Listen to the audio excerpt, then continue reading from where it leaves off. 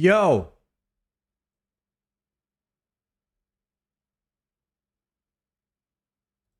what is good, boys? Ooh, an Araxite Fang. Wait, we have a guy in our clan called Wiener. Just straight up. Might have to kick that guy. Well, let me tell him GZ first. GZ Wiener. All right, just had to let him know real quick. All right, Gratz Wiener. Yo! Wait, this song's kind of a banger.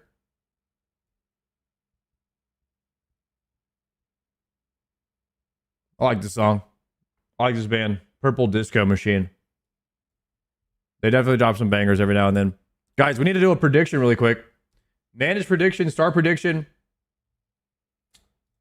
Do I get a Dragon Warhammer?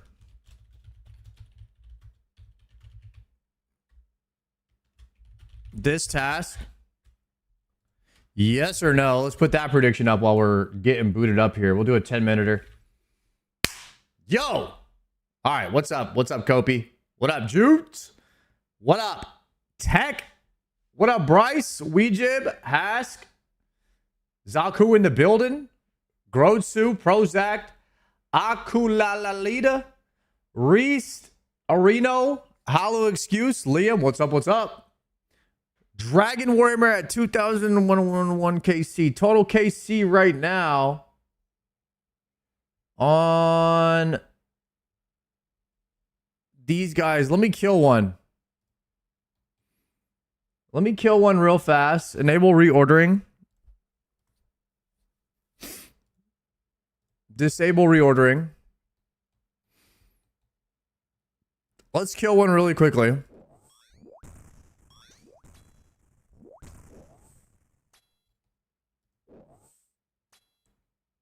This will put it to the top.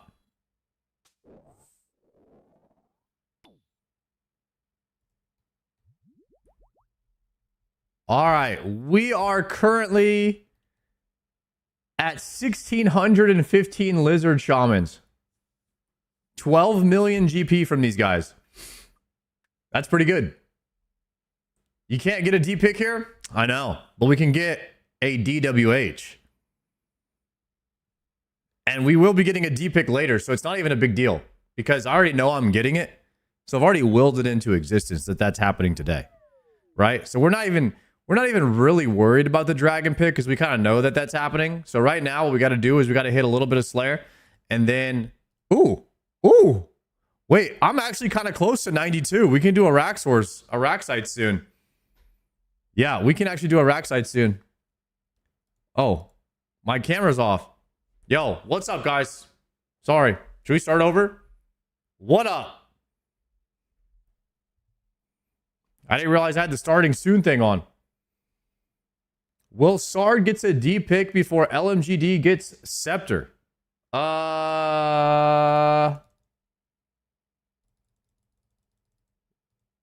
Like Warp Scepter? Wait, he doesn't have a Warp Scepter? No, he has the Eye of Ayak. He doesn't need one. What scepter are you talking about? Rancor incoming? Yo, that'd be sick. Are you going to skip the Soul Reaper Axe Grind? Hell yeah, I am. Do I really need that? Dude, this guy just got a Yami pet? Holy crap. Our clan farms, actually. Oh, you're talking about the Pharaoh Scepter from Thieving? Oh, for his house. Ooh. That's a good question. Pharaoh Scepter, he's been in the pyramid for 20 hours. Yeah, I'm not going to lie. The Pharaoh Scepter grind is... It's a little bit rough. I was not a huge fan of that one. But the thing about RuneScape's grinds, bro, that keeps you going is like, dude, you only have to do it once. You know what I mean? Yo, Virtus, Prozac, yo's in the chat. He says, yo, think of it as 7 months. Virtus with the 5 months.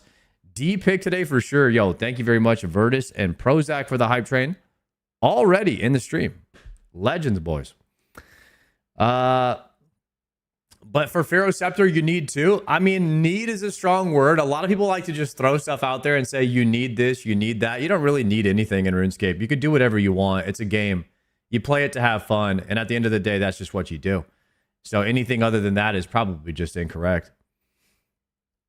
Do what you want in life, guys. Don't worry about it. Third fret, what is good? What is good? I got my Araxite Fang at 1500 KC today. Hell yeah, Stu Marlin. Hell yeah. 1500 KC is a lot. I've already done 1500 KCs on Lizard Shams, man. And it's rough over here. I hope the damn Warhammer drops eventually. I mean, I've heard some people doing 10,000 shamans, and apparently Settle did 25,000. And I really hope that doesn't happen to me, man. By the way, we haven't really gotten anything in a while. I did get the Eye of Ayak a few weeks ago. I think that's the last thing I got. I think I start to have dementia in RuneScape where I play, and I play a lot, but I actually forget. I forgot what the last thing I got, like I looted was. Maybe it was the Void Waker. I think it was the Void Waker and the Eye of Ayak in the same day. Those were the last two things I got. But as the weeks go on and the months go on, and then if you don't get anything for a while, I start to like forget what the heck the last thing I got was, because it's just it was so long ago that I just kind of forget. Are you saying the collection log tells you what you've gotten? Well, how do you look at that? Overview?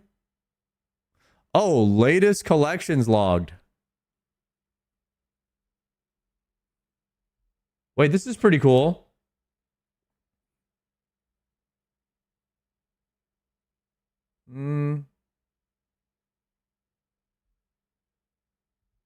My camera kind of covers up a few things, but I got a bowstring spool, a log basket, mining gloves, smoldering stone, and a god sword shard. Okay.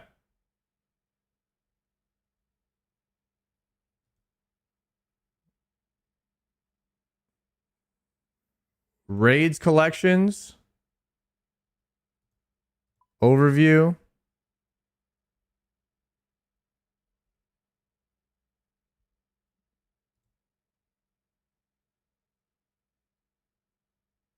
There's no way to see more than this? Wow, so the last thing I actually got was a smoldering stone from Cerberus. And I felt like that was weeks ago. Maybe it wasn't that long in RuneScape in RuneScape time though. Just type in the boss, will it come right up? Let's see. Type it in, is there a search bar?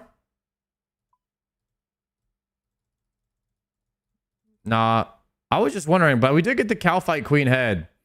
All right, well, this is a good indicator of where to look for like what the last things you've got were. I don't necessarily, I wish there was a way to filter out items I don't care about, like collection log slots. I really care more about power upgrades. Now, I guess you can't, I don't know if the game would be able to like filter out by that. But that would be nice to see like in order of how long it's been since you got each item. That would be kind of cool. That was like 5 days ago. Really, was it that soon ago that I was doing Cerberus and I got the Smoldering Stone? Because the Cerberus task took us 2 days to finish on its own. If I had a main that had 222 KC at CG and made an iron and have done 280 KC, can I complain, or am I still under drop rate?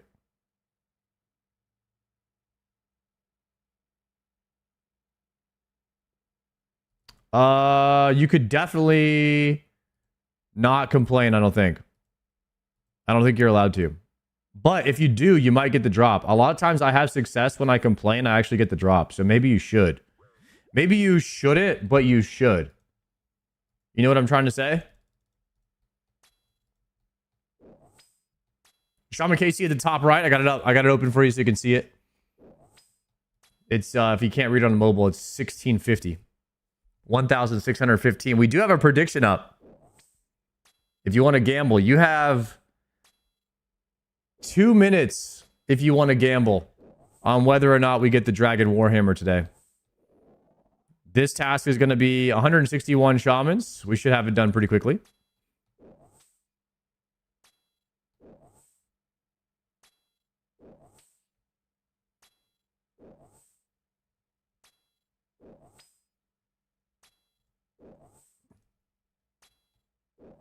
Second room is way easier. Look at what the bots do and copy them. Also, mouse cursor is disgustingly ugly. All right, cool. I'll time you out so you don't have to type for the next 7 days. Perfect. See you, bud. Yo, good morning, Majin Vita. What's good, buddy? How are you?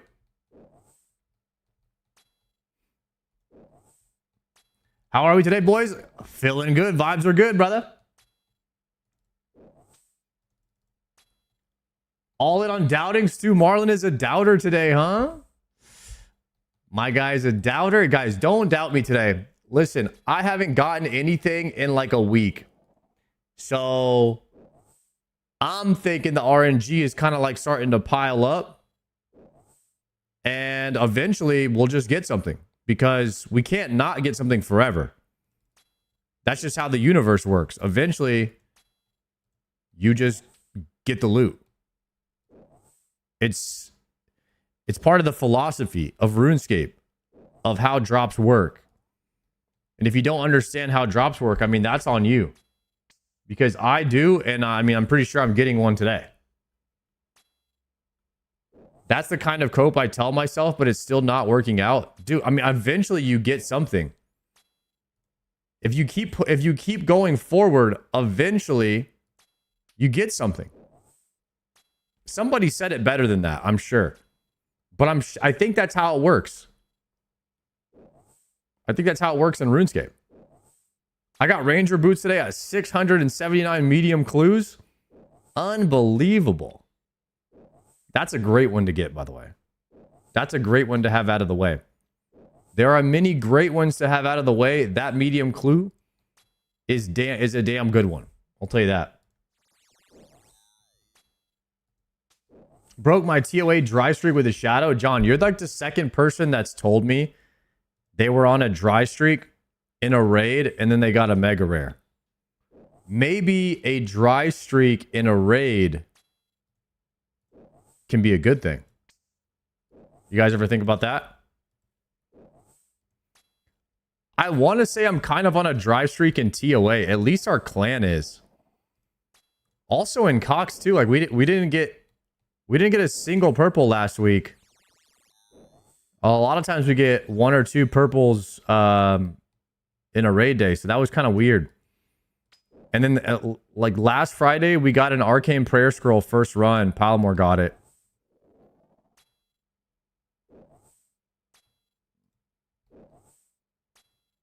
So I'm kind of hoping that we get something soon, boys. I joined the clan yesterday. I got TOA, Pet, and Missouri Body right after. Are you joining the clan and stealing all of the RNG, Sam? Like, that's a little bit sus right there. That's a little bit too lucky. Maybe you should pass some of that loot around to somebody else, man. Share the wealth here a little bit, you know? Sorry, what's your favorite raid? I like TOA. I don't know. I don't know why people don't like TOA. I think it's the best raid.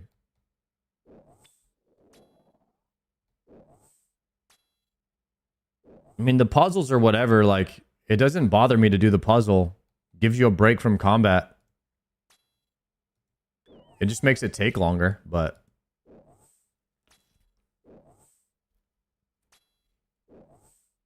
What's your Calvarian, KC?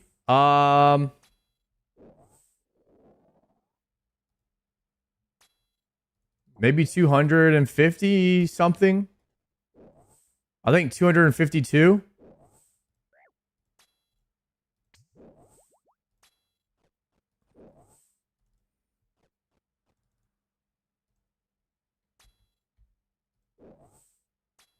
Chili potato.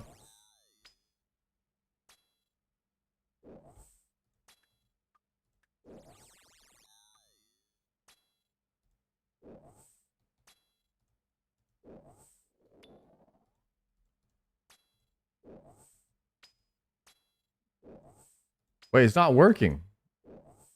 Oh, you don't have inventory space. Oops. I need to dismantle this. Dismantle. Wait, this is not working. Well, I don't have inventory space, so maybe it won't dismantle. Maybe I can't do it in combat?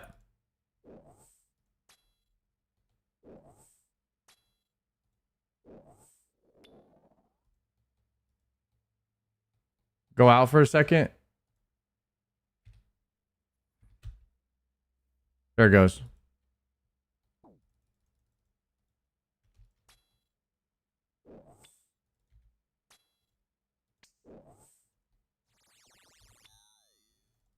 I don't know what I would want rune ore for, but when I see stuff that's noted, I automatically want to grab it like right away. I feel like you can't go wrong with noted stuff. It stacks infinitely in the bank.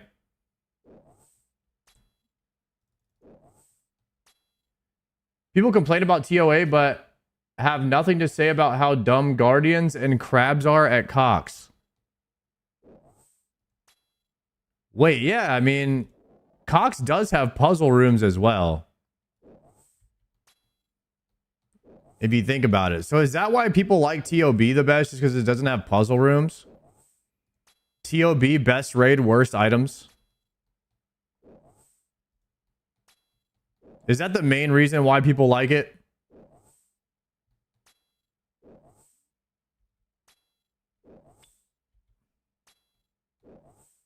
Birdhouse run win? Never, bro. If I can play the rest of my RuneScape career without doing one, I will try and do that. However, I'm not against it if the game forces me to do it. If I'm forced to do something, I will do it if it betters my account progression. But if there's something that I don't enjoy doing, I will actively try to avoid it if there is another alternative. That's how I enjoy playing the game. Ultimately, I just play how I enjoy playing the game, I think. I try to play to my enjoyment as much as possible.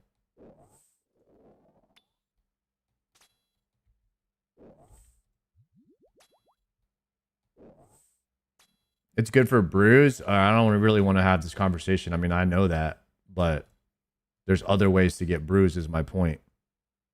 If I ran out of birdhouses or whatever it's called, bird nest, I would go get some. Yo, Sard, I got a 300 million split shadow on 210 invo 3-man. I was so happy. 300 mil. So you're rich now? Yo, congratulations, bro.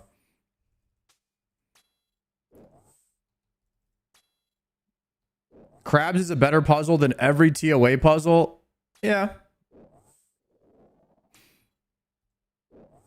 Guys, if you don't like the raid, I mean, you know, you don't have to do it. There's always that. You could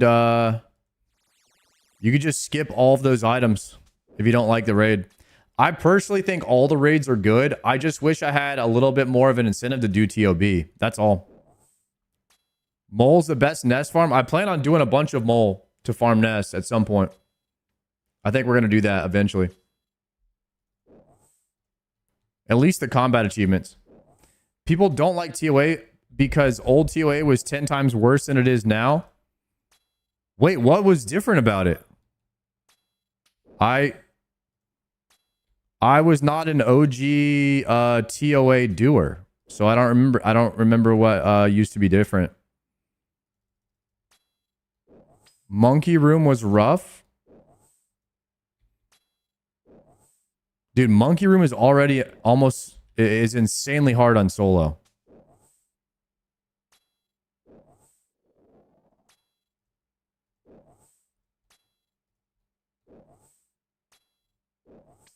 Baba used to have chip damage. Ew. Chip damage? Damn, TOA did used to suck. Guys, chip damage is not my favorite mechanic. Chip damage is not my favorite.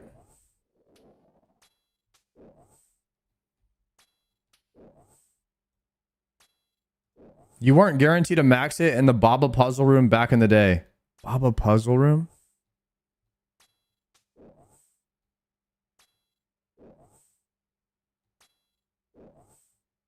Oh, on the little monkeys, you didn't one-shot them. You could miss.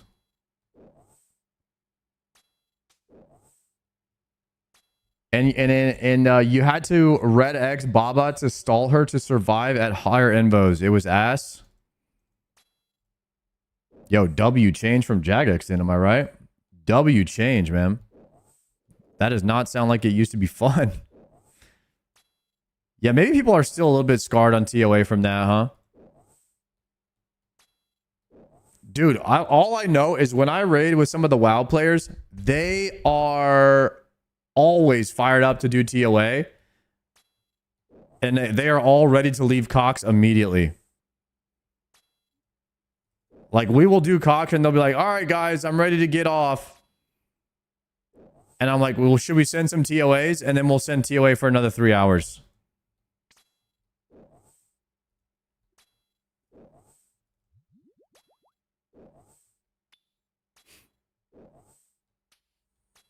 TOA mechanics are simple versus Cox. Dragon fruit tree seed. Is that rare?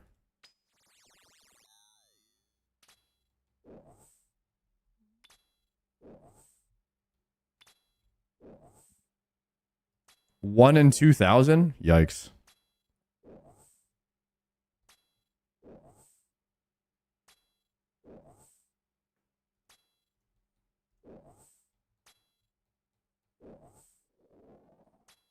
Is that all my luck for the day now gone from that tree seed?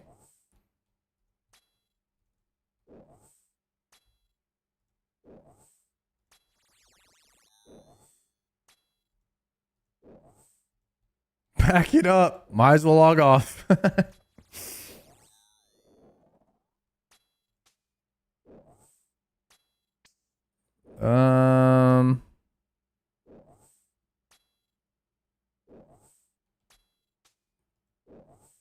My inventory's looking a little crowded right now.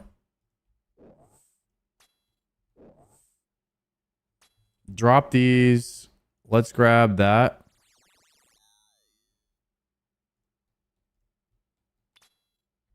High Alk that. You sent any Fasani's yet? I don't think so. The only thing I really would probably do from Fasani... Oh. Sorry. That's the... We're doing that later this year in Halloween before Raids 4 comes out. We're doing the night marathon. It's called the Fasani's Nightmare. Right? So we'll do a night marathon before... Night marathon around Halloween time before Raids 4 comes out. With the WoW gang, I mean, is that something you can do with other players? Planning a stream 7 months out? Yeah. Yeah, set your calendars for that, ZX. I'll wait for you to get it in there. Night marathon, Halloween. Be there. Okay? Make sure you guys are all ready for that. Can you do Nightmare with other people?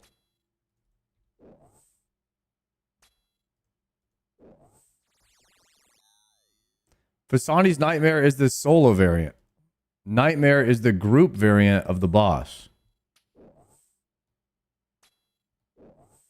Are you talking about Nightmare Zone?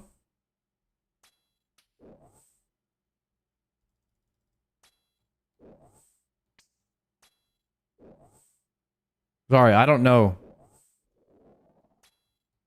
I didn't know there was two versions.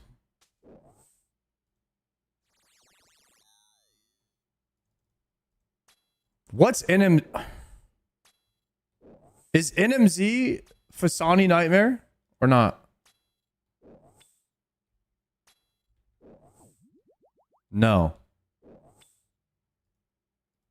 It's kind of like Scurrius.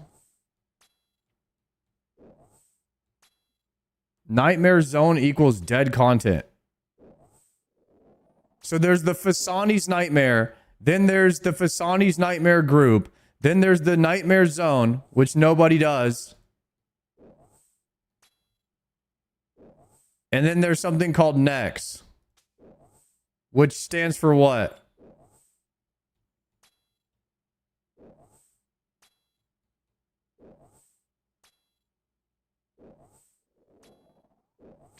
Nex stands for Nex, the name of the boss.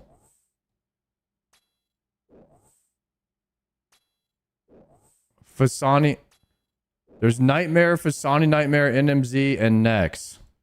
This is all the content that I haven't done yet, by the way.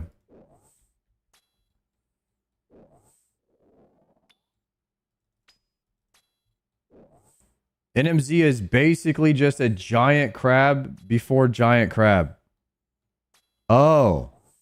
People just used it to AFK in there?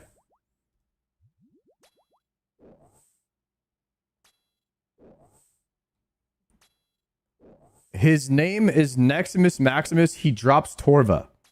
I got to get that Torva someday. Guys, we got Bandos down yesterday. I don't know if you guys were here yesterday, but I dominated Bandos yesterday. No food trips. Could have killed him like 50 times, but I got tired after like 15. I just died. Obviously, nothing. I mean, I could have killed him a bunch more times, but you know, I just didn't. Yeah, but we will absolutely shred him next time we go in there for sure. Like at least 50 kill trip, I think. It was, yeah, it was like, it was kind of so easy just doing like, you know, perfect tick perfect movement for hours and hours and hours straight that I was just like, I almost fell asleep. So then I accidentally died on purpose though, mainly. It's all part of the strategy. I'm doing NMZ at the moment and I hate my life, but I really need my Berserker Ring imbued on the 1 defense pure. Why don't you just go to the arena? Amir's arena takes like 20 minutes. You beat like 3 bots in Amir's arena and then you have an imbued ring.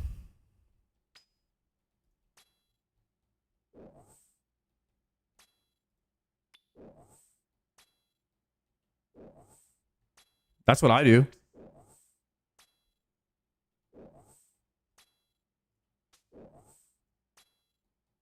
I don't even know how to get a imbued thing from NMZ. All I know how to do is the Amir's way. There is one problem though with Amir's arena, that it's literally some of the best content in the game, and it's extremely fun. So you could end up wanting to stay there for hours. So be careful when you go there. It is highly addicting. There is, honestly, I don't know if there's anything more that I like in this game than like a really good 1v1 in PvP. If you find like an even matchup in PvP, it is so much fun. In the arena where you just queue in and you're just fighting right away. That is some highly addicting gameplay right there. So if you do the Amir's arena, just be aware of that. RuneScape needs a WoW arena system like Amir's arena, but way better rewards and less jank. Dude, I said that exact same thing, and everyone's always like, so Bounty Hunter? And I'm just like, dude, if Bounty Hunter was good, people would be playing it. Or I would actually know probably what it is, or people would have told me to play it, you know? There's a reason that like everybody knows about arenas in WoW, and it's because a lot of people play them. But however, that being said, WoW arenas are dying too, so. You might think something's a good idea, but we have proof that it's not. So I'm not really sure if it is a good idea. I do think it would be fun to play against people on your skill level, but I don't know how they solve the issue with bots in RuneScape, man. It's a whole nother... There's so many problems in every game. And most of it is solved by just playing Iron Man and playing PVM. Because bots don't care about Iron Man because Iron Man don't buy supplies. And then it's versus a computer, so there is a very legitimate clear path to win for victory. And you can get better at it by just doing it a bunch of times. With PvP, it's like, it's tough, man. If you take the rewards out of PvP, then people won't do it, but then the bots won't be there. Because like the bots need a reason to be there.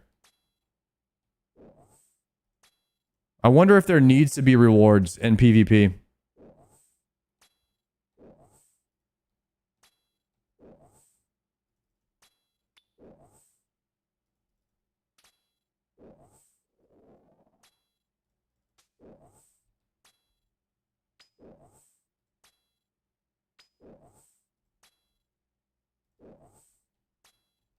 Untradable rewards. Ooh, cosmetic rewards. I like that. I like cosmetic status symbols. Cosmetic status symbols would go kind of crazy. You could even do titles. Like how WoW has it. Like Gladiator, you know, like Gladiator, Peekaboo, Gladiators are you? An LMS cape. Ooh, what about a PvP cape that changes colors like a black belt in karate? Where you get your first one and it's like, oh, he's a yellow cape. And then at the end, you're like a black belt, like a black cape or something. Like your PvP cape levels up as your rating gets higher.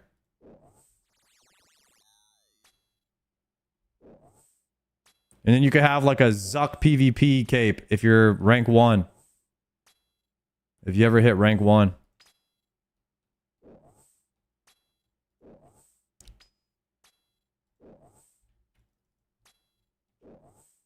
There used to be something called a duelist cap that was exactly like that. Tell me about the legend of the duelist cap. What happened to it? And why is it no longer in the game? Yo, I came up with a drop for Raids 4. Say it. I think you should have already said it. What is it, bro? Why are you edging us? Tell me, tell me, tell me.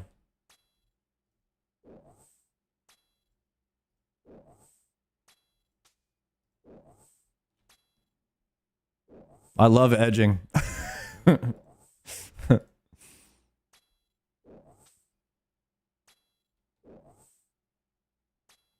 It was RuneScape 3?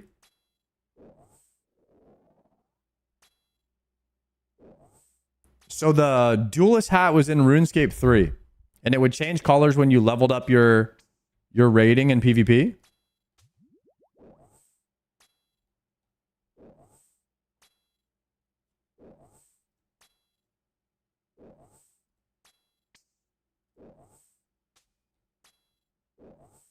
What's up with the music today? No idea.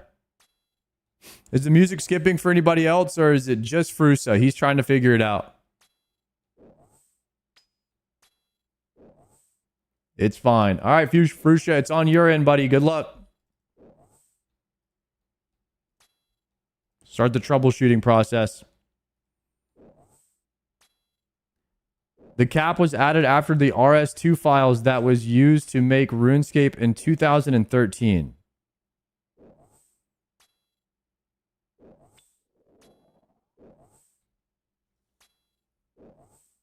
You know, cosmetic rewards could be the solution to a lot of PvP stuff. You give people a reason to go after something, a title or a transmog, a cape or something like that. A PvP capes could be a good idea.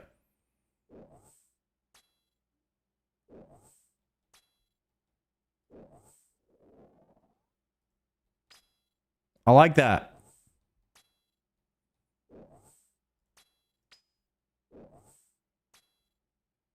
You give the bots no reason to be there. So we could solve, as long as the bots have no reason at all to be there, it's great. It's great for PvP. And then you have a rating system, so you're only playing against people that are in your elo. Obviously, there'll be some smurfing, which is always an issue. And then if you get top 0.1% of players, then you get like the strongest looking cape or the coolest looking cape. And you get the rank 1 title. That could be fun.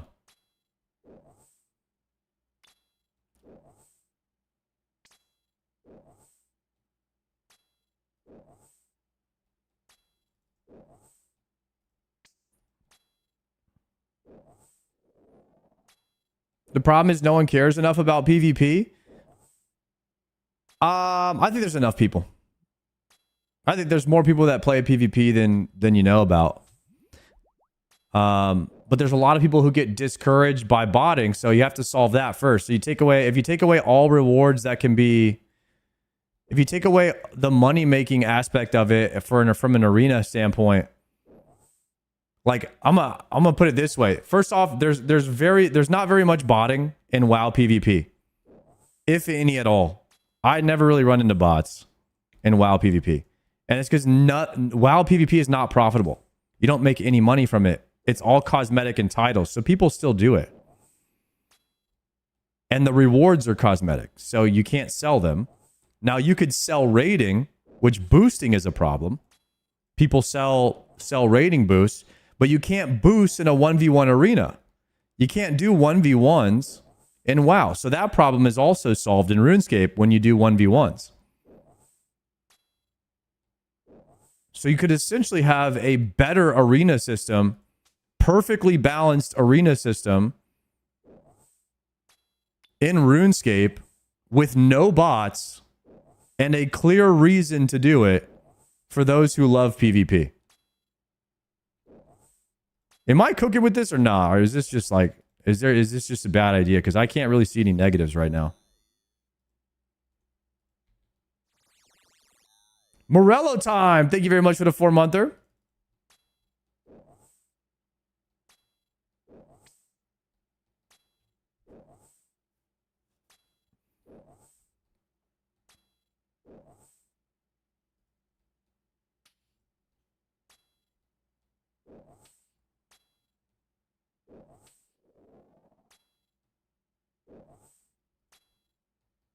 You're speaking to 400 Ironmans right now?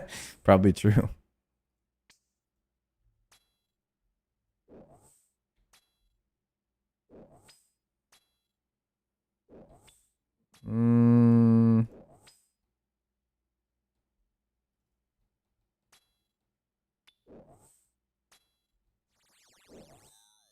Eat that, eat that.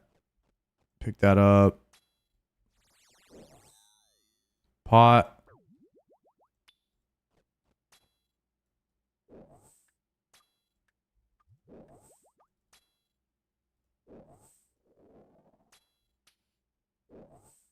OSRS PvP just sucks. Iron still bought. Ask Pure Spam.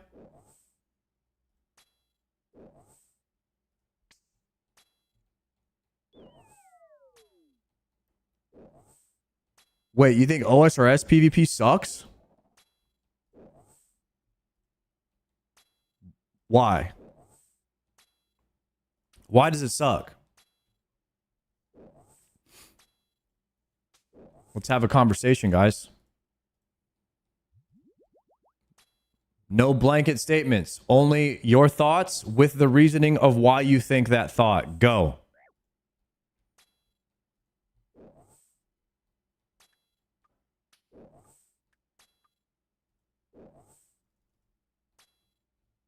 OSRS PvP is just eating to 115 every time you see a hit splat and hoping you one-shot your opponent when you don't telly out and then do it again. So that's how risk fighting was invented. But what if you're trapped in an arena with somebody and you're NHing them? It becomes a war of who can hit each other off prayer the most. And so that's where you get in with your, that's where you go in with your movement, who loses the least amount of ticks. Like for me, I think that NHing, outlasting your opponent. And if you want the fights to be faster, you give them less food and resources. You know what I mean? So you can adjust it. You can adjust the amount of food and stuff that the people are able to take in with their inventory. OSRS PvP don't suck. It's insane. People are just too good, and a lot of people use the hotkey 12 item switch in one tick. So how are people doing that? How are people macroing their gear switches into one tick? Is that, I mean, it's obviously illegal. Or they're using third-party program scripts.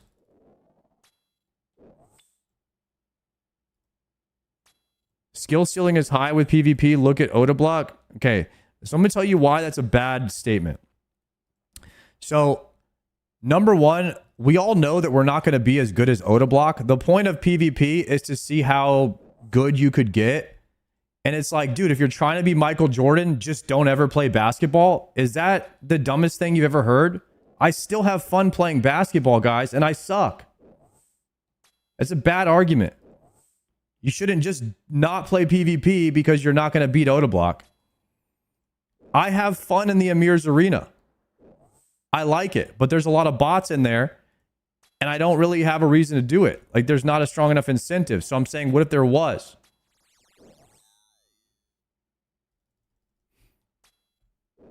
There's a lot of good NHers close to Oda, FYI. You just never hear about them. Okay.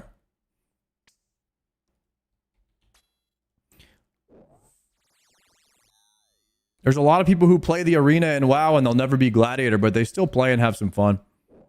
Most OGs don't consider safe deaths actual PvP. Okay. Yeah, I just really like Amir's arena. I would love for them to make it into something like what WoW has. Whether you get like some kind of cool cosmetic or you can push your rating. I think that would be a lot of fun.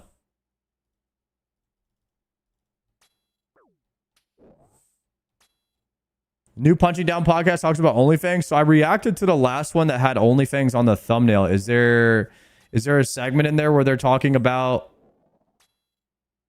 putting it out soon, or which one, Frusa? What's the name? What's the name of the title of the podcast?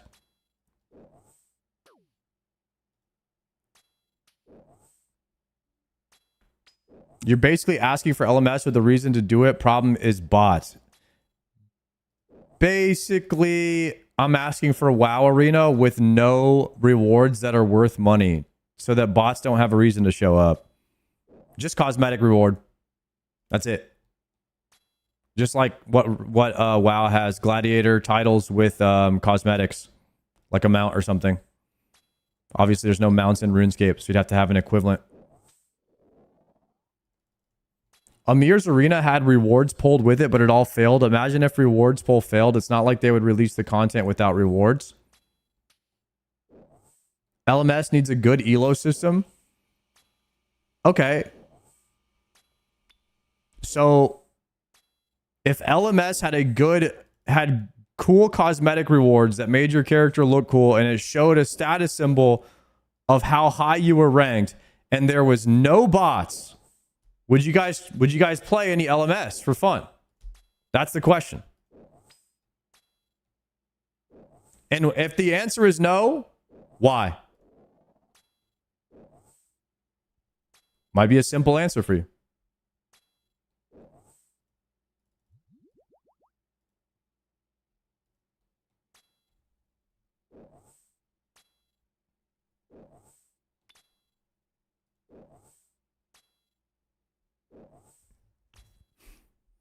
Way too much to do, don't have time for fun.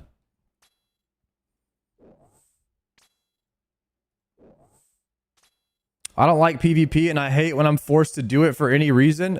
This is what's great. What is forcing you to go after a cosmetic item? You know, it's not even a collection log slot. Nothing. Nothing would force you. It's just there, you know?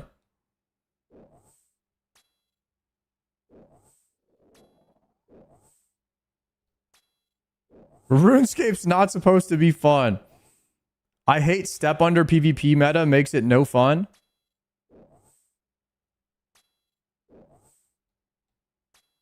Cosmetic is pointless, number not go up. Well, that's contradictory because in order to get the highest level cape, your number needs to go up. You need to be in the top like 1% of PvPers. Every time you climb every time you rank up in LMS, you get a cooler looking cape and it evolves.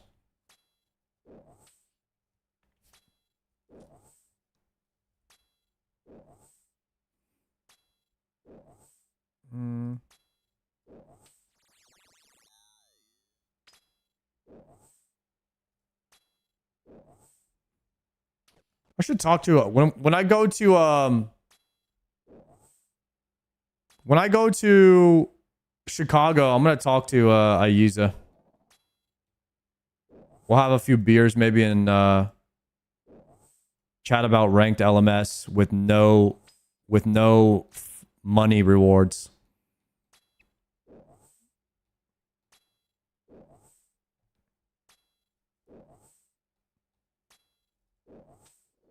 You're right. People will just say no to anything PvP related out of weird spite. Yeah, that's just the way people are, I think. People just hate PvP, so if you mention it, they're just immediately like, no, that's a terrible idea, and then they don't say anything else. But I like having constructive conversations. I like hearing why. And a lot of people just say their opinion and they don't say why, and that kind of bothers me. So I really want to know why. And then whenever you ask them why, they give you like this terrible reason that makes no sense. And you're like, oh, okay. You're that guy.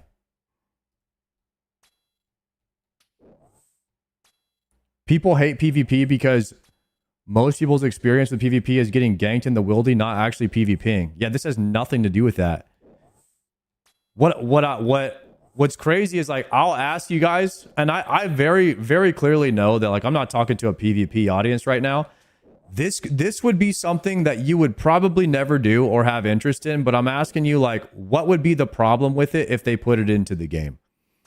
And then even though you are not going to play it, it doesn't interest you, it doesn't affect you in any way, and I'm giving you positive reasons why I think it's good, you will still say, no, I don't want that. That's what's weird. That's what's weird to me about the community sometimes.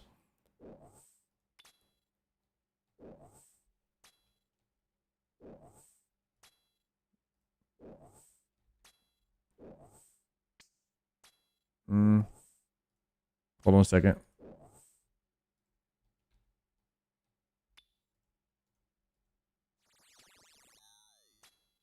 It's spiteful people will vote no to get back at PvPers.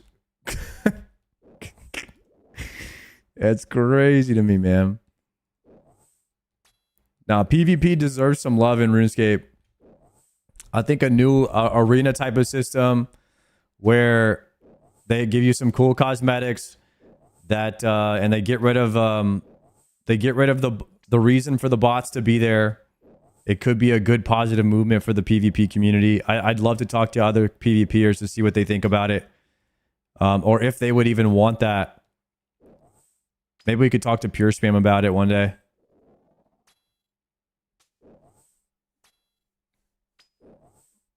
Some people are just childish. They don't like that people play the game differently to them. Well, I'm not a PvPer either, and I'm sitting here advocating that PvPers could use something in the game. Whether I would play it or not does not matter. If it sounds like a solid idea, people say there's a problem with PvP, and I'm like, what's the problem? People say bots. So I'm like, okay, get rid of the reason that the bots are there. And then another thing is people say, oh, people are too good. And I'm like, okay, add a rating system. So you only play versus people that are in your rating. And I'm like, okay, we just solved PvP. Am I crazy? Like, those are the two biggest gripes, and we just solved them. Like what else is the problem?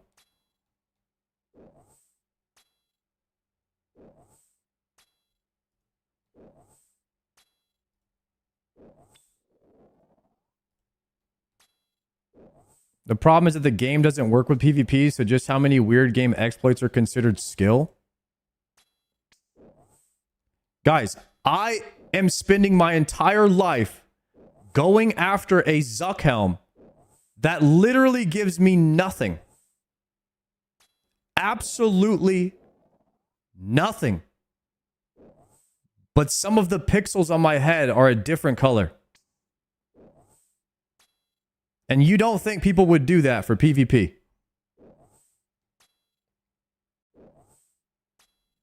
You're lost.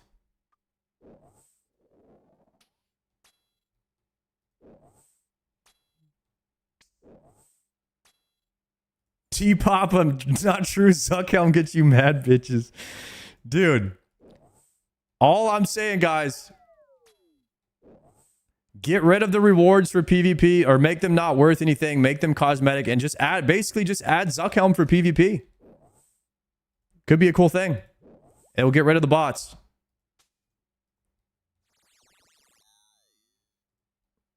Maybe we'll have to talk with Oda about it. I want to tell him we'll fix PvP right now.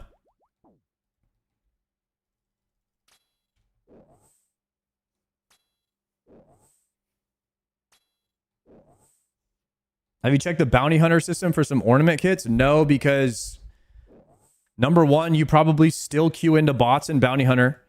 Number two, you probably still queue into people that are better than you. And that's the fundamental problem with PvP. I don't want to queue into people that are better than me. And number two, I don't want to queue into bots. So that's why I don't PvP. If you change those two items, also, if you gave me cooler looking shit than whatever those bounty hunter rewards are, I'd probably go for it. Okay, and that's what I'm trying to solve. I'm trying to solve the main reasons why I personally and a lot of other people don't PvP, and I think it's those two reasons. You see Torvesta tweet? No, but if you link it to me, I will click on it right now and I'll read it. Depending on what it said, obviously make sure it's like appropriate. Torvesta, I've never heard him say anything out of pocket, so I trust it's pretty legit. Lamatod, what's up, bro? How do you know that bots don't have Zuckhelm? I don't, but I also don't care because the chances of that are very low.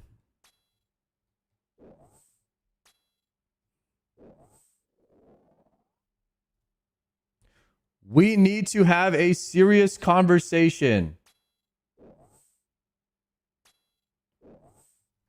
What is this Torvesta tweet? The hell am I looking at? Skill Specs is doing Phantom Muspa. Is this a tweet about how all the PvPers are not PvPing now? Is this a tweet that the top 4 PvPers are all doing PVM content? Dino is playing a hardcore Iron Man. Guys, this is a serious problem, huh? Damn. 60% of the PvP community, huh? So even the PvPers have given up on RuneScape, and they are all coming to the light side. They have given up on the Empire, and they are joining the rebellion.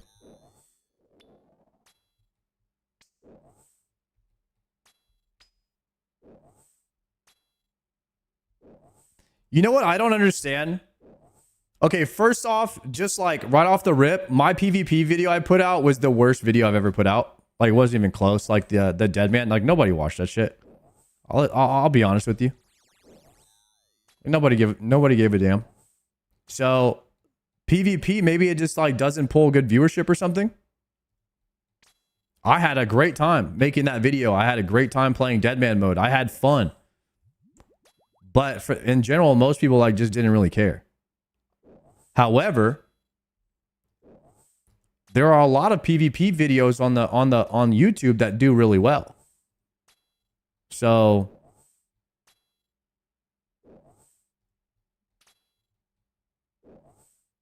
it's almost like you kind of have to choose, though, in a way. I don't know.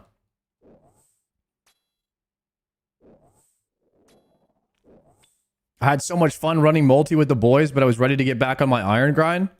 That was some of the most fun I've ever had in RuneScape, was running multi with you guys in the stream, man. That was a lot of fun. I mean, I wouldn't do it every day, but it does. In the limited time modes, they do start to feel hollow pretty quickly, because you realize you're doing it for no long-term game, and it's all going away soon. It feels very much like playing World of Warcraft. It feels, you know, like it's super fun for a few days, and then you're like, all right, that was fun, but I need to stop wasting my time now. However, in the real game, you don't feel like you're wasting your time, because your account is like a permanent trophy in old school RuneScape that you're going to have forever. And even 20 years from now, you can come back and you're at the same progress, and it's still meaningful progression, meaning you haven't lost those hours that you put into the game. So in a way, even though you're chopping a freaking tree for 400 hours to get a 99, those 400 hours don't feel wasted, because they feel like there's 400 hours that you only have to do once. So that's why, I don't know, I just like RuneScape for that. The feeling part is very key. Yeah, it's like, do I feel like I'm wasting my time, or do I feel like I'm not?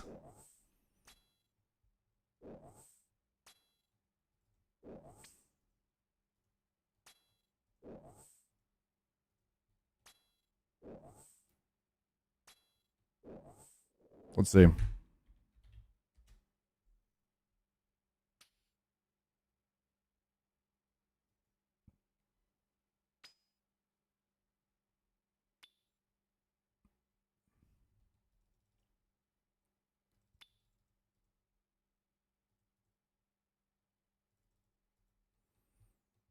Look at the replies on that tweet. Let's see.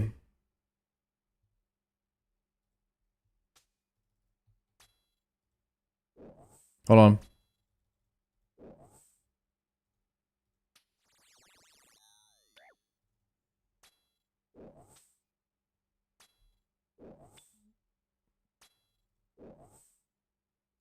How do you do Twitter? You just scroll down. It's simple. PvP isn't as fun as PvM. The only reason PvP was ever the most popular thing in the game is because PvM content was lacking. Wrong. No updates in 1,000 worlds with less than 200 people in each of them, making Wilderness a PK hopping simulator. All right. I'm going to say this. Torves is definitely right. When I was playing Deadman mode, I got to a point where all I wanted to do was run around and look for a fight. But after 5 minutes or 10 minutes of running around in the world looking for a fight, if I didn't find one, I was exhausted. And I'm like, okay, I don't want to do this anymore. So there's a point where all you want to do is fight someone, and you can't find anyone to fight. And it sucks. And I lost interest in it very quickly. And so I imagine that it's like that with a bunch of PvPers, and that's why West Ham is playing 5 different accounts posted up on different worlds, and he's PvPing on 5 different characters, just trying to find someone to fight.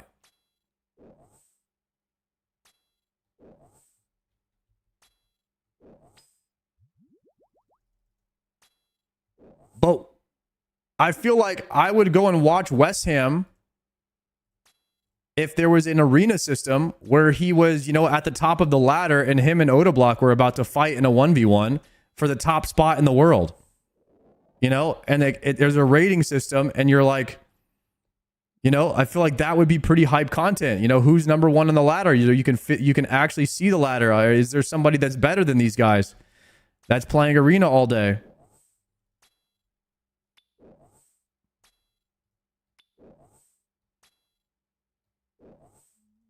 It would be fun to watch, man. There's a reason people watch like the #1 League of Legends players too, because you can physically see that they're the #1 ranked grandmaster in the world.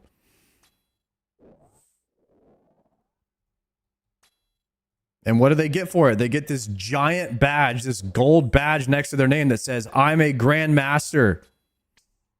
And not only that, then they're on the leaderboard and they're like, "I'm a grandmaster 12,000 LP." Like, oh shoot, this guy's ranked #1 in the world. He's grandmaster 12,000 LP or challenger 12,000 LP, right? You know, we can use the same ranking system. You could be like a grandmaster PKer. Yeah, I'm a GM. I'm a GM in PVM and I'm a GM in PvP. And you have the grandmaster PvP cape.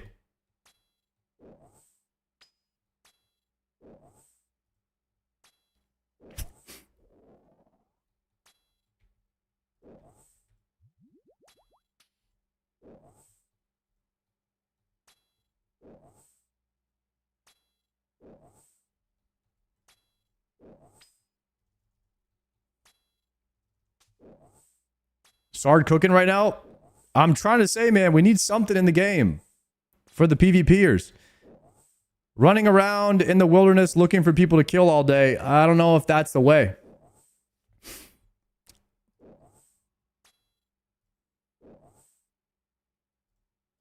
People cheat, NPCs don't. I was actually thinking about this the other day, guys. Typically, game, if you think about this, just in general, like game design, when you like PvP, if you're very, very good at PvP, you're maybe winning, like if you're in an even matchup against somebody, like even in League of Legends, if you're very good at League of Legends, you're winning like what? What percentage of your games are you winning? Like 60%? If you're like extremely good? If you're extremely good, you're winning like slightly more than 50%, maybe 60% at the top end. If you're winning 60% of your games, that means even if you are the absolute GOAT, you still have to lose 40% of your games. Which means everyone else is losing at least half their games, and most people that are bad are losing more than half. So you spend most of your time in the game when you PvP losing, or a large majority of it. And losing feels worse than winning, obviously, but the good feeling that you get from winning is not equal to the bad feeling that you get from losing. So you're having a more impactful bad feeling from losing than you are a good feeling from winning. So that is why people like PVM more, because you're not losing 50% of the time. Unless you're triumphant, doing everything blind. Okay? That he's a masochist though. He likes to lose. That's different. So that's why people like PVM, because they know at some point the scales are going to tip where they go and they start winning all the time. Because if you know if you get good enough, you can win 100% of the time in PVM. And I think that's why it just works better, is because when you play a video game, you want to win. You can't win all the time if you're PvPing. You lose, you're going to lose a lot, especially if you suck. That could be some kind of half-baked shower thought that I had, but I think that it works in my mind like that.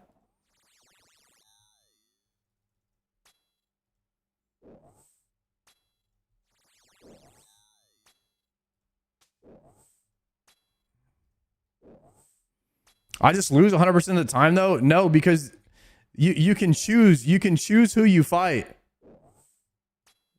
No one loses to the cow boss. If you're the worst player in RuneScape, you can beat the cow boss. You know what I mean? You can go win over there. And you can go get a pet for doing it. That's why PVM is great, because you kind of choose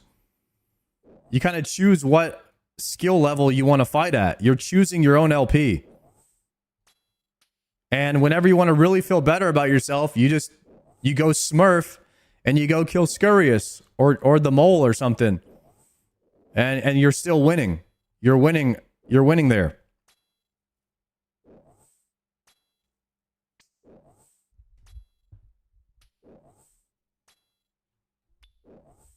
So, what would you like to happen if you win to scale it with losing?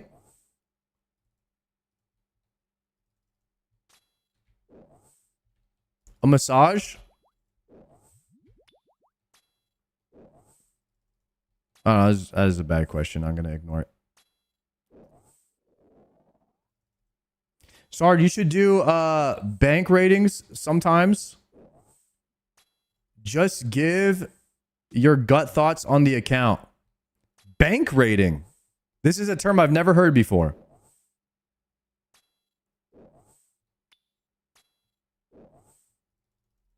People are too hard stuck where there needs to be a prize. Well, there does needs to be a prize.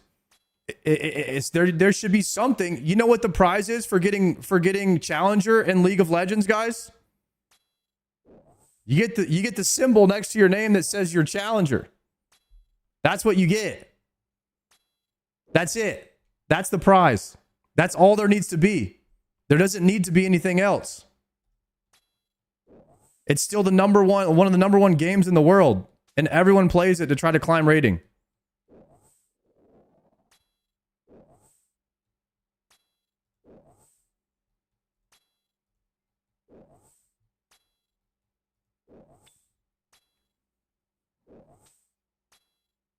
What about a matchmaking rank mode where you go to a world with just you and your opponent, possibly with multiplier or rules prep, your guy at the end, and you get a best of 3 against your opponent?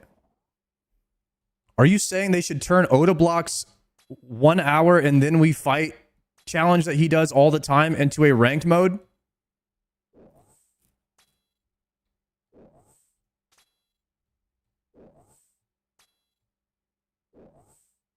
Sard, when are you doing a League of Legends stream? Kapizzle, that is your first message in the chat. Did you accidentally click on the RuneScape section and click my stream coming from the League of Legends section?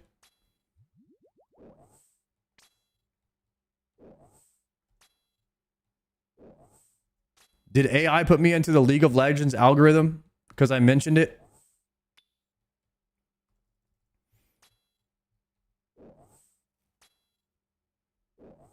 No title today, Mysterious? Guys, what's the title of my stream say? I swear I have a title.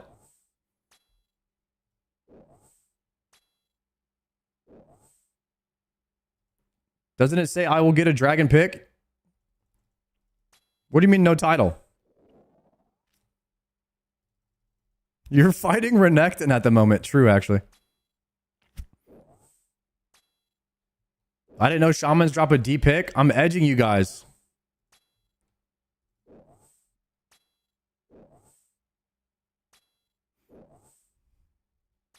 We're starting with the Dragon Warhammer and we're moving to the D pick.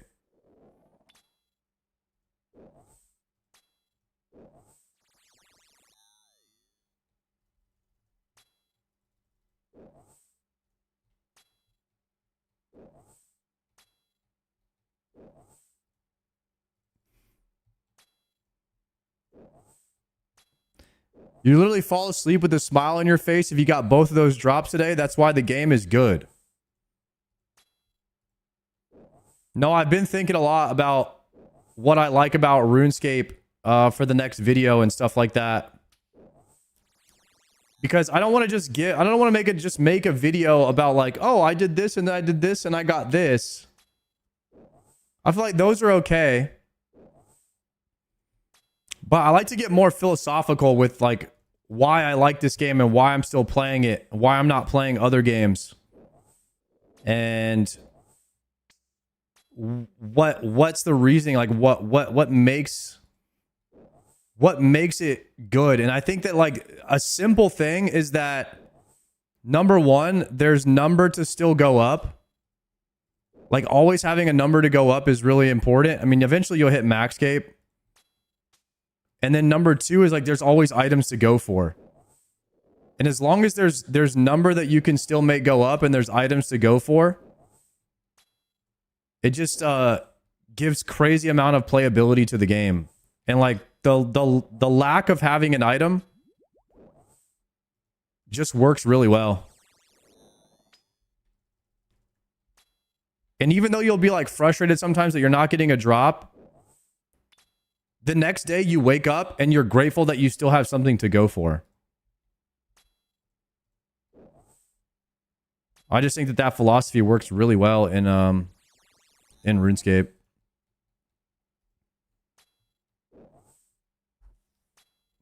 Like if you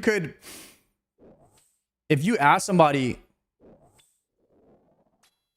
if you could get all the drops in RuneScape on your Iron Man in one day, would you want that? And if somebody asked me that, I would say no. I know a lot of you guys would say yes, but I think that not having the items is better than having them. And that's deep.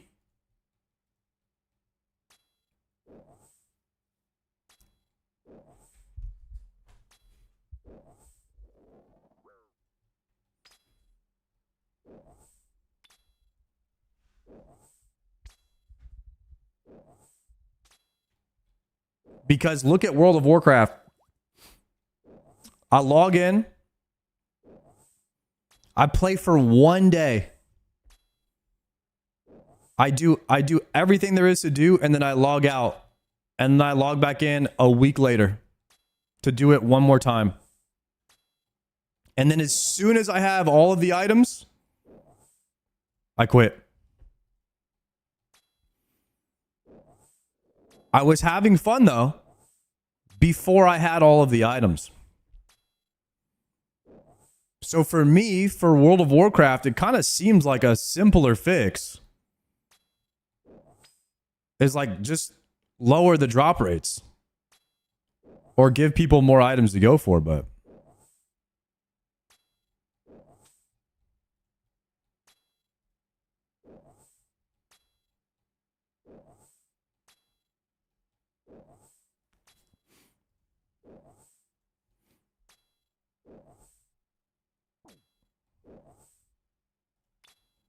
I don't know why WoW has never really done that.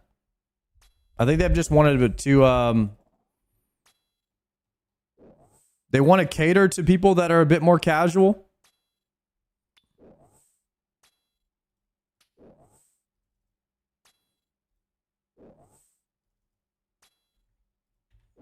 And just make the game more alt friendly, I guess. It's more of a do it again. It's more of a do it again and then do it again kind of game.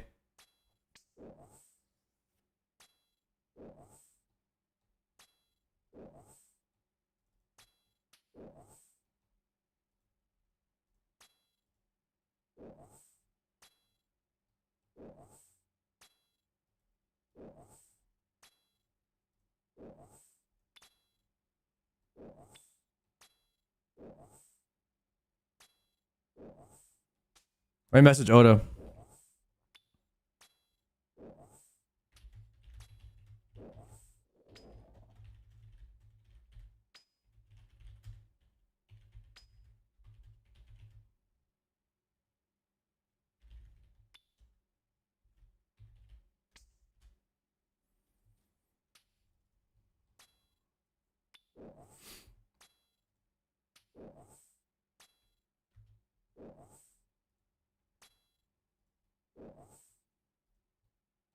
I want to see what Odablock would say about that PvP idea.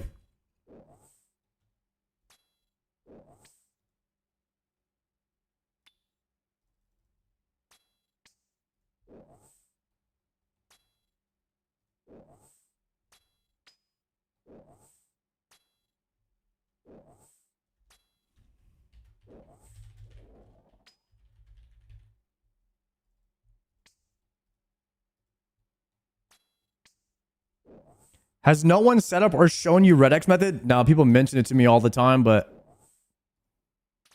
if anything that involves another account, I don't really want to do unless it's scouting to keep me away from gankers.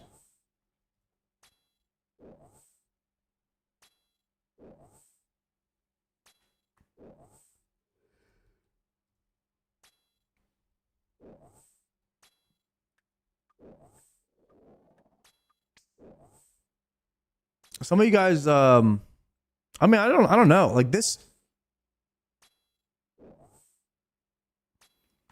Zaryu said something about this on his stream today, but I'm trying to think of how he said it. It kind of hit me like,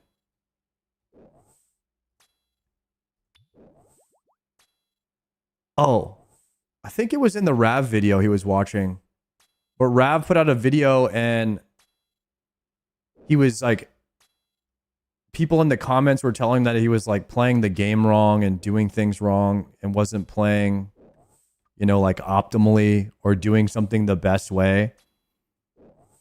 And like, dude, that's when video games are the best. When you're just playing and you're being inefficient and you're not worried, you're just kind of exploring, playing in your own way, kind of like Mad Season. Mad Season is probably just having a great freaking time. Even though like he's doing things, you know, really slow, inefficient, and he doesn't know about half the methods and things that are out there. He's just vibing. He's not worried about like doing things the best or most optimal way. And it's like, I feel like we've been corrupted by that. You know, and I'm an issue. I'm a contributor to that problem. You know, I make guides and shit like that in World of Warcraft and teach people how to do things better, but it's kind of taken a lot of our exploration and mystery out of the game, man.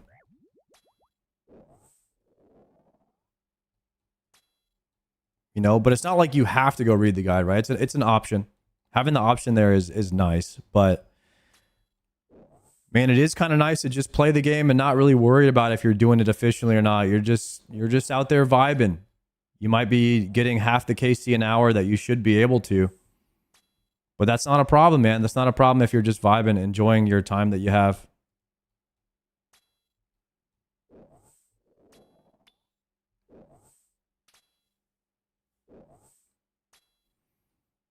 It's all about like how you like to play. You bum rush Inferno. And you know the only thing that was wrong with me bum rushing the Inferno is people telling me that wasn't the right way to play. That was what was wrong with it. I enjoyed every second of that. That's exactly how I wanted to play. There was nothing I wanted to do more than go after that Inferno Cape, go after that Quiver, and go after that Zuckhelm, man.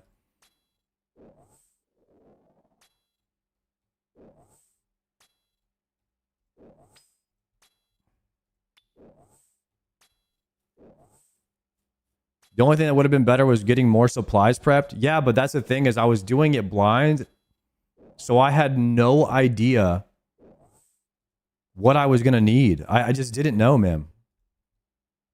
I didn't know I was going to need 100,000 death runes, 50,000 blood runes, and 25,000 soul runes. I didn't know I was going to need 50 prayer regen pots.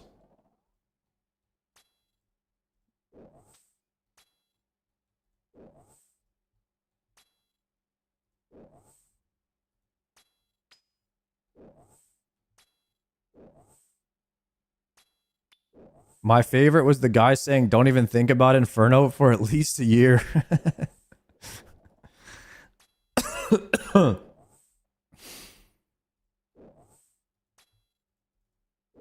Yeah, no, the Inferno was great. It's definitely the best piece of content in all of RuneScape, I'll tell you that.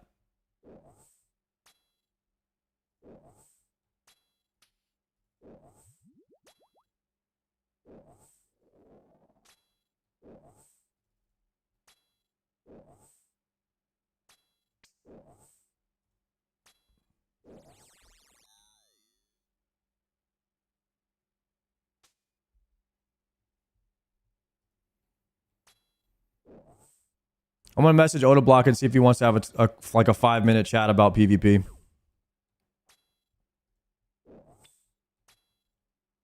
We'll see what he says. LMGD in the 5% on Scepter. What do you mean? Like, he has a 95% chance of getting one and he still hasn't got one? That's terrible.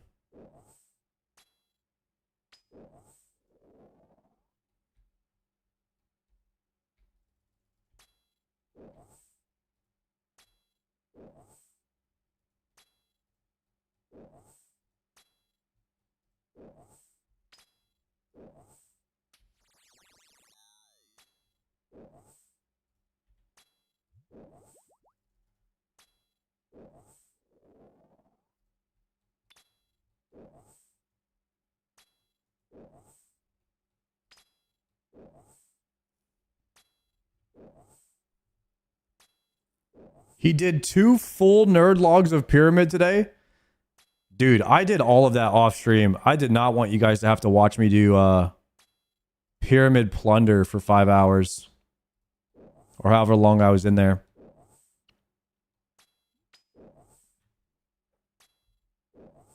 Why is he grinding the Scepter so bad? Number one, he wants the house. He wants the altar in his house.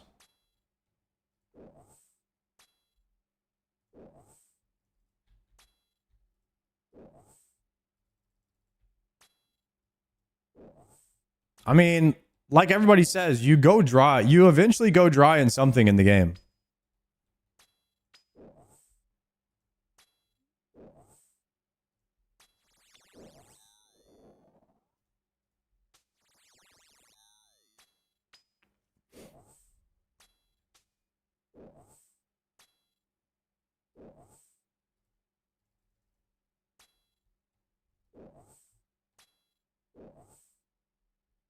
Joker does it. That is kind of true though. You got me there. Well, wait, what did Joker go dry on? Didn't he go dry on like a warp scepter or something? Is that the only thing he went dry on, right? You think he had to kill like 900?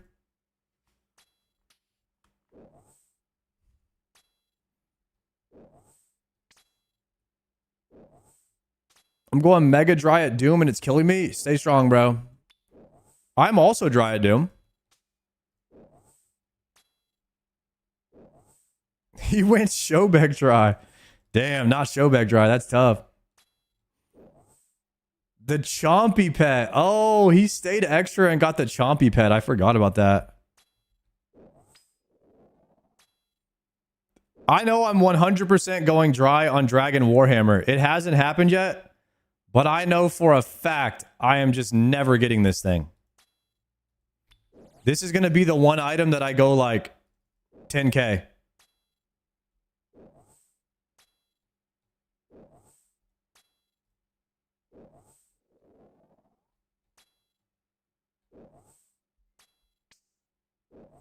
I've been dry everywhere on my iron so far. What do you mean everywhere, bro? There's no way.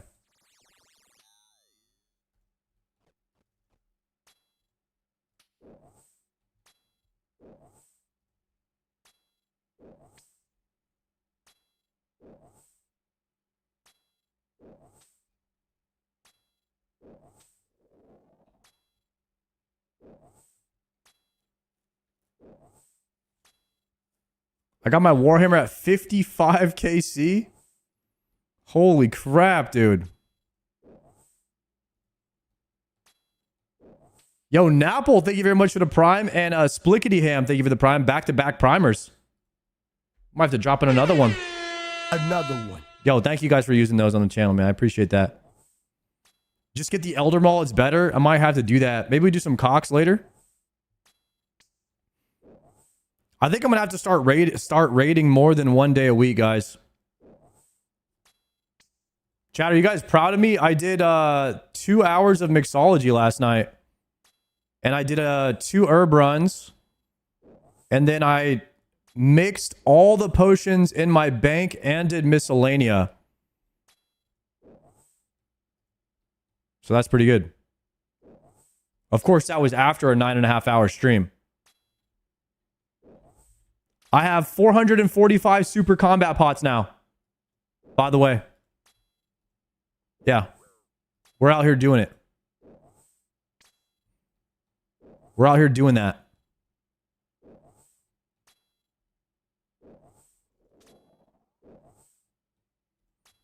You like an OSRS more than WoW? Oh, yeah. Just on paper, I like World of Warcraft. I mean, I like OSRS more than WoW. Horizontal progression game. Low drop chance on items with prestige cosmetics to go for. There you go. That's the game model that I like the best. How long did you play WoW? I mean, my whole life. Pretty much. On and off.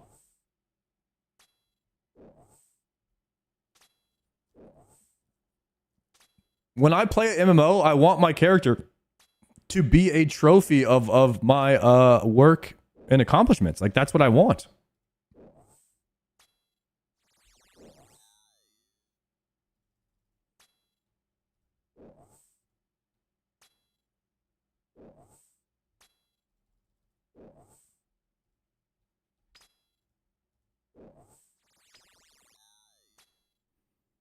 Transmog ruined that in WoW? Don't even talk to me. Don't even talk about retail WoW. That's not even that's not, I wouldn't compare those. They're just, you don't play retail WoW to play an MMO anymore. They should make a different genre of the game for retail WoW or something. They should have vertical MMO and horizontal MMO progression MMOs, man.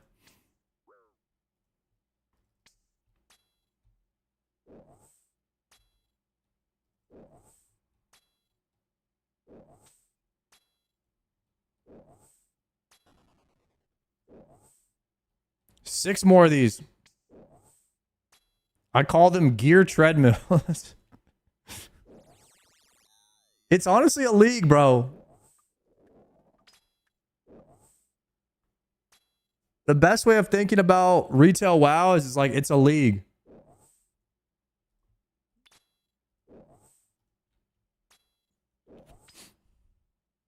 And league is not really, you know, RuneScape.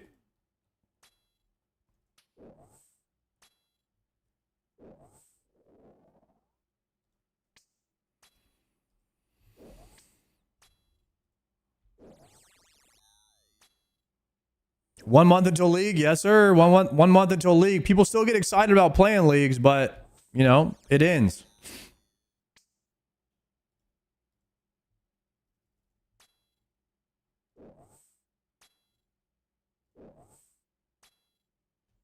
Playing OSRS made me so demotivated to play WoW.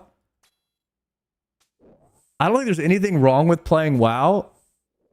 It's just that I won't play alts in WoW anymore. I won't do the same thing that I've already done again over and over. Now I just play one character and that's it. And then I do something AFK on RuneScape on the side. Because taking a break from RuneScape every now and then is good. It'll just help you avoid burnout. I mean, some of you guys may not ever struggle with burnout in games. But it is cool to play other games sometime. But I don't feel bad about playing other games because I can still be playing RuneScape now. Like I could just be doing something that I don't really actively want to do anyway, like sailing. I'll just AFK sailing while I play WoW.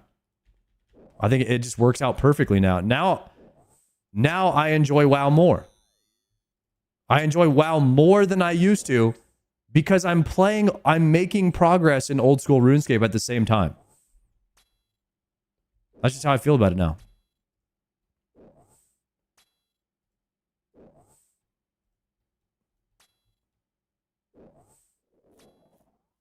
Can you convince Shobek to play League? I think that Zarya and Shobek should play League. I think that they would enjoy it. I think Savik should play League. League is made for WoW players. It's an accelerated version, and Zard probably doesn't have to worry about his prayer potions, and he can just play the content and see if he can kill the hard bosses, and people will watch that and it'll be good content.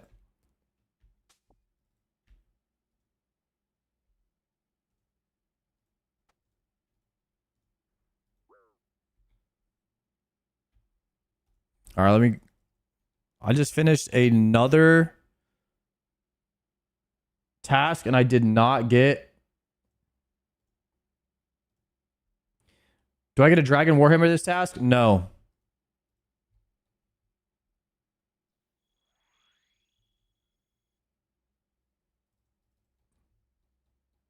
Rip to all of the believers, guys.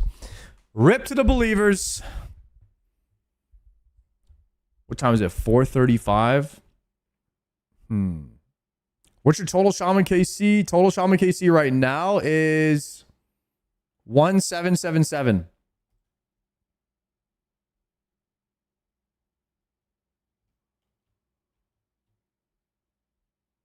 Farming Guild.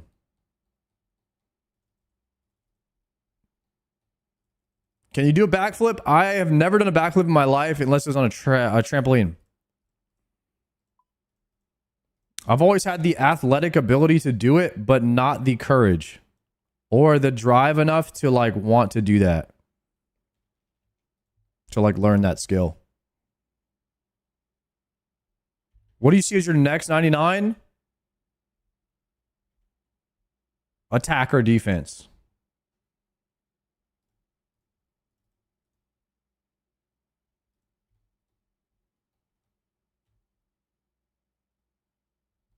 You got to start practicing. You can bust out the backflip when you get a T-bow. Every year that I get older, the less chance there is of me doing a backflip. And I already passed that point of critical mass where it is no longer in my advantage to learn that skill. It will not really provide me any like any personal joy or social credit that I care about. So there is no purpose for me to learn it because that age range of people who would think, oh, it's cool, that guy can do a backflip, has passed. Okay? So the chances of me learning how to do a backflip now are astronomically low to the point where you are wasting your time on me trying to convince me to do it. So if you enjoy wasting your time, continue. Any perks with the quest cape? Yes. The best perk with the quest cape is that it's right next to the fairy ring.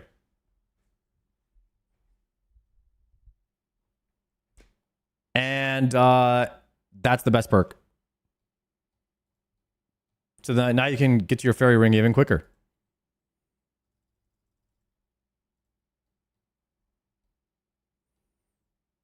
It's a teleport to a teleport.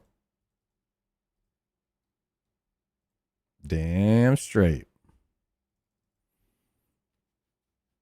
So does construction cape take you inside of your house?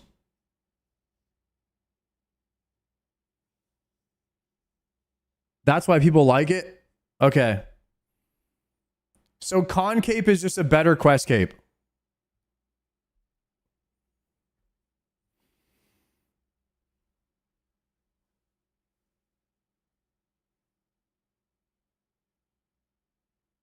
Yeah, why would you get a quest cape when you could just rush why would you get a quest cape when you could just rush 99 construction?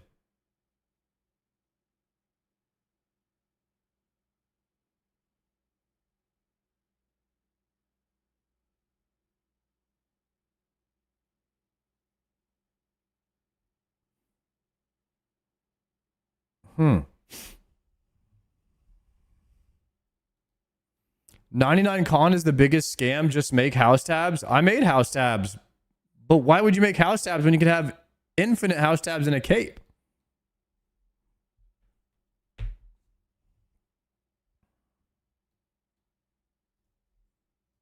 Construction cape teleports.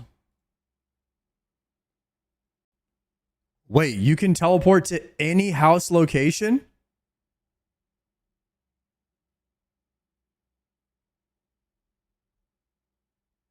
What? That's busted.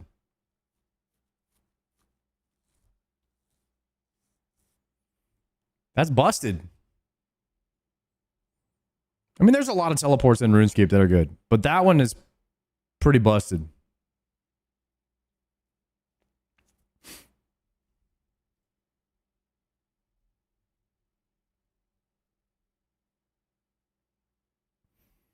Did LSJ get 99 Slayer then quit? Yes. Yes, they did.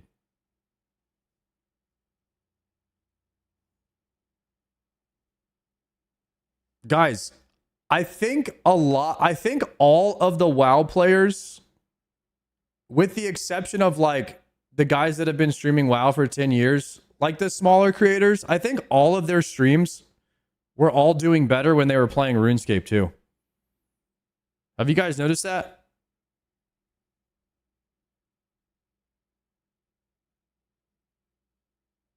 I noticed that.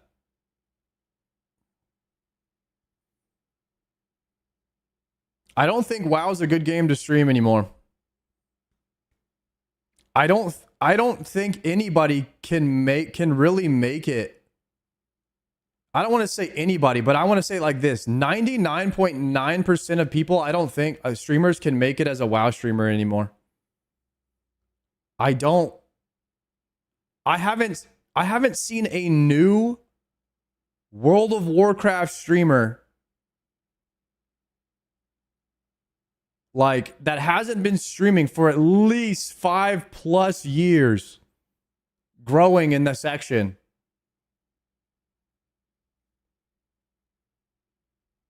I mean, I just started streaming 2.5 years ago.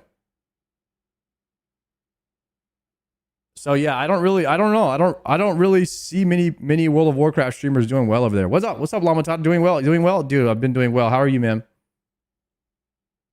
It's because OSRS players are always watching something OSRS related while playing. I really think that OSRS is a better game to stream than WoW because of the audience. Because all of us OSRS players, we're looking for something to watch while we play. WoW players aren't really... They do kind of, but WoW requires like more of your attention, you know? So they don't chat as much for sure. So I like that about RuneScape. Bro, can you give me some luck at Hydra? Geronimo, you got this, bro. Don't give up.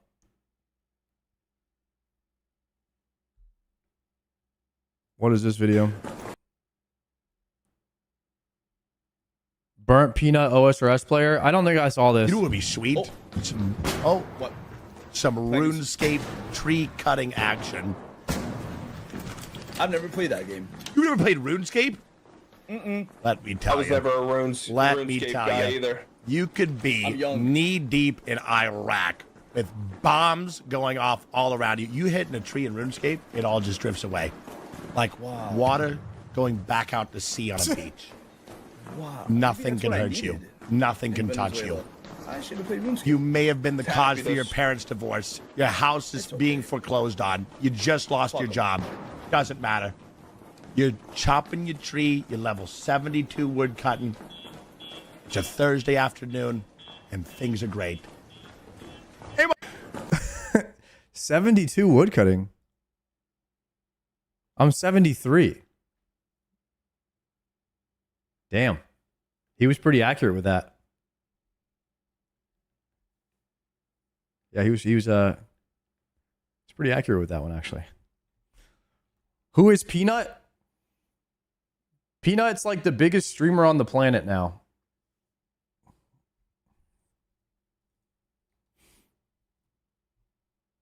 Definitely the biggest VTuber.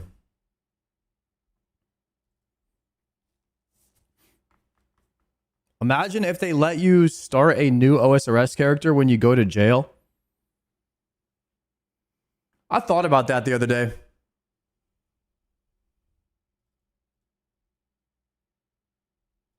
What if you could play RuneScape in jail?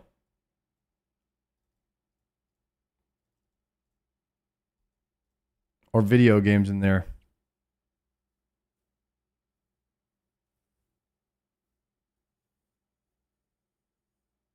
They'd be rank 1 cloggers.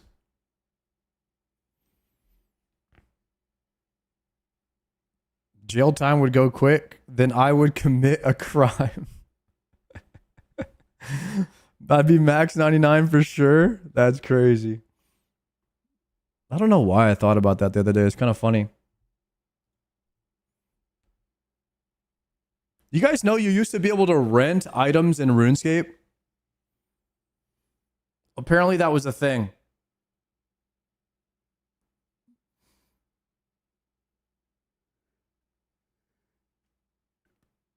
The lending system, loan items. That was back in 2012. I rented a P hat. Crazy. There's no way you rented a party hat, bro. That's crazy to me. You paid for it? Then you literally what? You wore it for like an hour and then gave it back?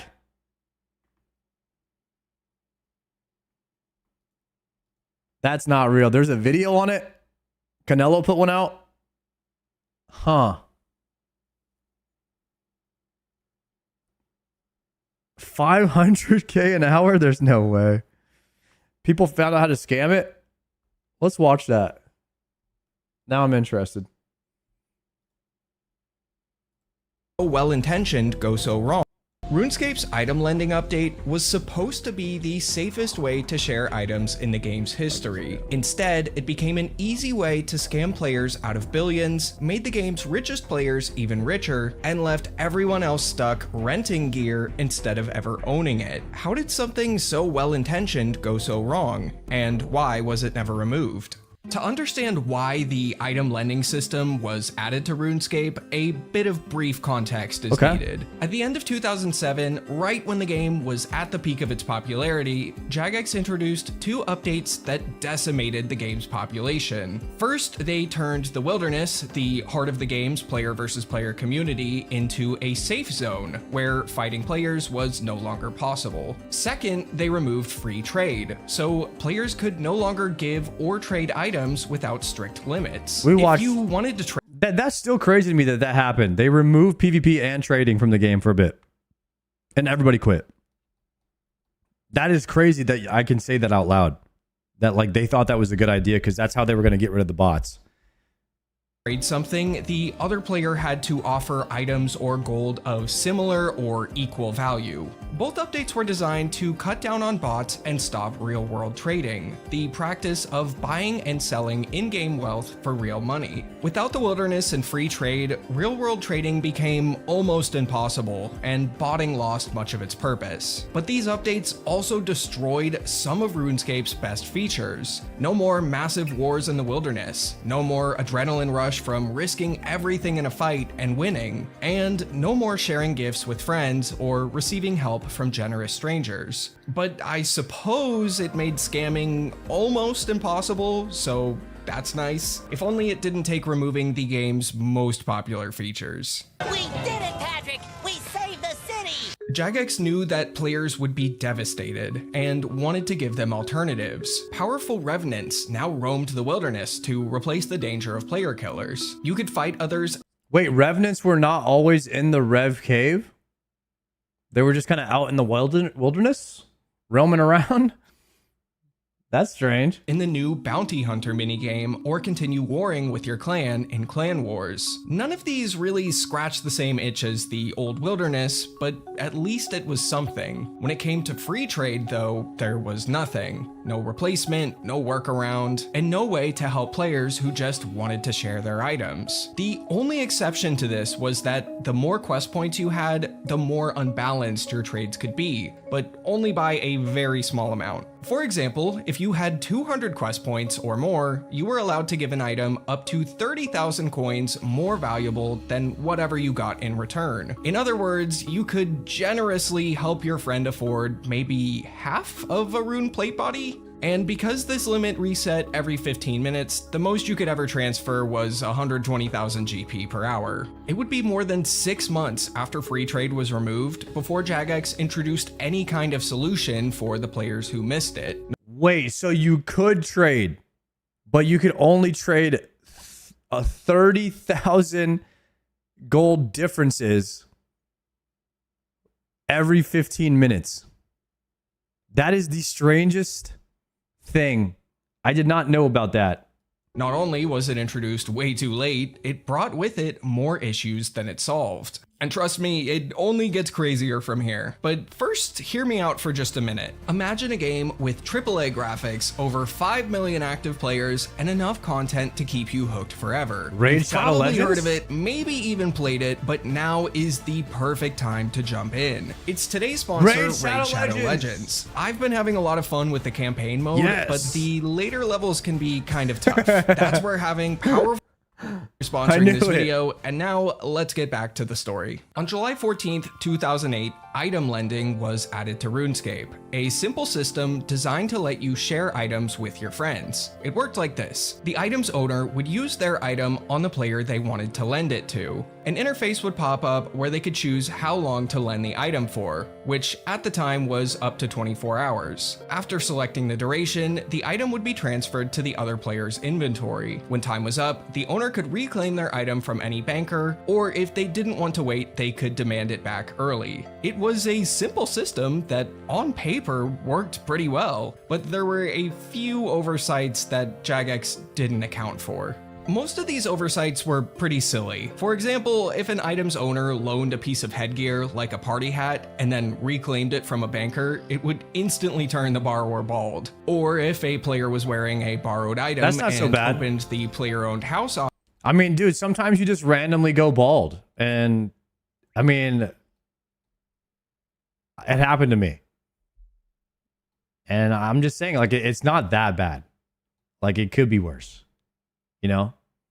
options menu and the owner demanded the item back, the borrower would still appear to be wearing it until they clicked something. It was a pretty handy trick for anyone who wanted to stand around the Grand Exchange all day looking cool without actually paying for a full day's loan, until they misclicked by mistake. The biggest oversight at the time, however, wasn't a glitch. It's that Jagex, for some reason, didn't expect players to use this system to make money, and as a result, didn't design it for that. Instead of loaning items to their friends for free, players would go to the Grand Exchange and advertise that they were loaning out their items for a small fee. The borrowers would trade the item's owner some GP to borrow the item, and then the item's owner would loan it out to them. The problem with this is that the borrower would trade the GP over first and hope that the item's owner didn't scam them. Once the item's owner had the GP, they could just teleport away with the borrower's money and not loan them the item. Or if we're getting really high level, a scammer could borrow an item from another player and pretend that they're the real owner of that item. For example, a scammer could borrow a blue party hat, equip it, and then start advertising that they were loaning it out. Players would trade over their money, and the scammer would hop worlds and repeat the scam. However, this wasn't super widespread because remember that there was a trade limit in place. Realistically, item owners could only charge item borrowers about 30,000 GP at the most, and that's if they had enough quest points for the trade to be that unbalanced. Players would eventually find much more dangerous scams using the lending system, but we're not quite there yet. In the meantime, item owners were looking for Damn, they could scam you, but they could only scam you for 25K. That sucks, man. Damn, even the scammers were down bad in this time. ways to make more than just 30,000 GP from lending out their items. As you probably know, RuneScape players are incredibly inventive, so they quickly found a workaround to make boatloads more. Item owners would pad their trades with junk items, things the Grand Exchange valued highly, but were practically worthless and easy to obtain for much less than their Grand Exchange price. Junk items were usually things with very low demand but extremely high supply, like unstrung short bows or poisoned arrows. Because the Grand Exchange still showed them as valuable, they were perfect for inflating the total trade value. If an item's owner wanted to charge 1,000,000 coins to loan out their blue party hat, they'd just add 1,000,000 coins worth of junk to the trade, and the borrower could pay them the full amount with no issue. This all led to a problem that RuneScape had never seen before. The Grand Exchange, which was meant to be a marketplace for buying and selling, was now filled with players offering to rent out their gear instead. Jagex never intended for people to sit there spamming rental offers and making millions without ever risking or using their items. It created an obvious divide between the What do you mean? What did the loaner system? What was the main point of it? How did they not see that coming? I mean, people are gonna, if you can allow people to rent stuff out, they're gonna rent out every single thing they possibly can. I mean, that's what I would do. I rent my whole bank out. The haves and the have-nots. The wealthiest players could generate unlimited passive income just by owning rare items, while everyone else was stuck paying rent and never getting the chance to own them at all. Instead of items flowing naturally through the economy, they were locked away in the hands of a few players who had no incentive to sell them. But this wasn't something They thought we were gonna lend them out to our friends. That was their first mistake. They thought we had friends. Jagex could just fix overnight. It was an unintended consequence of the lending system being added to the game, so they had to embrace it. 2 weeks after lending was introduced to RuneScape, they would publish a news post that said this: "Over the last couple of weeks, many players have been using the item lending system to lend out items for profit. That's not really what we designed the system to achieve. It was intended to be a simple way for players to once again share objects with their friends. Since some players seem so keen to rent out their valuable items though, we've adjusted the system to let them do it safely. Now, instead of item owners using their items on the player they wanted to lend the item to, they would do it through the trade system. Every trade screen now had a little loan box. This way players could loan an item and exchange money for it all in one go. This system worked quite well and would quickly fuel the growth of the new item lending market. As the ease to lend items increased, item lenders would become much more organized. They would Bro, how would you get the item back from that guy though? Would it automatically appear back in your inventory after a certain amount of time? Whether you were near them or not, or if they were logged in or not?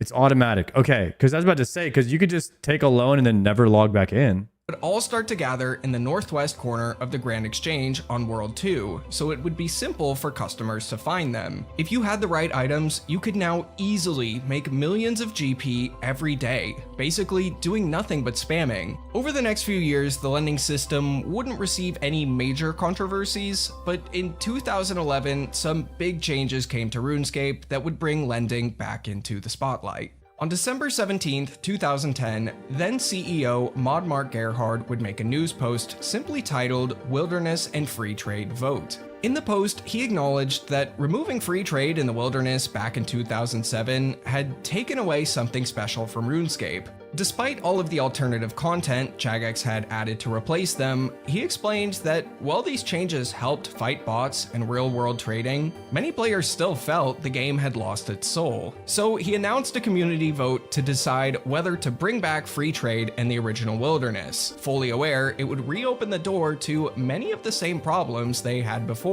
But this time, he felt that Jagex had the tools to tackle them properly.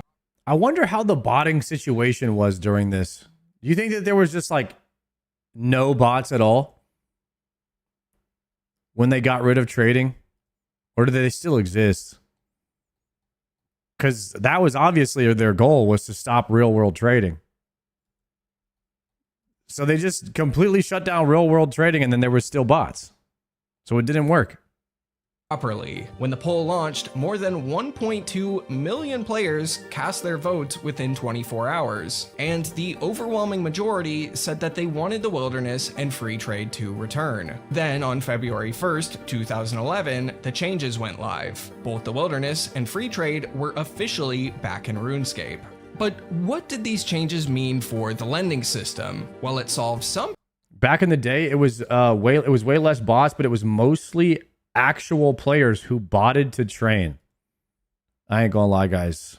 I may or may not have used the auto clicker to level my fishing when I was 12.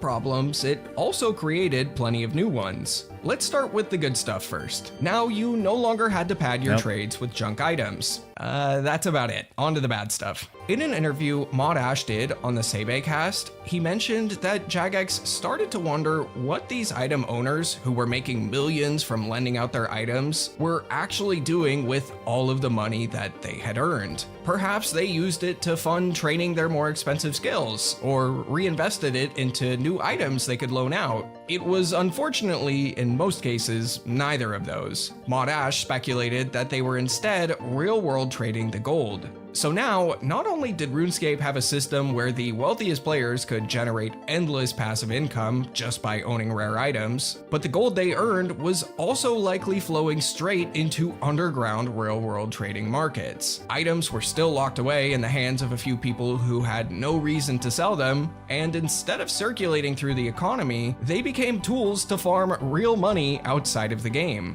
But I'd argue that that wasn't even the largest issue that the lending system caused after free trade in the wilderness returned. This is Bill. He's been lending out his blue party hat for a while now, and has made quite a bit of money doing so. But today is different. A player walks up to him and asks to borrow his party hat. Bill agrees, and the player pays him. After doing so, the player chats with Bill a little bit about what he plans to use the party hat for while he has it. It turns out he's filming a RuneScape music video, and asks if Bill would like to join. Bill has always wanted to be in one of those videos, and quickly agrees. The player says they need to film a scene in the wilderness, which should be a big red flag, but Bill is smart. He'll just bank all of his items, so if he dies in the wilderness, he won't lose any.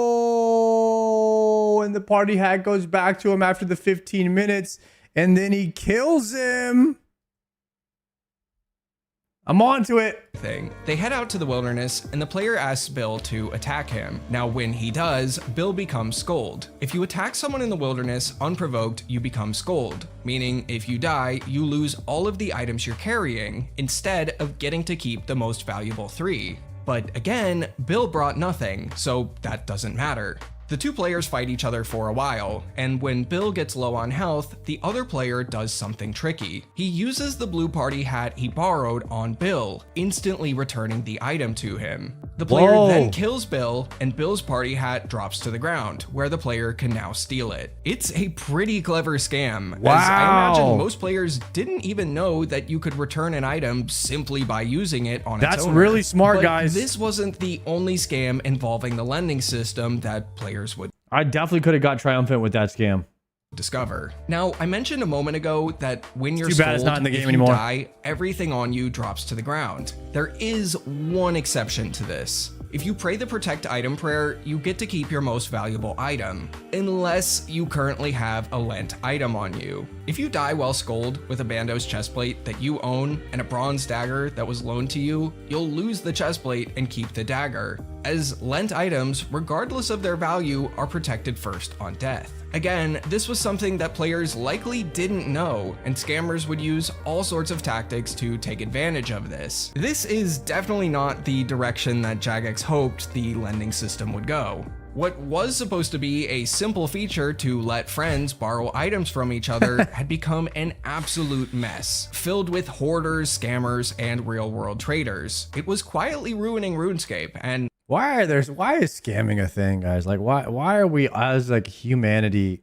just pieces of shit? So many people are. You guys ever think about that? Like, what the hell is wrong with us, man? Why are we always trying to do the sleaziest shit to get ahead?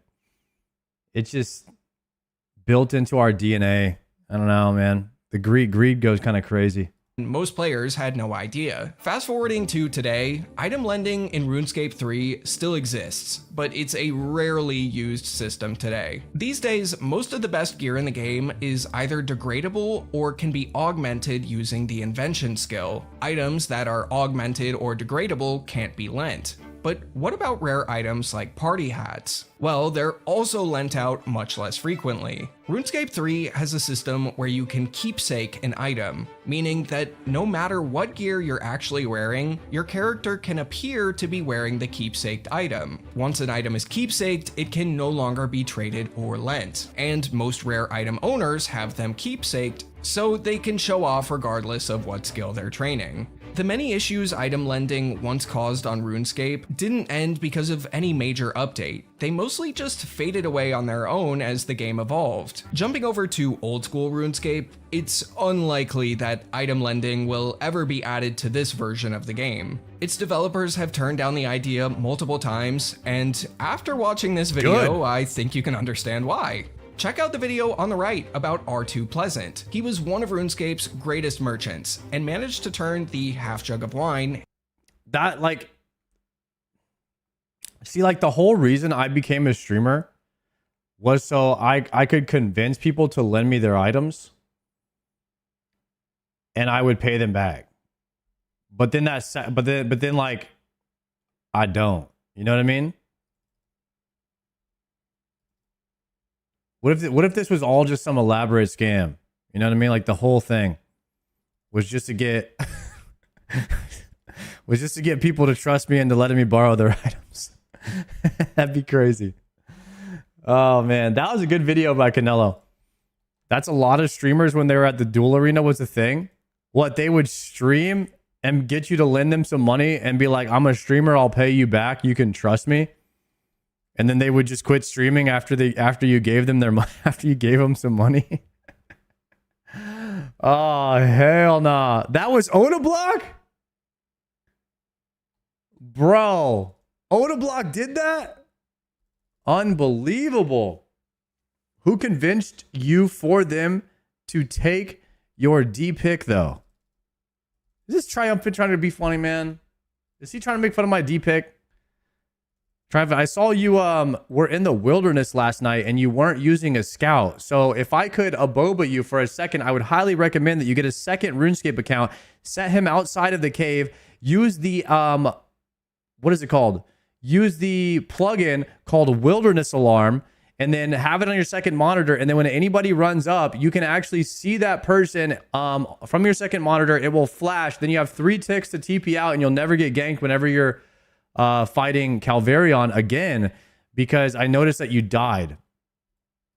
And you know, that's a lot of XP loss, brother. So you know, if you're pretty far behind, and I'm just trying to help. And yeah, I just was like, maybe Triumph could use that advice in some kind of way. Yeah. Sus, so we are cheating, just scout for him, man.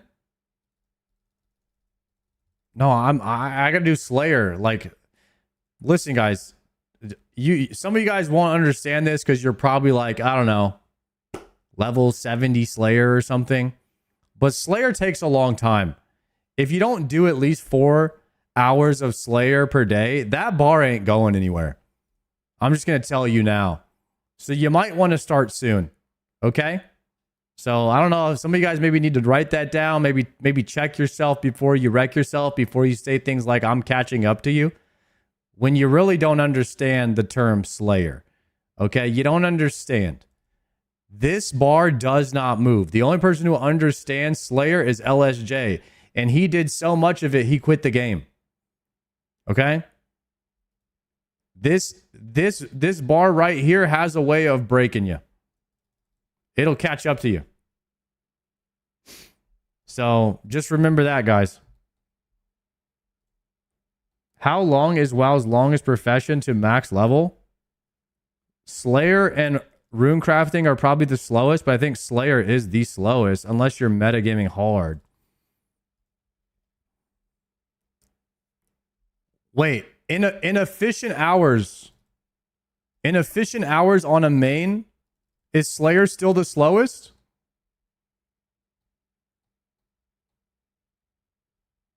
Chat, what's the slowest efficient hours played to level in the game?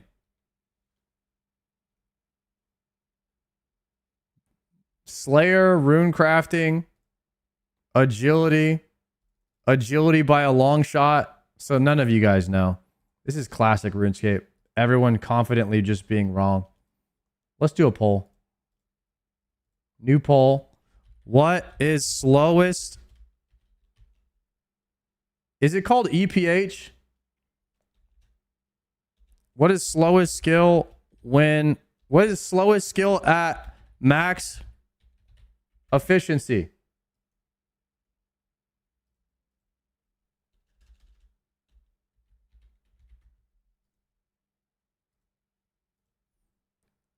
Agility,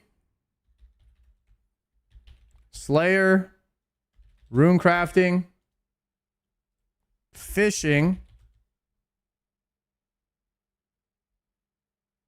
EHO, EHB, EHP. None of you guys even know the abbreviation, man. How am I supposed to know if you guys don't know? I have no idea, but I'm gonna vote anyway. Don't worry, Triumphant. Everybody else is too. Mining. We'll throw that last one in. Slowest skill at max efficiency. Agility, Slayer, rune crafting, fishing, or mining. Start poll.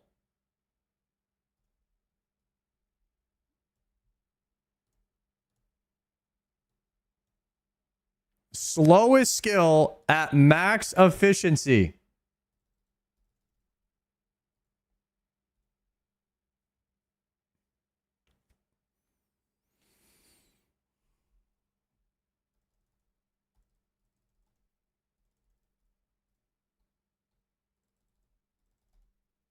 I'm telling you guys, man. Slayer is up there, bro.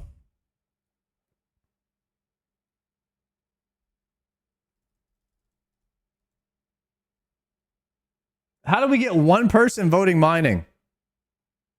Oh, wait, I found him. He says agility. Sepulcher is, what did he say?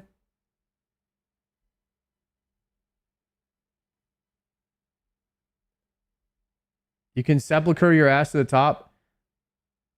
Agility post 92 isn't bad.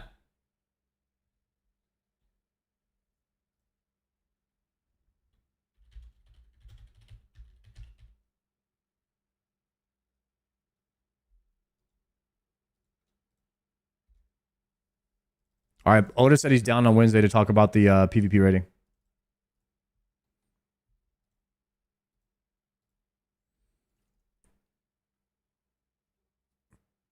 Slayer's around 100k EHP. What's the EHP for agility?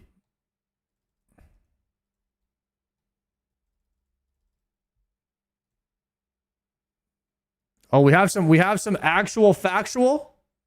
Wait, we might have some actual factuals here. Efficient Slayer is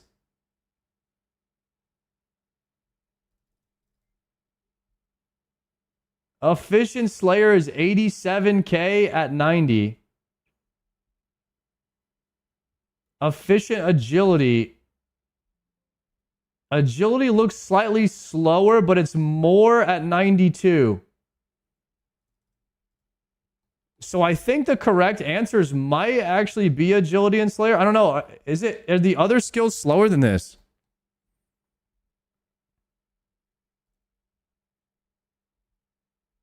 So it looks like... No, because at 80... It's the same. It's 79k at 80. However, it picks up.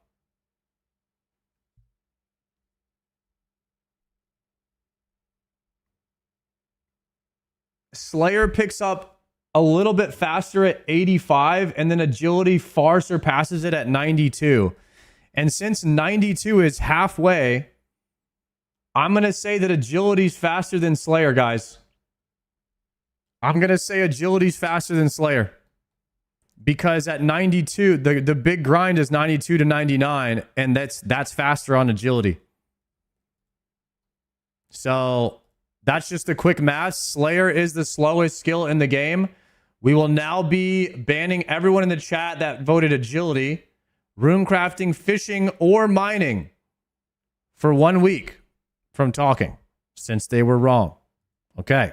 All right. Thank you for everyone for participating in this particular poll. Thank you.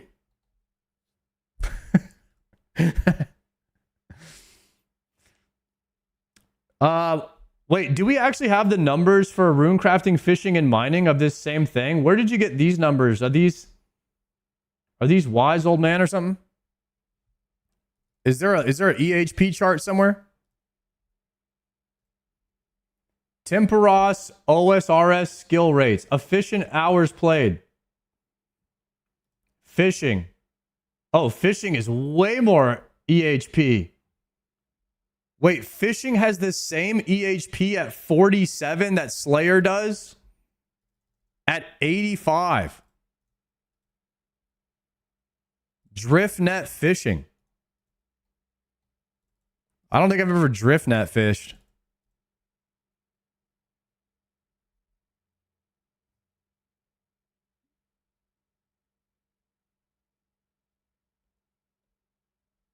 Hunter. You're getting hunter and fishing XP at the same time? Driftnet is main only?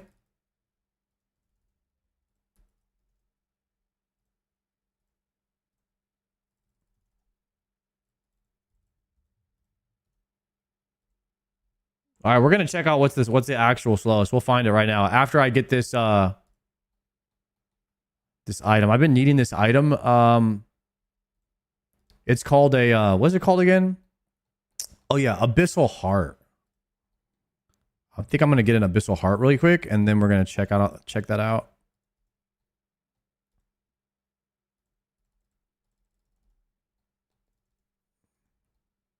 I'm trying to get this thick boy in the double zone. There we go. He's in the double zone right here.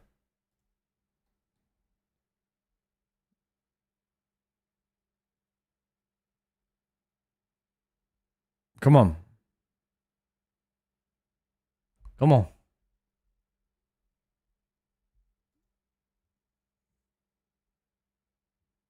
You know what's actually insanely fast XP per hour? What'd I get? Nothing? Did he even drop anything?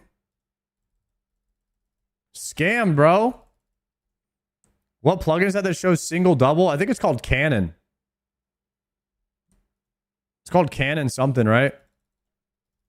Oops, fire. It shows if they're standing in a spot where the cannon will shoot them twice or once.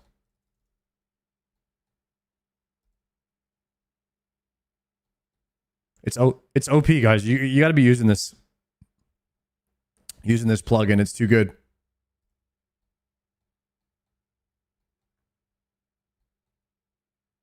Bro has a better chance of hair than getting an Abyssal Heart? What? No. I'll get an Abyssal Heart right one day. Surely, right? Okay.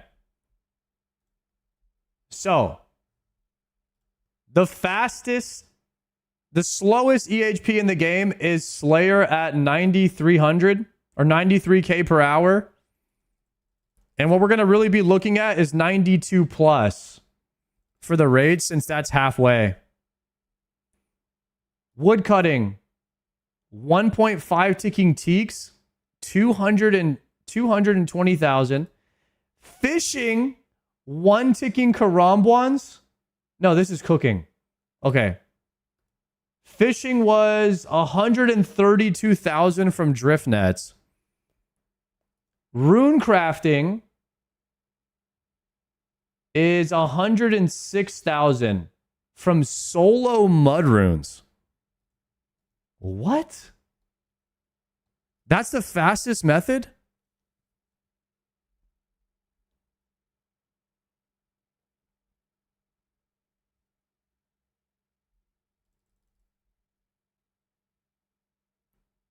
How do you change it to Iron Man?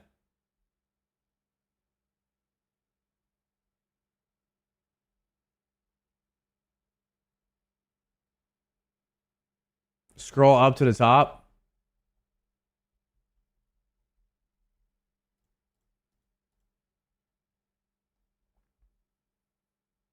Iron Man EHP. All right, let's check Slayer. Efficient Slayer, 34K. Oh no. Oh no, guys. Iron Men are cooked. No wonder this bar never moves. It's 50. Efficient Slayer is 50K rate plus quest and miscellaneous time. That's at 53. So right now, the most I can get per hour is like 42K. Oh my God. The others have to be worse than that.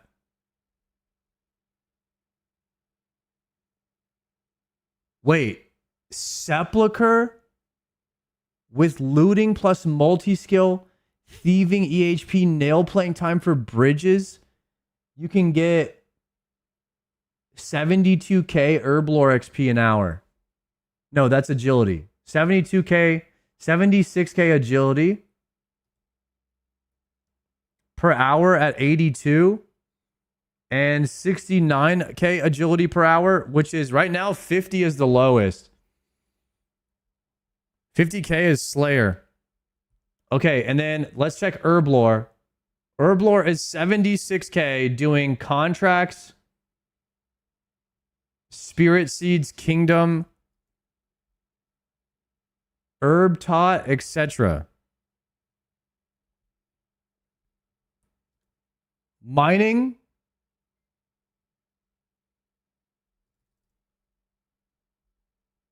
Three ticking gem rocks is 100K an hour at 75 mining. Really? Three ticking gem rocks is the most?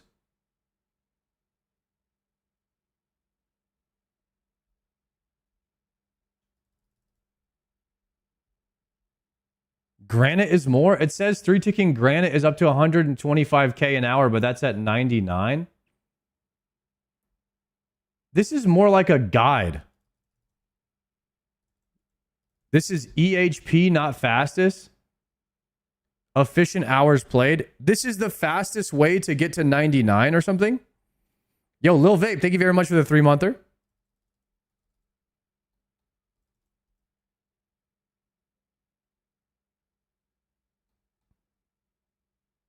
This is the fastest way to all 99s.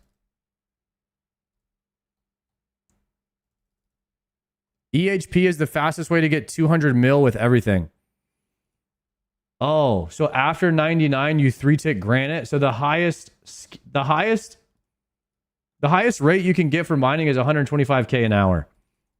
In comparison to Slayer, which is 81,000 an hour for fastest method. And that's after you've unlocked everything. EHP combines skills that can be overlapped. Okay, so we kind of have to look at what the EHP is and then calculate the answer for ourselves. Prayer? God, prayer is really fast. Wildy Green Dragons is 175K an hour for prayer. All the combats are going to be fast. Rune crafting. Rune crafting 1.5 ticking day alt ZMI is 120K an hour. What?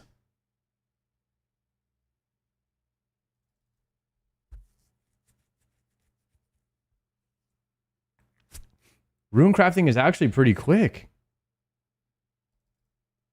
So Slayer is the slowest skill, and it's honestly not even really that close. Like, Slayer is the slowest skill by far.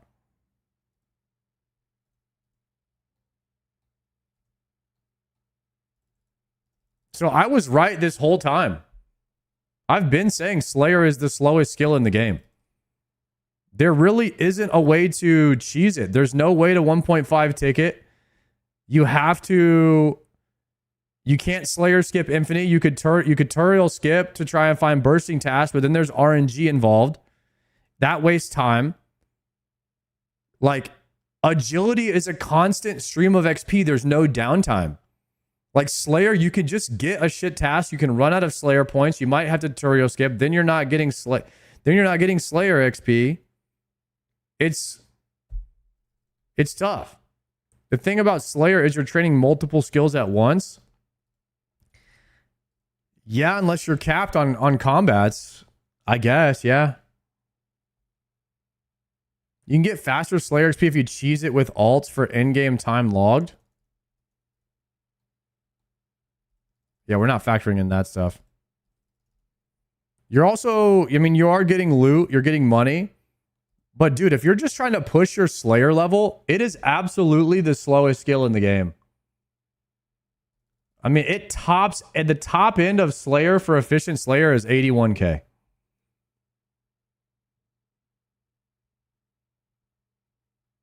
Jesus.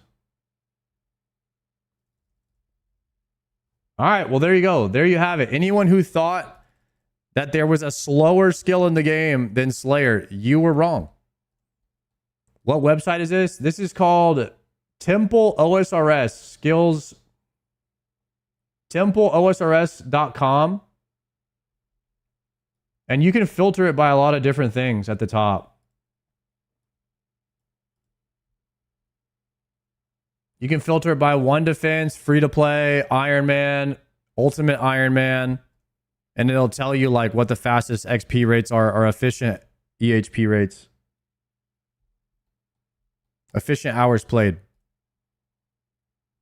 Yo, I just got a max kill. Can I send you the clip? No, sir. I don't watch those. You have to think about it like this. If I watch your clip, now I have to watch other people's. That's not something I want to get into, unfortunately. So I have to say no. Some people do 50-minute Infernos and it's 136k XP. Yeah, but then you have now the moment you stop doing that, or if you fail, you've immediately you're losing XP. Like, it's about per hour. Like, how much XP are you getting per hour? Then you have to run back to the trainer, grab another task, then you get a shit task, and now that's lowering your XP per hour. Unless you just got Inferno tasks back to back to back, you could instantly spawn in and you never failed. Then Slayer's 136k per hour. And that's just not happening.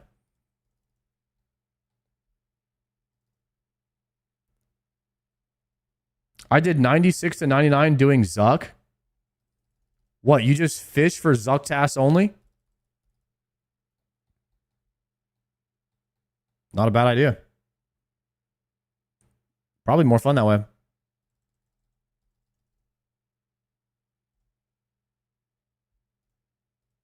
Pot up. I'm down to do an Inferno task again if I get one. I think that would be fun. When will I start getting an Inferno task, guys? How do I get one?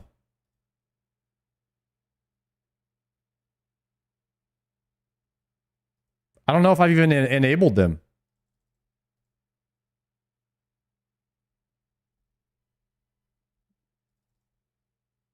All right, we'll go unlock them right now. I have to kill 6 more of these. And then we'll go unlock them.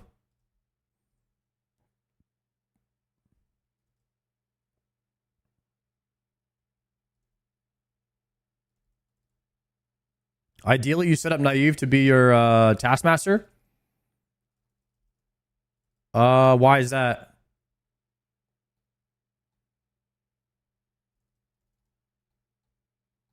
I thought Duradel was the best.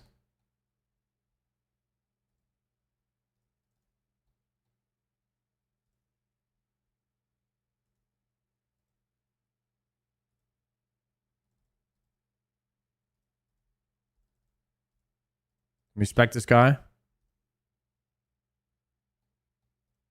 Naive is the best if you're skipping every task except for Inferno. Okay, just statistically, she has a higher chance of giving you a task. Okay, let's go to the bank really fast.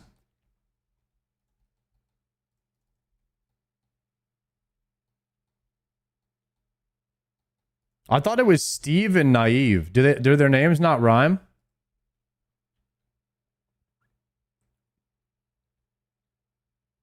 I've been misled.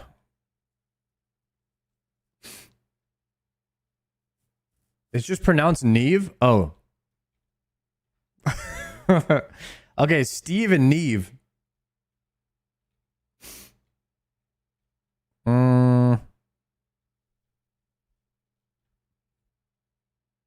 Rage bait? No, I think you guys are underestimating my reading comprehension levels. They're very, very low. There's what the word says, and then there's how I comprehend it. And no one will ever be able to figure that second part out.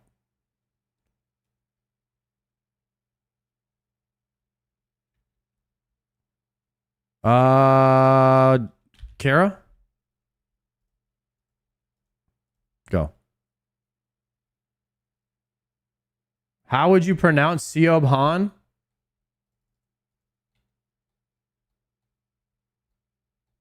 Like that?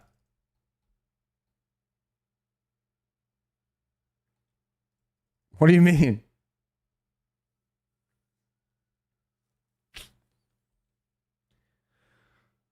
Will you do your elite clues? No. You're missing out on third age chances? Yes. I love missing out on third age chances. It's one of my favorite things in the game. Every time I see, oh, you could have gotten elite clue scroll, I'm like, yes, that's another one I don't have to do. It makes me so happy. Dark Beast, I'm skipping it. Wait, rewards? Extend, unlock.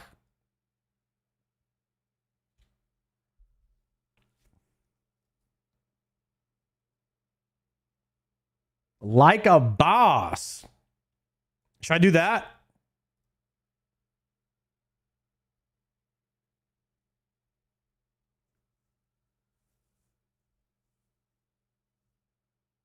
Honestly, no.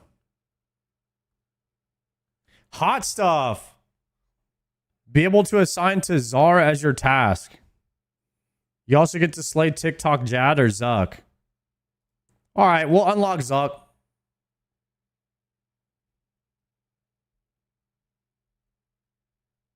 Like a boss is so good. What about for XP per hour? And what bosses can I get? Because I don't want to know crappy ones.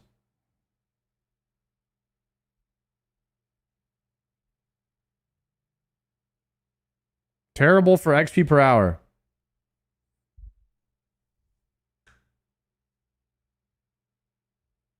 I got hot stuff now. You can get D2 bosses. Bosses includes wilderness as well.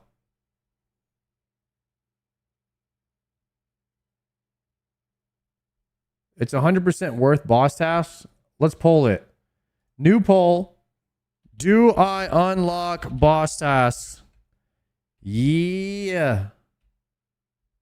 Nah, fam. Start poll.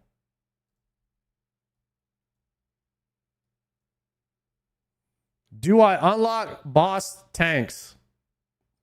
That's supposed to say tasks, by the way.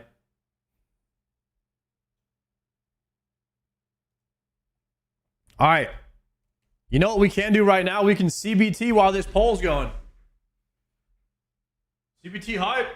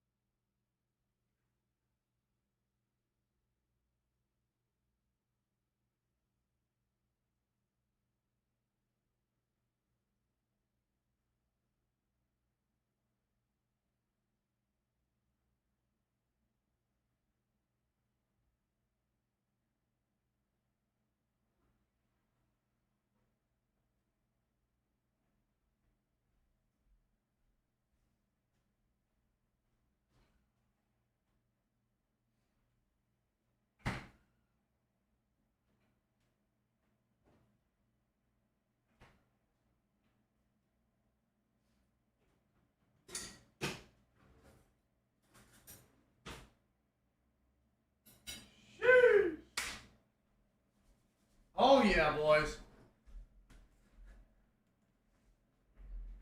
A little coffee bagel time never hurt anybody. 83% says yes. Wow, there were some really loud people in the chat. This is why you can never listen to things you see in the chat sometimes, because a lot of people were saying no, don't do it, but now 82% of people are saying yes, do it. That must be a reason why, like, sometimes the wrong people are just the loudest. Silent majority. Wait, is there anything else good I can unlock at the Slaymaster? All right, like a boss. Unlock.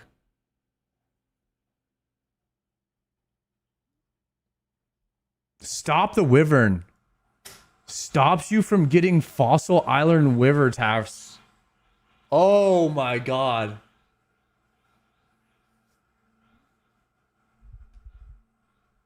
We need to stop the Wivs, dude. That's 500 points. We don't have that many points yet. We just got task storage, like a boss, and unlock TikTok Jad. Extend Araxites, don't forget.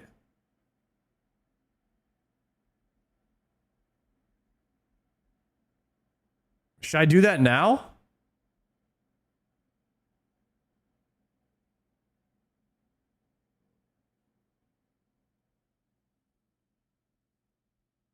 The Araxite extender.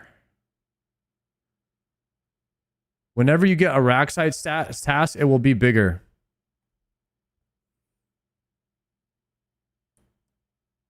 Okay. Damn, I just used like all my Slayer points right there.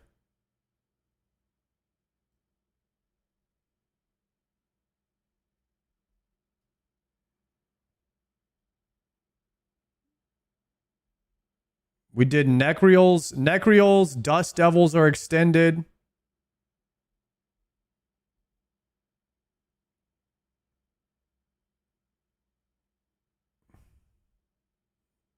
Okay.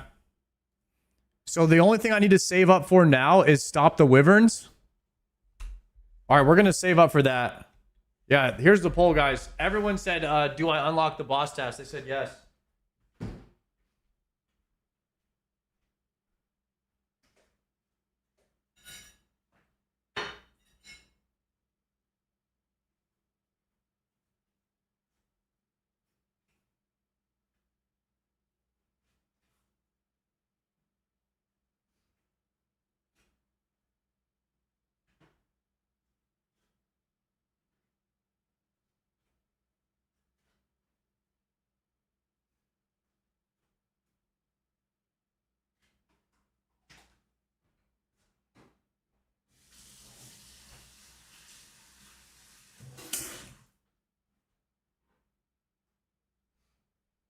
Right.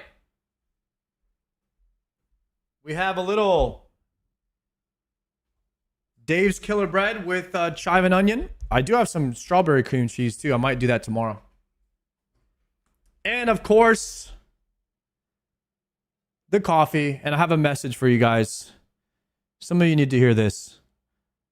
The sun will rise again. There you go. I don't know who needed to hear that, but that's the message on the mug of the day.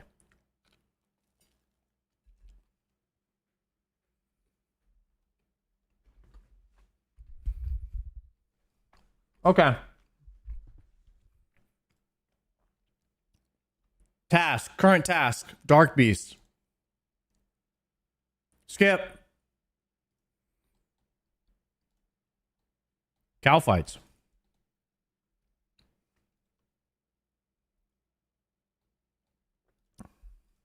Did you speak with Oda yet? Me and Oda are gonna chat on Wednesday.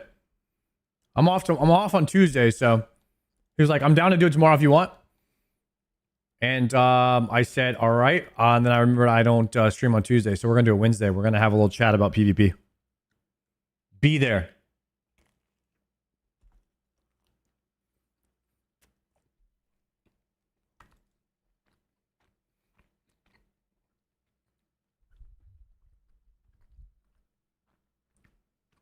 Seeing you having CBT while it's almost midnight is really testing my resilience. Damn. You probably don't want to send a CBT at midnight. It's a little bit late.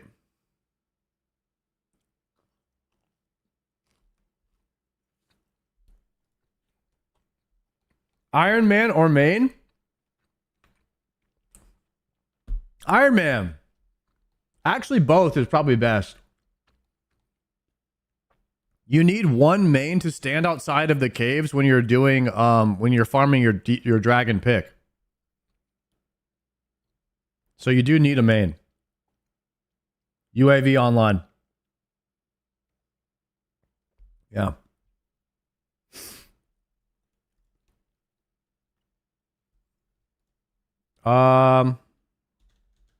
What's the name of that weapon that you use for cow fights?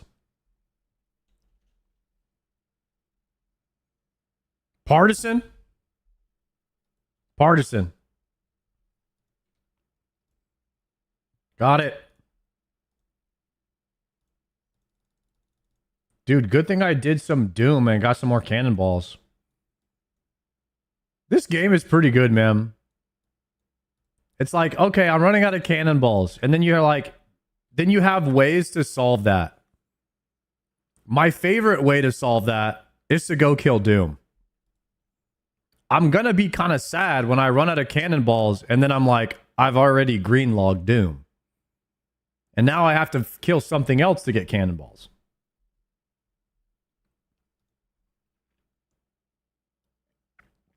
A Doom Slayer task would be fire. That would be so good. Slayer would be so much better if every boss, if you could get bosses that you wanted and you could block bosses. Oh my God. That would be so sick. Guys, did I just cook with that?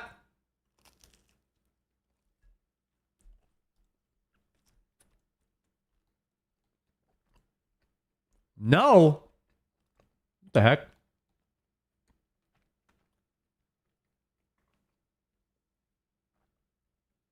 Slayer Master just for bosses and you have your own block list for that Slayer Master. Yes. Cooking with a 6-year-old Reddit idea. Type shit.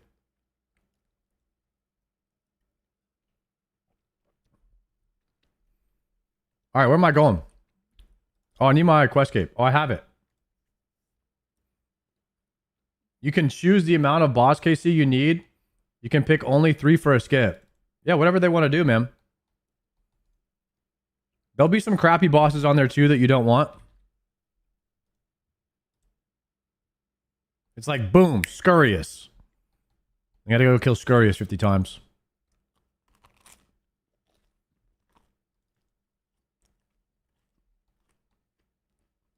I would say this. Maybe the Slayer Helm doesn't work on those tasks. But you get XP.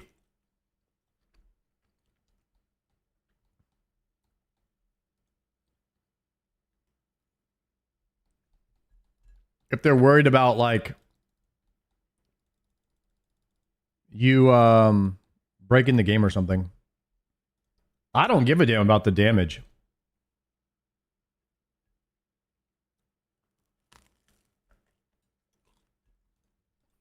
Like, if I'm just farming Doom, I'm just getting Slayer XP for that. That's hype.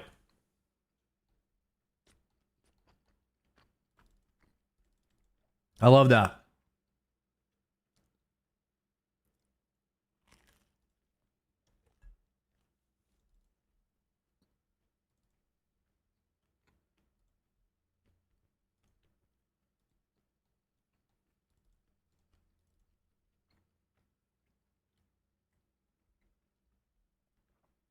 That's been suggested and shot down before? Why? Slayer is already so slow. They need to add, like... a little something, you know, like when you're farming for bosses, like critical bosses that everybody needs for power upgrade, you know? Dude, what if you could get a raid? What if you could get a raid, like a raid boss, like Soul Heredit? Can you get Soul?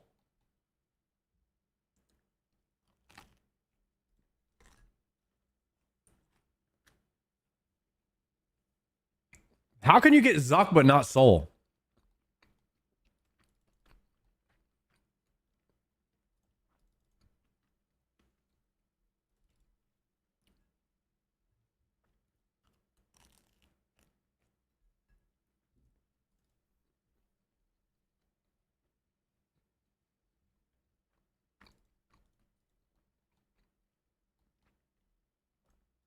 Because, like, I need so many Sunflower Splinters.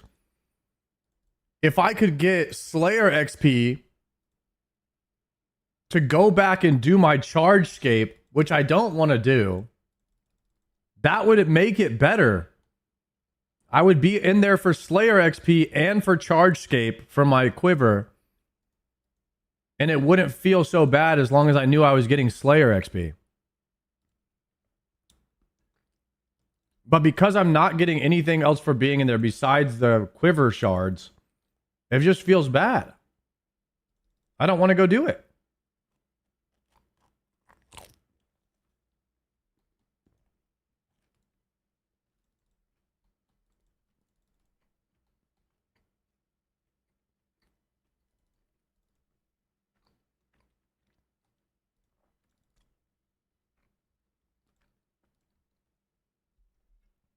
That would be sick if you could get some Sunflower Splinters from some kind of Slayer thing.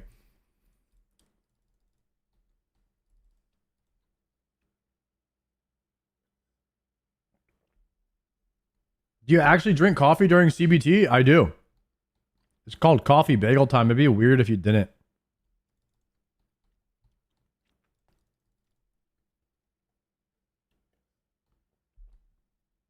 Oh, that was a nice little sesh.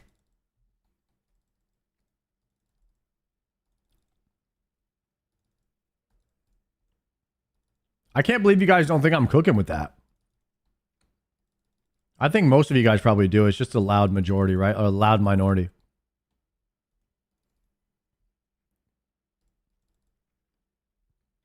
Let's do a poll.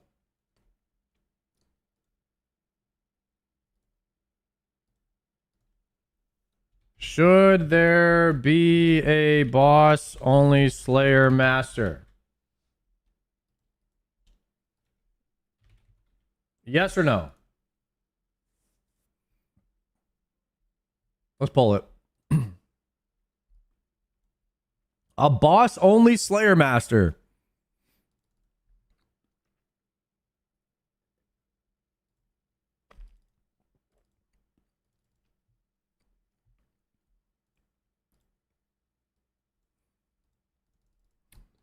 Oh, it looks like that one's not passing the vote.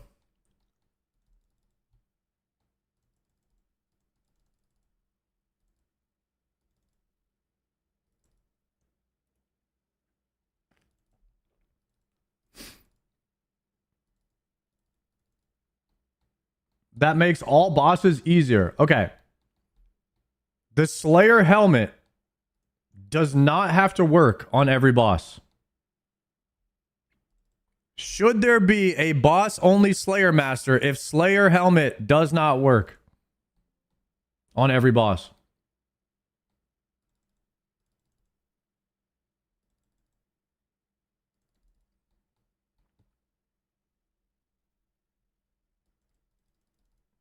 I would do it.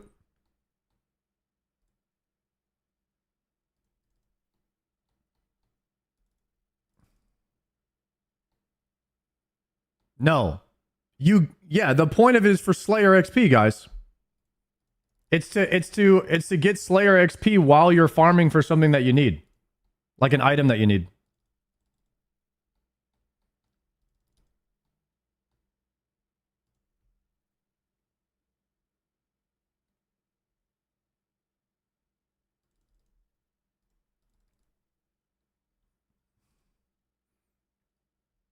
I would love this. I don't care. I could care less about the Slayer Helm damage. It's just to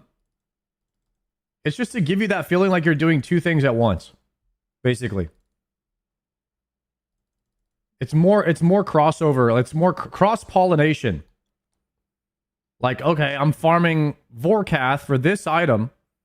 I got to kill Vorkath 50 times for the head, so I go get a Slayer task. And you know what? You don't even use the Slayer Helm on Vorkath. Because the Salve Amulet's better. But you're getting Slayer XP at least while you're killing Vorkath. It already exists. I'm just asking for that to exist on more bosses. That's it. People are freaking out over it. Like you're mad that something already exists?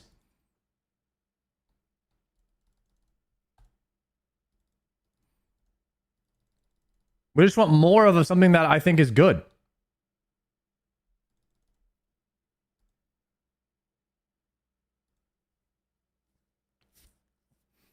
Then you can't boss without feeling like you should point boost first to get a task?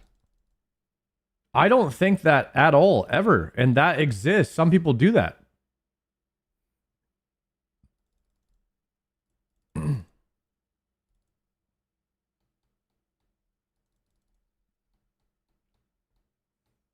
Just because you do doesn't mean it should be added. 100% agree. See, this is called a conversation where I tell you why I want it, you tell me why you don't, but we don't say weird shit like just because you think something that it should be added. That's projecting. You're just saying something to say something. You're adding nothing to the conversation. We're having an adult conversation. So if you want to add your opinion and why you think it, please do so. But don't just breathe loudly so everyone can hear you. Sard has this take. Wait till he maxes combat and still doing Slayer. He wants a fun way to level Slayer. That's it. That's what I'm saying. I feel like bossing and Slayer should be separate. Okay. That's a fair take, Nick. That's a fair take. If you just... So would you want them to take out Vorkath tasks from the game and Zuck tasks? You think that the bigger and badder, whatever I just unlocked, the bossing task thing is bad?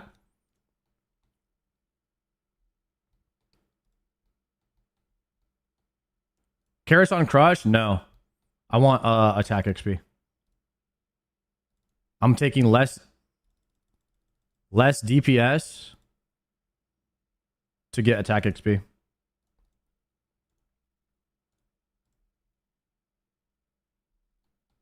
It's so rare that it's fine and fun once in a while. You're okay with where the game is at now with a limited number of bosses, but you don't want more added. You never want to see another boss added to the bossing list in Slayer. You think the ones they picked are perfect and there should be no changes.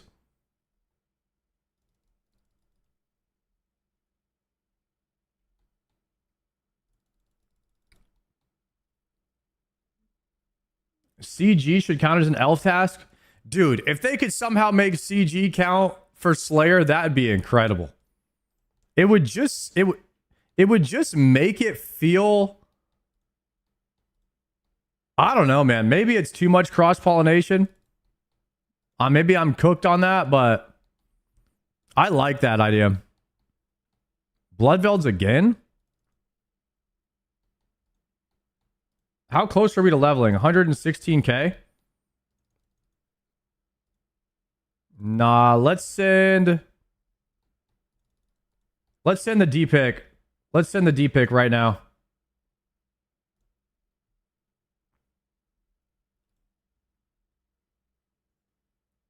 All right, no is what passed on the Slayer Master for bosses only. Well, maybe there's some kind of meat in the middle that would pass a vote where you could get a few more bosses added to the bossing list. Maybe over time.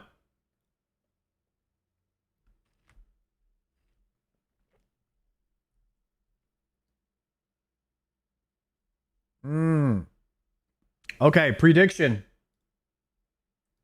Gamba. Do I get a D pick drop in 50 KC?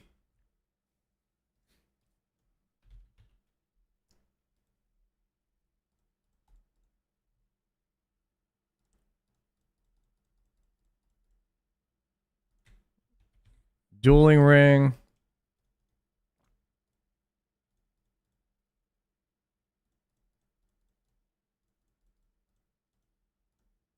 Dude, I need to make some more dueling rings. I'm going to go all in. Best of luck, dude. Thank you. What world are you on? I'll meet you there. Guys, I'm about to go full on anti-gank mode. Everything hid. UAV going online too. I have never been ganked when I have my UAV online. Ever. No one has been able to catch me off guard thus far. That was the last time. And it won't happen again.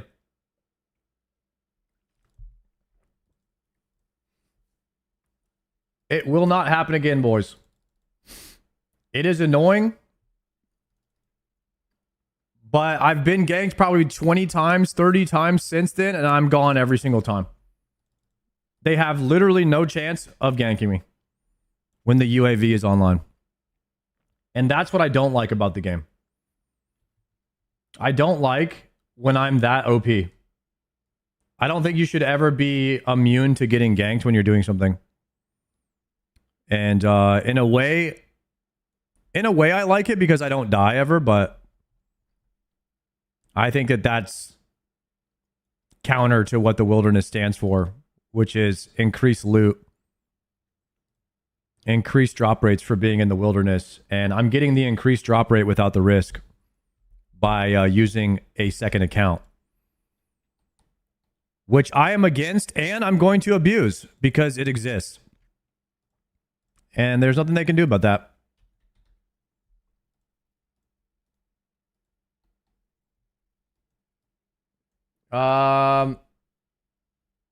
Player indicators.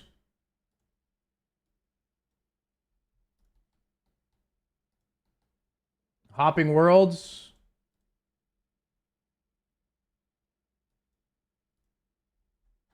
Let me see.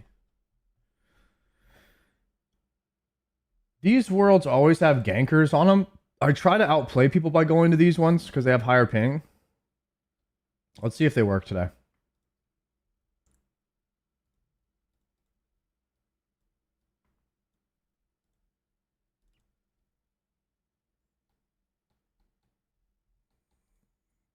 Let me run my UAV out there.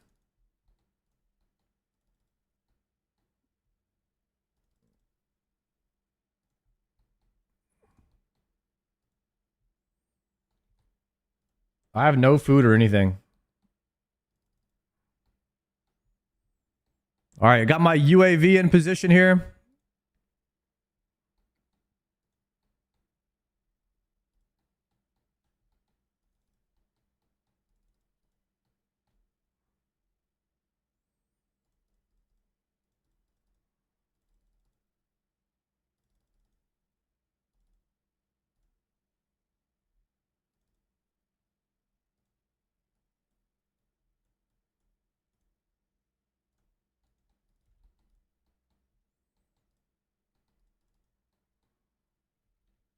No Callisto. We did Callisto yesterday. Callisto's ass, to be honest.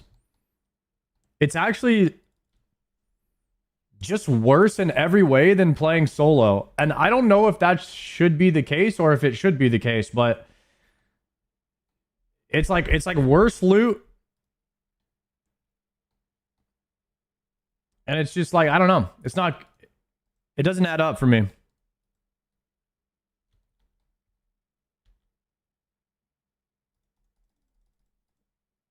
Probably just piety on these, I think.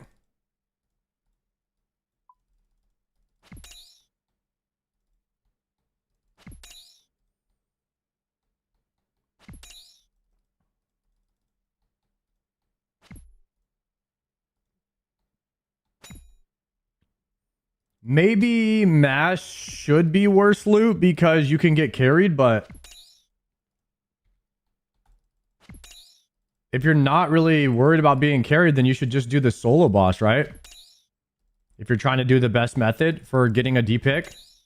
By the way, guys, I'm at 252 kills on this guy or something like that.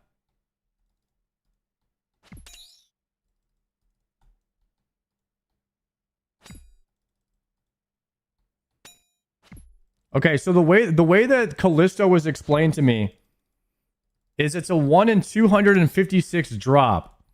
If 10 of you guys are killing him, then it's a 1 in 2,560 drop, depending on your contribution. Which means you either kill him solo 256 times, or you kill him 2,560 times if you're in a 10-man. And that's if all of you are using identical gear. Usually somebody has better gear than you at Callisto. So you're never getting the highest contribution. Most of the time. Which means that's going to push you to like 3,000 kills. If you're on Iron Man, you guys are using rags, which means the kills are slower. If you have 11 people in there, you're now pushing the kills higher because occasionally you will not be one of the 10 that gets credit for the kill. Now you're pushing your loot chances closer to like 3,500 for every extra person that's in there. So the Callisto math just ain't really mathing. When you could just go kill Ardio and do like 30-second kills.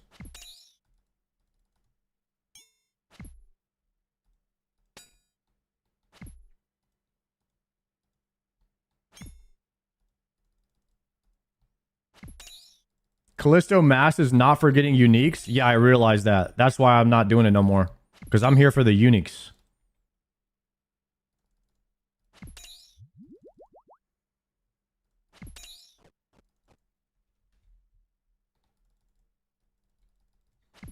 However, occasionally I will do Callisto to chill with the boys.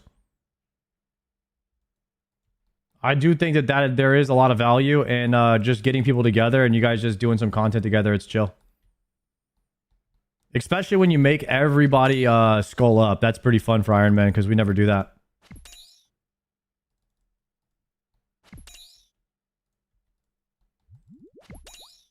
So whenever we're trying to have some fun, we can kill Callisto. But if we're trying to get loot, we're definitely not there.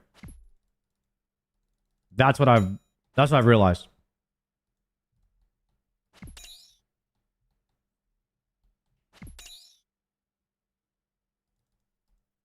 All right, the Gamba's going to end soon. Yes or no, 50k C on the D pick. We've already got like 2 kills down, so. We are 254 kills in right now on Calv. The drop rate on this guy is close to 350. And he's already we've already hit the drop table twice for Dragon 2-hander. I'm gonna cancel the prediction right now. So get your vote in. Or your Gamba.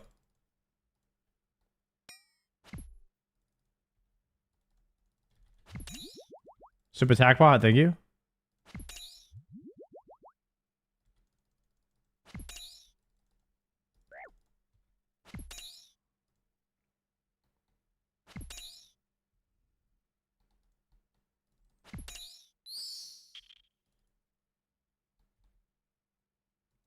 Ooh, Wina Zammy.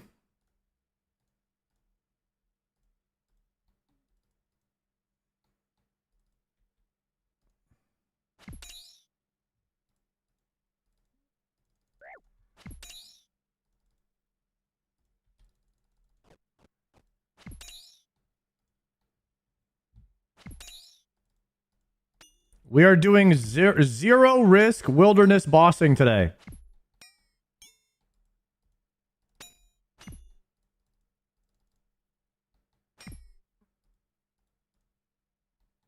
I was watching Triumphant last night. He got ganked in the wilderness and died. And I was like, man. Sucks to be him. Am I right? Damn.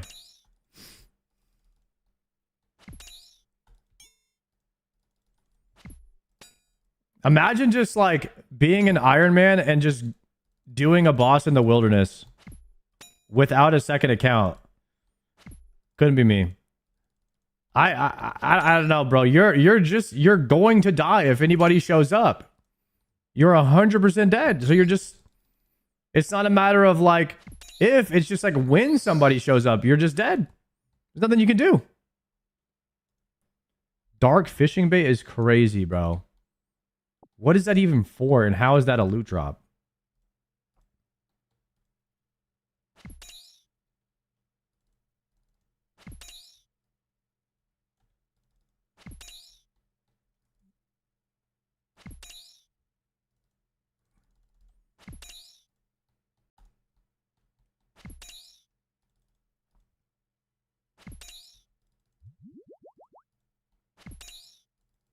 You might be dead. We aren't. What are you guys bringing? Freezes?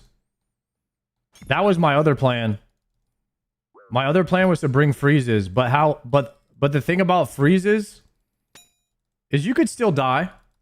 You know, you could still die. With this strat, guys, 0 chance of dying. It's a legitimate 0 chance of death. It's actually crazy how strong it is. Bravos! Thank you very much for the tier 1, my friend.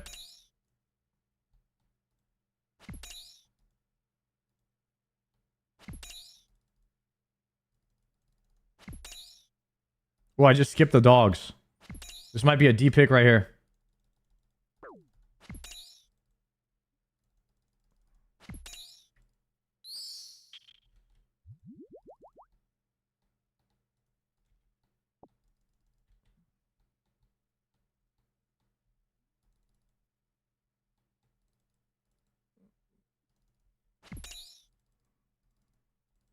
No, I wasn't really scouting when I died with the D pick.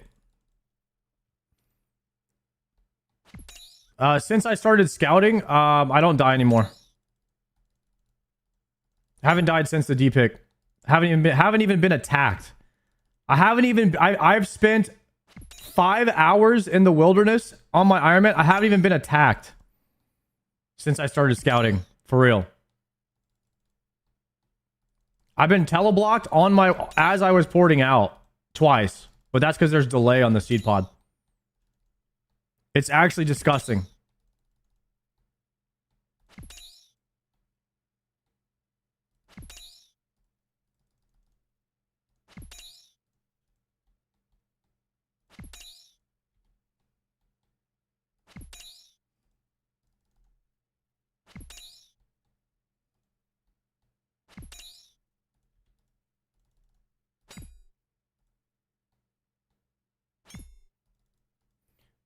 Shard, you're really lucky.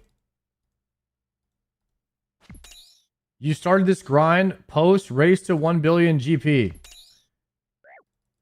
Trend, I had Alfie on my ass every day and he would enter the cave, scout or not. Annoying, but he never got me.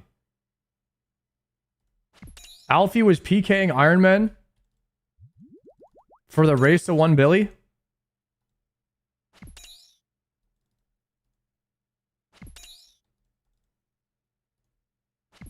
How dare he turn his back on us? That's for content.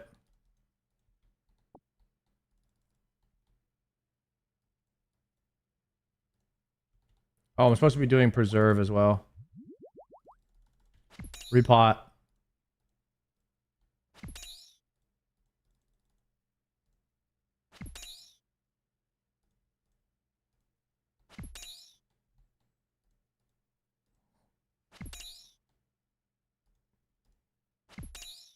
Pull up the drops.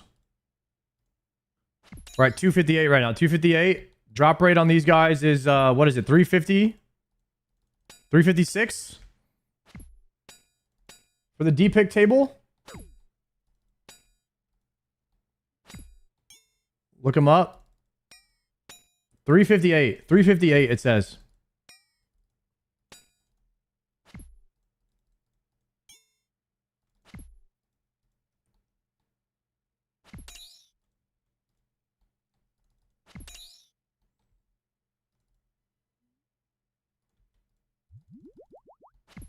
Go, go, go.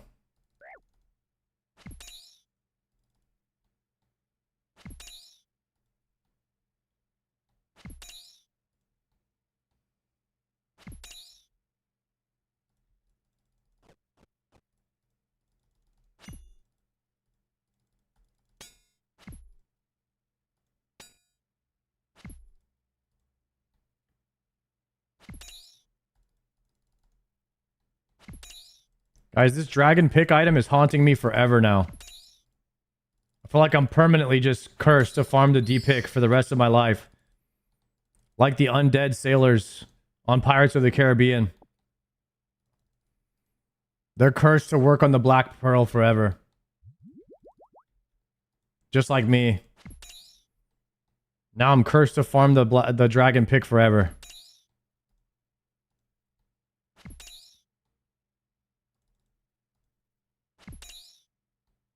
$92 mining before dragon pick, guys. We are done. We are done with mining before getting a dragon pick, by the way.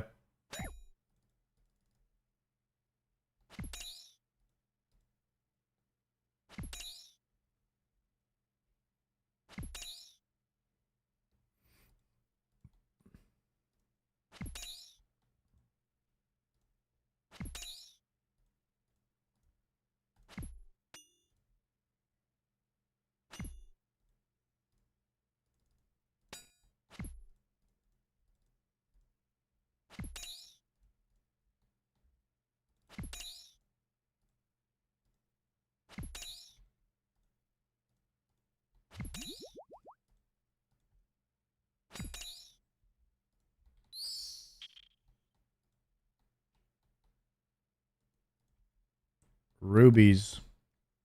That's 260 right there.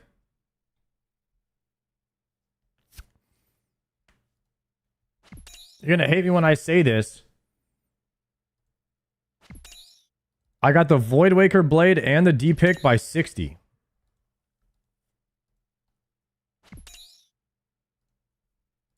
That's pretty good right there. Those are some pretty good numbers. I mean, I can't really complain. I got the Voidwaker and the Dragon pick in less than 350. Well, maybe 360. I got Voidwaker and D-pick and 360 kills. And then lost it instantly.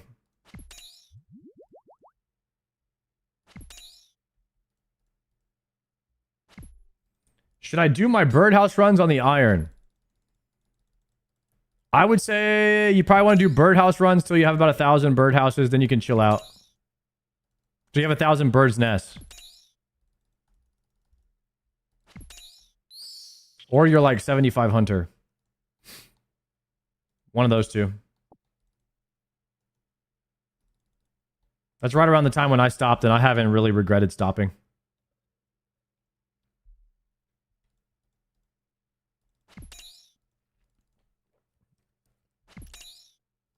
Because apparently you can get a bunch of bird's nests from this boss called Giant Mole, which I haven't done yet, so I cannot confirm nor deny how hard it is to kill that boss, or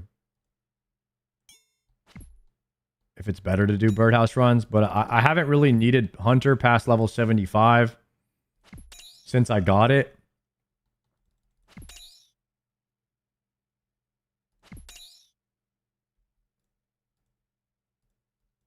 So I don't know.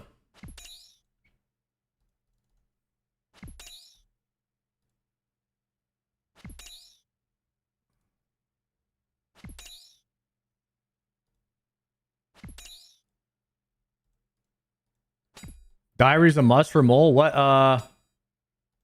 diary, sorry? Is that Falador?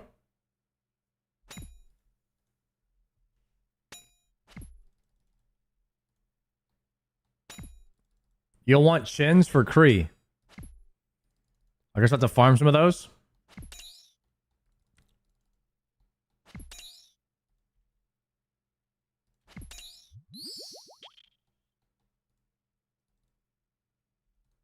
Back-to-back ancient staff.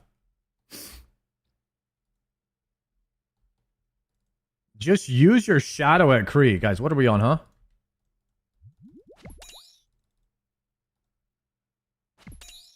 I'm actually okay not having a shadow. I think that Eladinus Ward plus Ayak is very strong. You can beat everything in the game with that. I'm very happy with my current mage setup.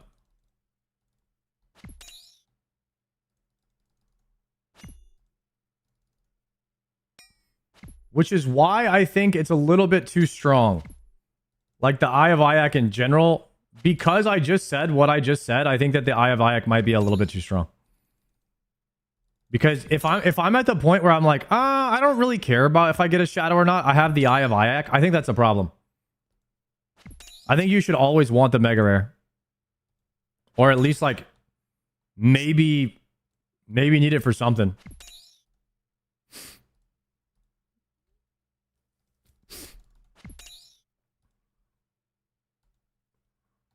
Do I want a shadow? Yeah. But can I do everything? Can I get Zalkion without it? Yeah. So that's like my main goal, I guess.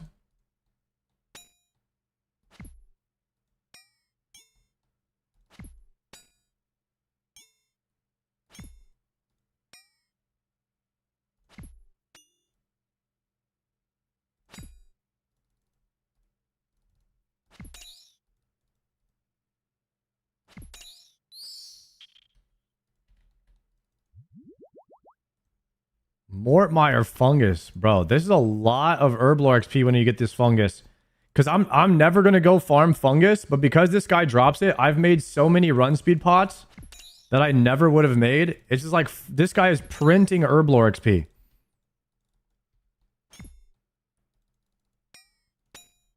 I'm kind of like in a weird way. I'm glad that I'm here farming more for this D pick because these bosses are so good. And originally I didn't like them because they were in the wilderness and I was like, I just need to get out of the wildy as quickly as possible. But now that I can cheese it with a second account, it's kind of like not even being in the wildy at all anymore because there's zero risk. So now this has just become the best boss for me to farm. Just straight up. Like, this is why it feels scummy. It feels wrong, but at the same time, I'm not going to not do it, you know? Like, I'm not going to not cheese the system with a second account if it means no risk.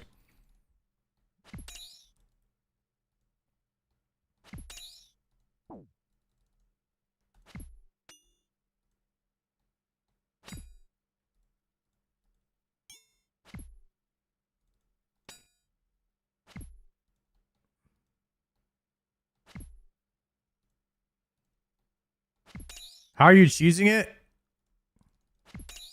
Like this.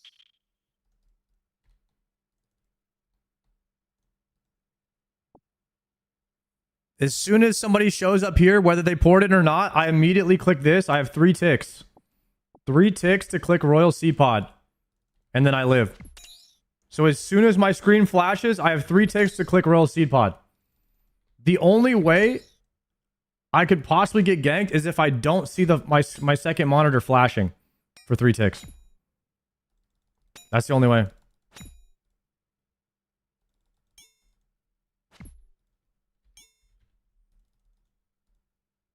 I'm turning the player alarm on. I forgot I turned it off, actually.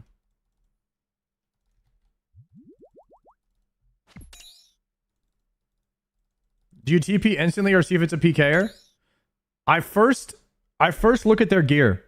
If I see anything other than a crushed weapon in their hand, or if I see any type of PvP armor, that could be RMs, Elite Void, it could be, doesn't matter what it is. It does not matter. Carols, Bloodbark, literally any type of PvP gear, I'm gone. I'm gone immediately.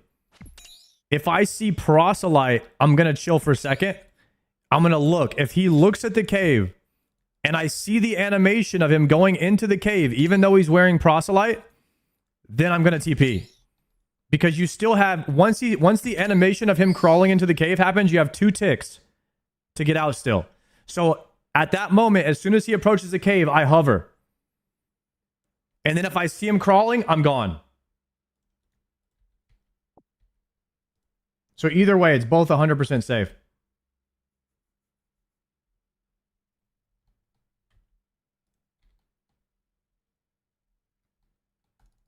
So if you enter the cave, no matter what, even if you're naked, I'm gone. Does not matter.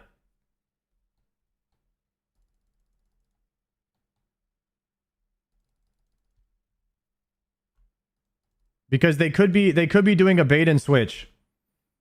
So if anyone enters, I'm out. It's that simple.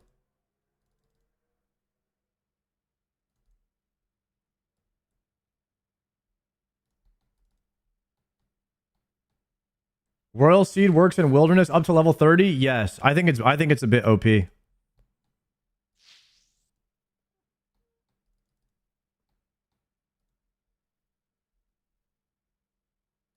And the thing about Royal Seed Pod 2 is once the animation starts, you're gone. But you can still be hit with a teleblock. Like, I get hit. I get hit with teleblocks. But they don't work because I'm technically like already gone.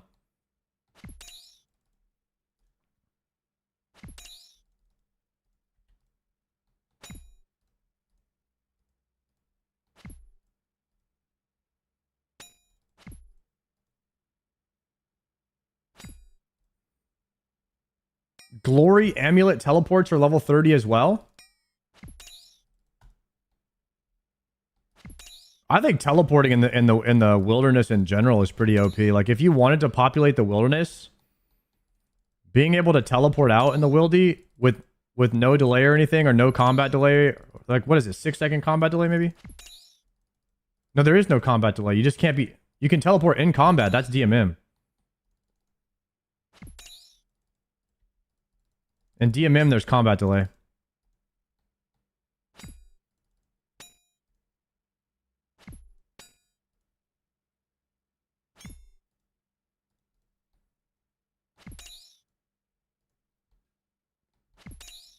It is really hard to kill people in the wilderness, man.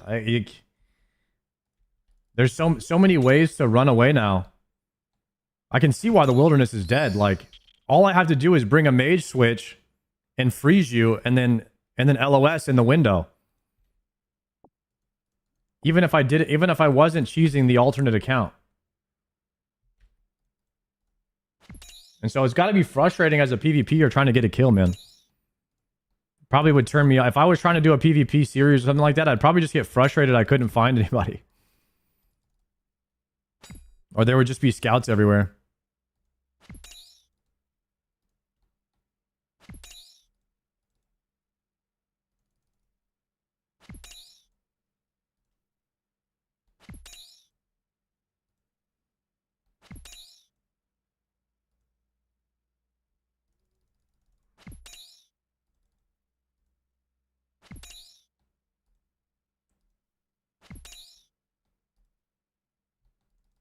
Anti-PKing in ratio is really fun. What do you mean by that?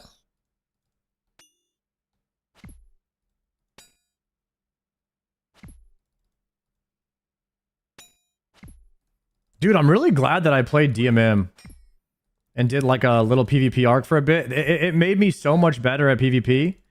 It's like to understand, you know, how it works and stuff. I'm not good by any means now, but I understand it, and that's like a really good starting point. It made me a lot more confident in running away from people as well, if I needed to get away.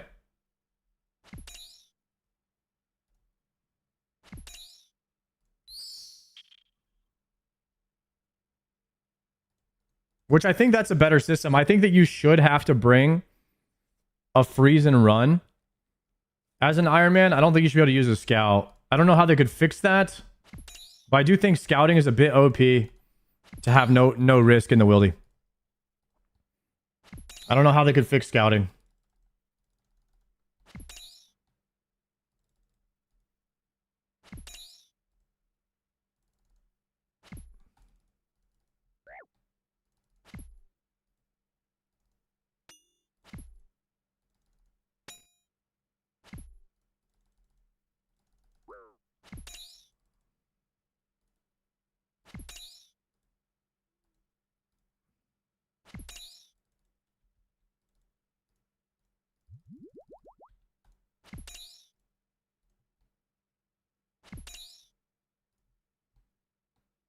I've heard that take of, oh, you know, scouting gives them an extra membership.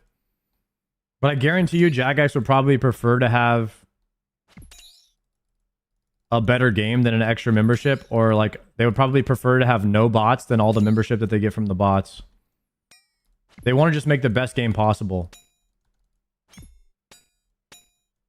I like to think that way, at least.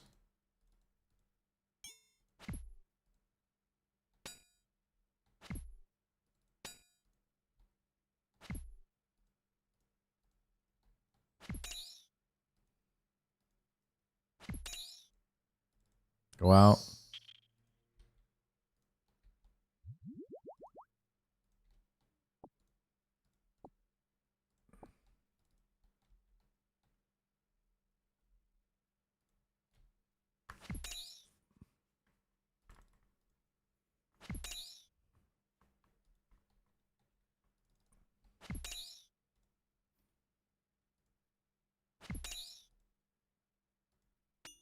Wait, just lip per world? No, what's that mean? Generally, scouts aren't irons, though.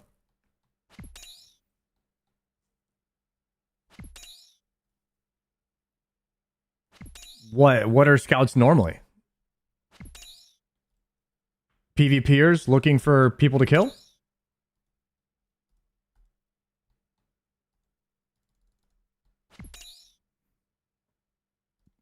They should add an Iron Man world? You would not be able to go into the wilderness in an Iron Man world.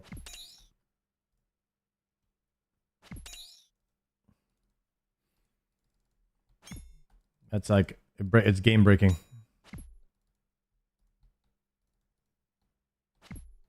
But the thing is, it's just as game breaking to use a scout, so I don't know.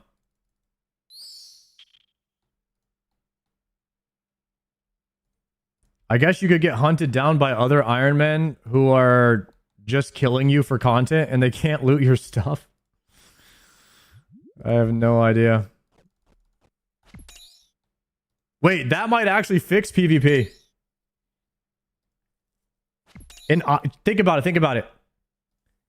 People that are PvPing on an Iron Man only world, they're not getting anything out of it. There'll be no bots because the bots can't make any money. Wait, no, it wouldn't fix it because then they could just hop back to a regular world and then sell all their stuff. Nah, people would go on the Iron Man world, farm stuff, and then they would go in and then they would uniron or whatever. The bots would de-iron and then sell it. Now, there's always a way to break something. Or they would just drop trade it. It's really tough to design a game around Iron Man and mains. That's why you pretty much just have to design it mostly for mains. Because that's the main way to play.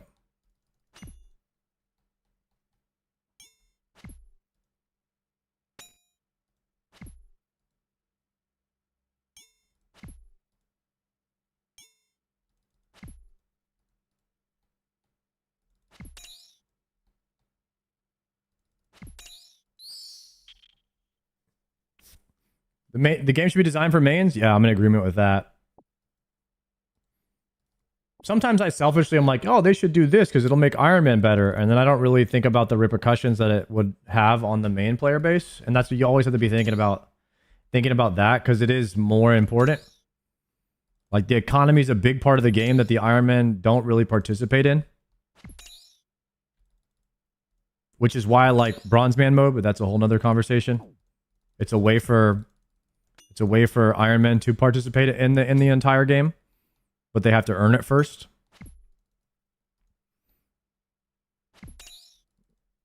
If that add-on, if that plugin gets good enough, maybe people will, maybe the Bronze Man mode will catch on with that plugin.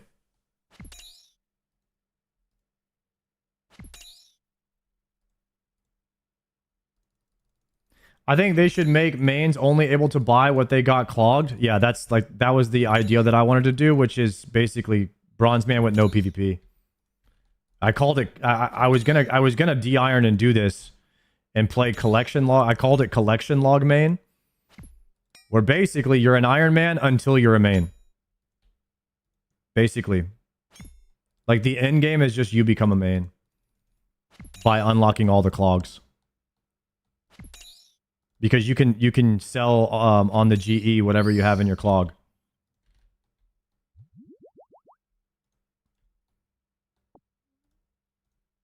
Nice. That's a lot of Herblore XP right there. I really wish that was a real mode. I hope that they make Bronze Man a real thing. Because it's basically... You're basically become... At the end game of it... You just become a main, but you have a bronze helmet next to you saying, I'm basically a main now. I can buy and sell pretty much everything, but I started as Iron Man. Right? It's like you got all the items, and then that allowed you to participate in the market. I think it's a perfect blend of not limiting what you can and can't do in the game, but also telling everybody else that you earned all of your own items yourself. It's what I want from RuneScape, which is to be able to have the accomplishment of saying I earned all these items myself, but I also want to participate in the economy, but I still want that trophy next to my name, that badge that says, "Hey, I didn't start as a main. I earned the right to be one."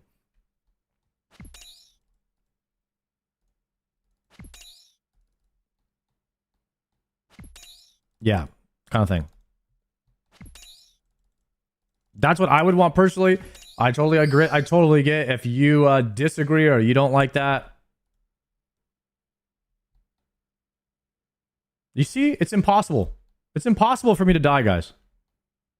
That guy zoned in. I was already gone. It was like 3 or 4 ticks. I was just standing there looking at him. It's like way too easy. I saw that guy had an Infernal Cape. I didn't even have to think about it. I immediately clicked Royal Seed Pod. If I see an Infernal Cape, bro, I'm not hesitating at all.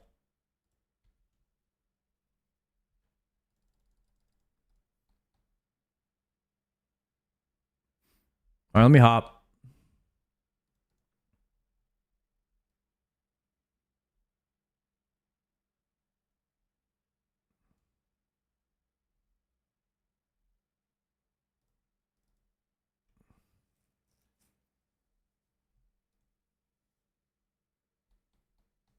For the next game mode, I'd like to see hardcore main. I would love that.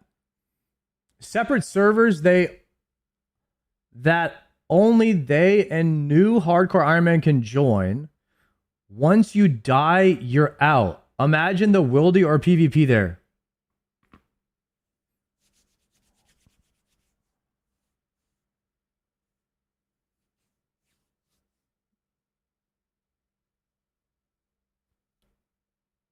Like hard. So once you lose hardcore status, you get thrown off the server.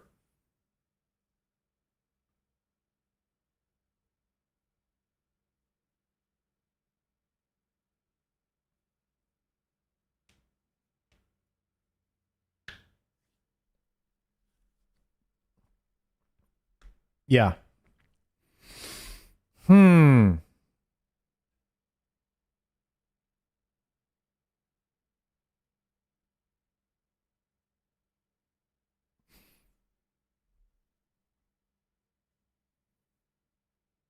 Damn, people would just that would be crazy content for low-level PKers that were trying to like go in the wilderness. I mean, the wilderness would be completely dead on that server. The only people that would be in the wilderness would be people like PvP content creators, I swear.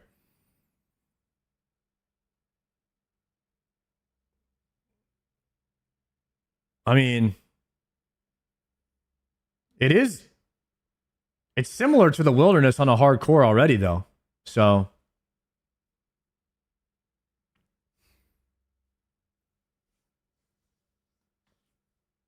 that could work, though. It's an interesting idea.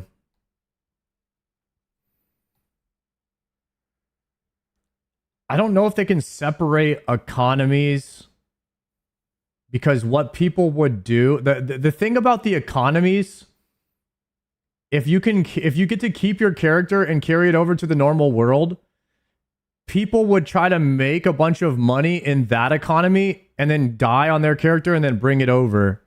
Or people would bot in this economy, make a bunch more money, and then it would be worth more money in RMT.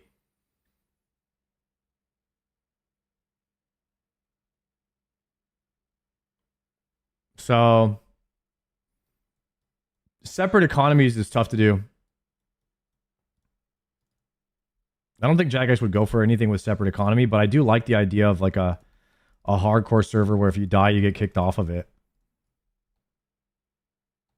I think hardcore main straight up should just be a thing where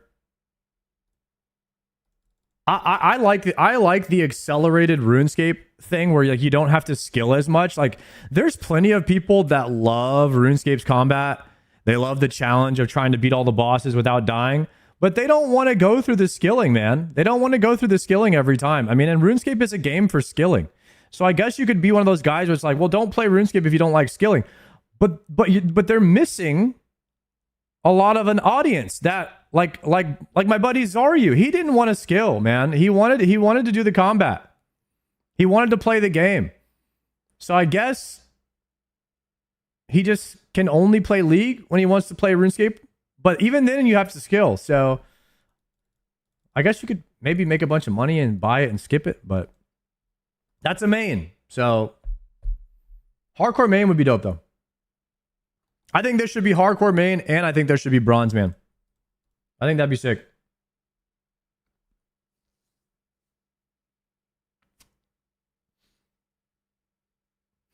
You skill for so little time before getting into deeper content? I don't think that's right. I've been skilling for 7-8 months. I'm nowhere close to being done. I skill off stream, sometimes 3-4 hours a day. A lot of streamers don't have that ability to do that because I prefer to do more exciting things on stream. But there's no way I'm going to sit here and do 8 hours of mixology on a stream. I just won't do that.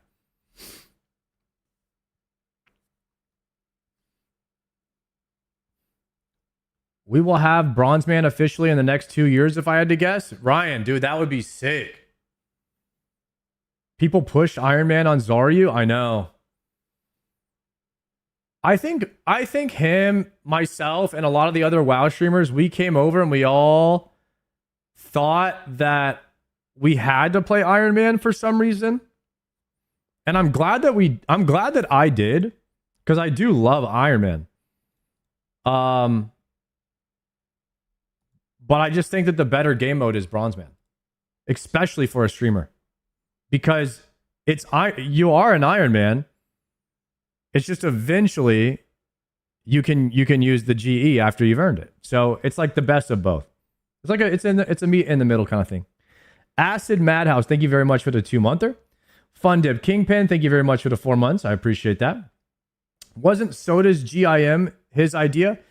Yeah, but the thing about people that don't play RuneScape is they don't really understand the all-consuming void that RuneScape is. You might be like, oh, it's fine. I play video games, 8 hours a day. It's not enough. RuneScape will devour that. It's not even close. Like, you need you need 2 to 3 years of playing every day for 8 to 12 hours a day to really dip your foot into what RuneScape is. And that's not an understatement. You play this game in decades and not months. It's crazy. People think like, oh, I play a lot of World of Warcraft. You beat World of Warcraft in 2 weeks. And that's classic, the one that's supposed to take a long time. I hit max level and gear my character 2 to 3 weeks. In this game, 2 to 3 weeks might get you to the fight cave.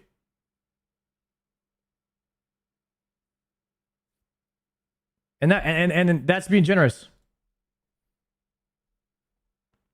Unless you're Bodhi, you could probably do Song of the Elves, but that's an exceptional case.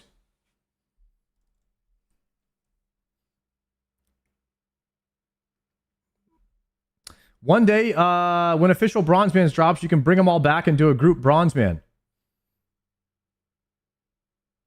It depends on what the penalty is for when they all quit. That's the biggest thing. If I can just go down to a solo, no, you can't.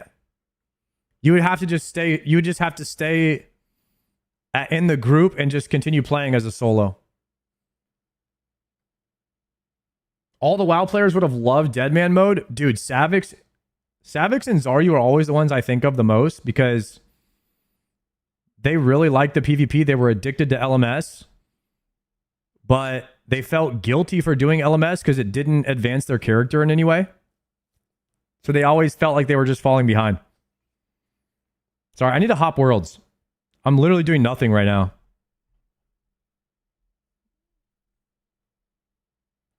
Let me find a world.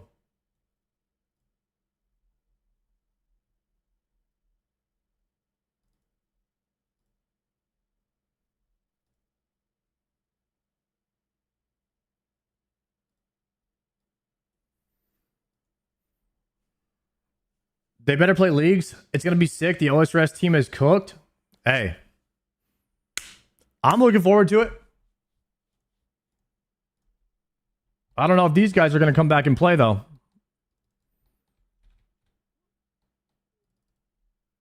You know what's crazy? Is TBC and retail are out, and I have nothing to do in WoW. Is that the craziest thing to say out loud? Like, that could even be possible?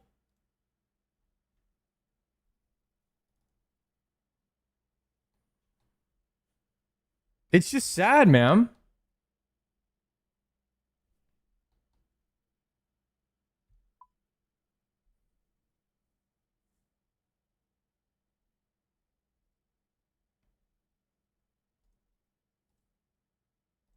All right, found a world.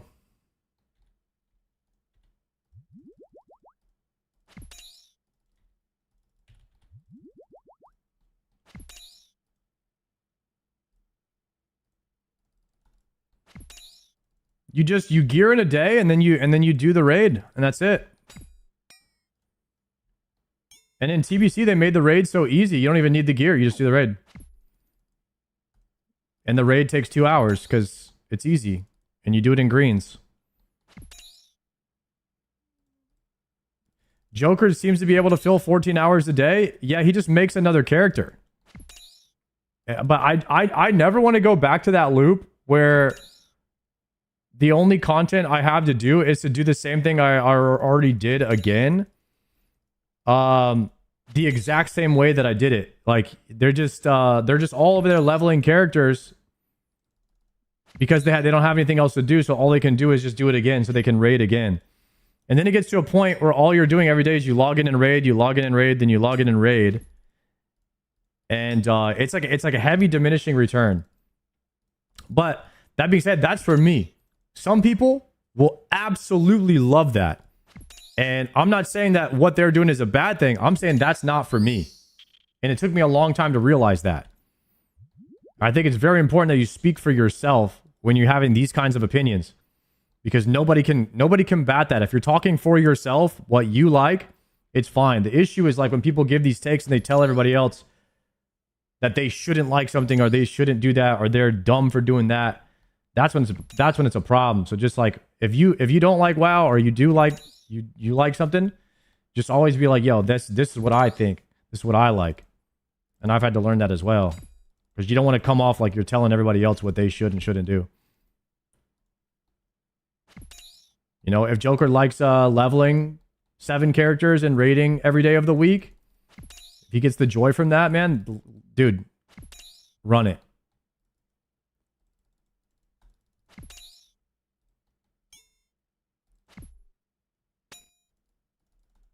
I don't think WoW streaming is a long-term sustainable for revenue. Oh, it is, absolutely. The thing is, people will always want to watch WoW. They'll always want like WoW open on a second monitor, even when they can't be playing. Because there's a lot of people that live, I would say, vicariously through streamers. They might not be able to play, but they wish they were playing. So they're having a stream on while they're at work, doing the thing they maybe don't want to be doing, and they're watching the thing that they'd rather be doing. And so for many people, that's WoW.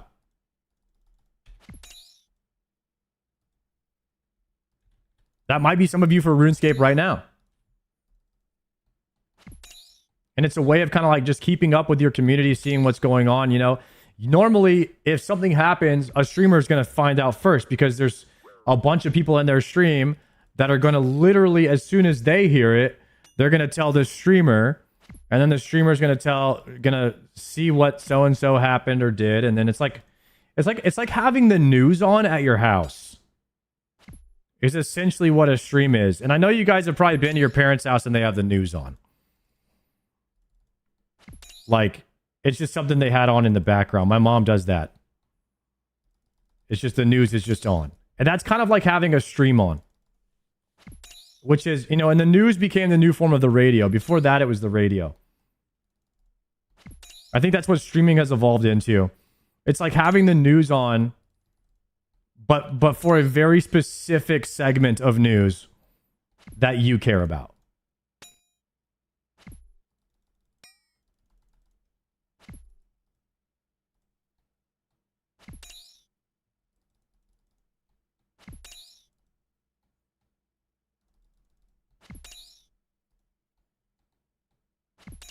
100% watching OSR streams is where I get most of my news. Imagine being able to aboba the news. That's true. That is funny, man.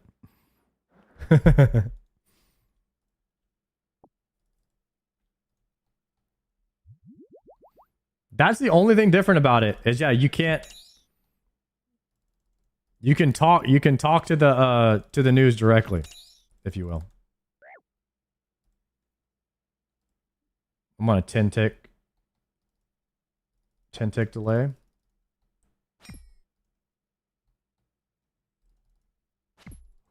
What are your thoughts about Classic Plus? I think they should follow the RuneScape MMO design as closely as possible. Otherwise, it's going to fail.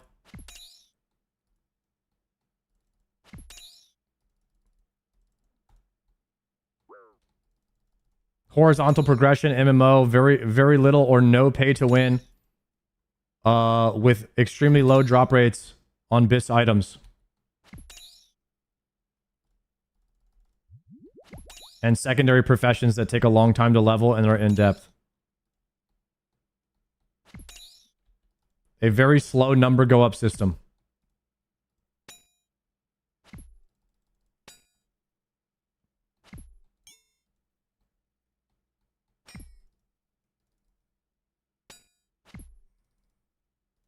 And prestigious cosmetic rewards that give no additional power. Or very little power upgrade at all. But something for the sweats to go after.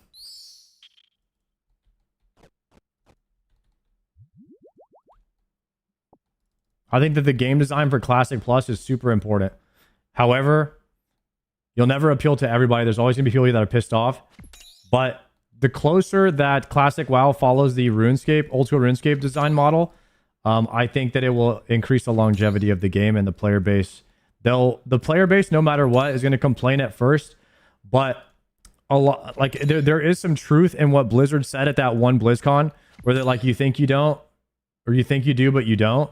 They were wrong when they said that, but there is a lot of truth in that, where I think that the WoW player base really doesn't understand what they want necessarily, because a lot of times Blizzard will give the classic WoW player base something that they asked for, and then they're like, oh, we actually didn't like this.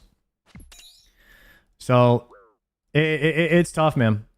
It's tough because the player base is just so split on what everybody thinks that should be added to the game. But I'm pretty like a radical change to Classic Plus kind of person. And so after playing RuneScape, I've realized like what I like from a game. And I definitely don't want to be able... the biggest problem is I don't want to be able to beat it in 2 weeks. And that's a problem right now in Classic.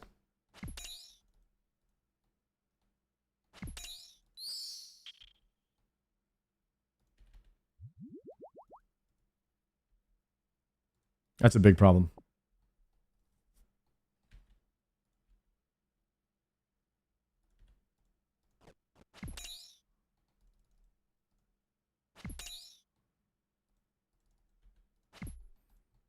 You know, old school RuneScape has its own issues. But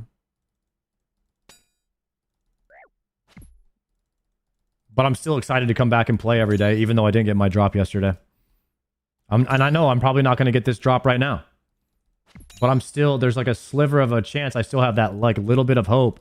And when I do get it, oh, it's going to, that dopamine is going to hit like a truck when I do get it.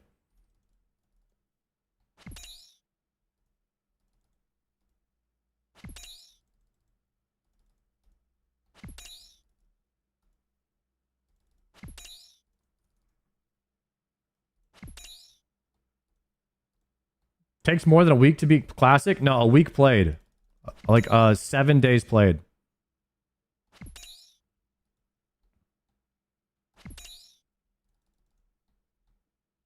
I would also bet you pretty much anything that I could like level a character and clear the raids in a week played in classic. It's not even, I mean, maybe that's a little bit fast for the average person, but I could level a character in 4.5 days or 5 days maximum, and I could go right into the raids with whatever, and we could clear all of them.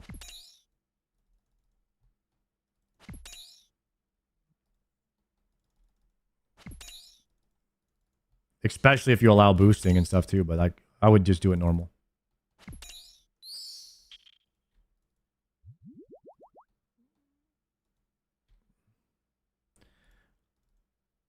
Yeah, just that's why I hope they have just emphasis on that, slowing down the gameplay in Classic Plus a bit. A lot of people are anti-leveling nowadays, but I think it's a necessary part. But that also goes into game design. Like RuneScape allows you to jump into the end game way sooner than World of Warcraft. Like look at these guys that are doing Inferno with like what was like the lowest Inferno, like combat level 65 or 35 or something crazy. Like RuneScape allows you to do that, whereas WoW doesn't. Lowest Inferno is 35 or 37. Like how sick would that be if WoW allowed you to do that? And that's kind of an issue with game design, where WoW doesn't allow you that freedom of creativity. There are no Rendies in WoW because nobody can hit anything 3 levels higher than them in WoW. You miss every attack if you're attacking a mob that's 5 levels higher than you, unless you're a hunter. So the game design is not set up for cool content like that, for cool YouTube challenges and stuff like that. It's very limiting. And that's why we don't have a ton of YouTubers in WoW. Because it's not a good game design that supports it for that.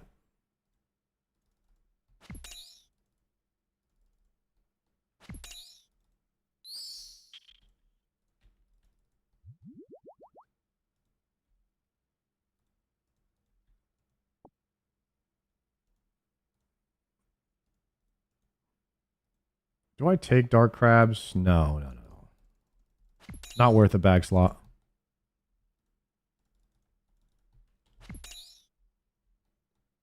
I've always wondered why WoW doesn't have YouTube like osrs. It doesn't make sense. It's just not. Yeah, it's not a good facility for it. It doesn't have the foundation for it. Half of all the RuneScape creators are people that restrict their accounts. Maybe more than half. Maybe like 90% or something. Is I started on this character with this item and I'm not allowed to go here. And WoW, like there's like one guy that did a video like that. He's like, I want to see how far I can level up without actually killing any monsters. And he got to like level 8 from just exploration XP. Then he ran out of things to explore. And then there's like another guy who's like, I wanted to see how far I can level a melee mage. You know, he tried, but like, yeah. Or like there's a guy who's like, I'm going to see how much money I can make, but I can never leave Elwyn Forest. And like surprise, like he didn't make very much money very quickly. Those types of series are just not interesting in WoW because everyone knows like what's going to happen. There's like not a lot of mystery. Like people, there's a lot of playability in the starter zones in RuneScape because the starter zone can also be an in-game zone.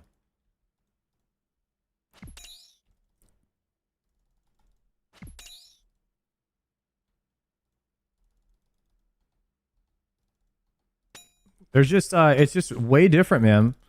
And that's why RuneScape dominates the YouTube space. From any MMO that I've seen, the creators over here, man, they like this game. Like what was that project where they were gonna like let you design your own game modes and stuff? Project Zenaris. That didn't happen. Yeah. I would say like I would say RuneScape kind of is Project Zenaris for content creators. Like it has all the foundations for you there to kind of create your own MMO. If you look at RuneScape as like a baseline MMO where you can kind of make your own one from it, that's kind of what it is for content creators on YouTube. You're like making your own MMO using RuneScape as the baseline. It's a great sandbox world. And WoW is not sandbox. It's I always say WoW is on rails. But it's very linear, the gameplay. You do 1,000 quests that are all the same. Go pick up 10 of these, go kill 10 of these. Come back. And then you're max level. Occasionally you'll do a dungeon.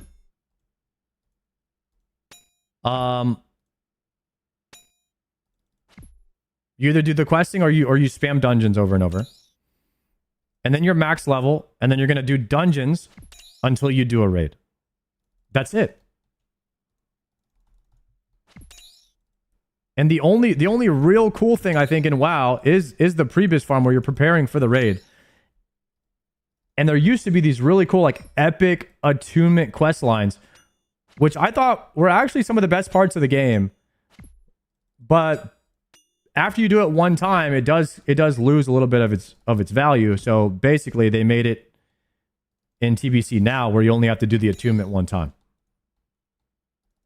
It's no longer like a rite of passage that like you did the attunement, so now you can do the raid. As long as you've done it once, you're good. It's on your account now. It's like an account-wide attunement. Only WoW video I saw was Barney's Scarab Lord series, which is good.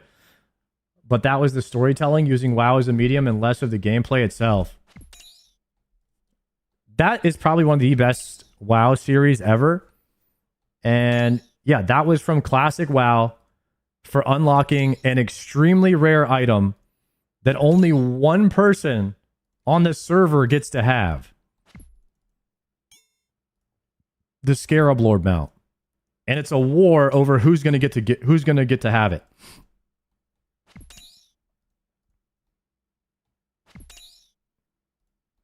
That content can't be recreated other than right at the start of the gates opening for AQ40.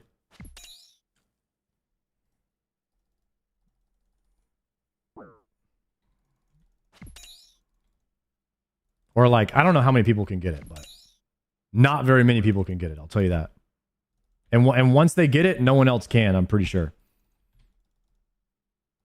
There's a reason I've never gone for that, and it's because it's insane. It's insane what you have to do to get it.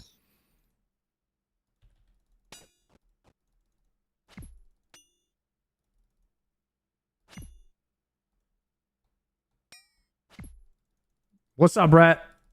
How's Cal treating me? Good. We've only been ganked one time today, so I'd say it's a solid day. Plus, we have our scout outside, so we've taken all the risk out of the wilderness. Compliments of paying $8 a month for the extra account. Thank you, Jagex.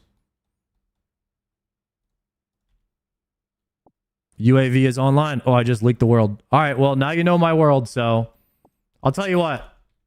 Come and gank me if you want. You won't kill me.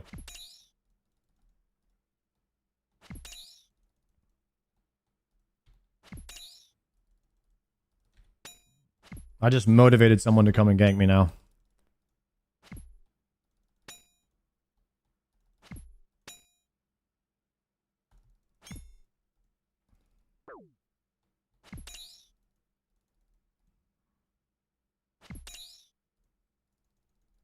All of Raw is on their way, huh? Dude, apparently... So, one of the guys that reached out to me to, like, team up for the DMM finale... he was like, yeah, so let's group up and let's take out Rot. I was like, all right, cool. Nobody likes Rot, right? We'll go kill him. They didn't even show up. Do they even exist anymore? I was like, all right, everybody, we're all gonna kill Rot. Or is that even a thing?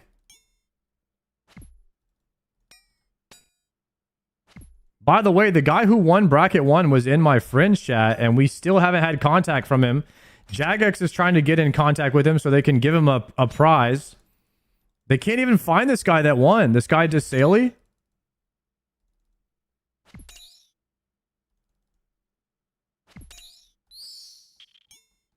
We couldn't find him in the Discord either. Guy just won DMM Bracket 1 and then logged out. Hasn't been seen since.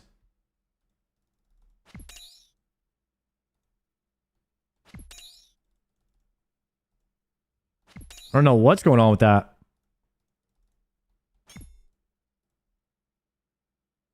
All right, guys, we're at 284 kills. We're going to go to 302. That's the 50 mark. Hopefully today's the day we finish the D-pick grind for the second time.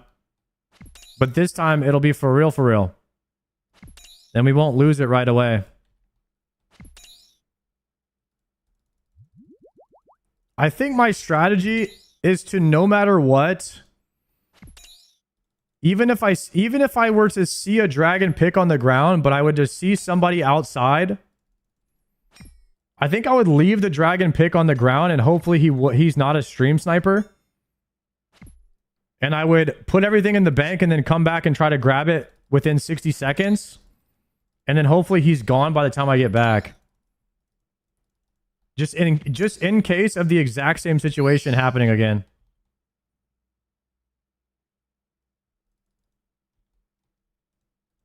Oh, we could just close our looting bag too. That's right, we're not carrying anything that we care about. Alright, I overcooked that. Either way works.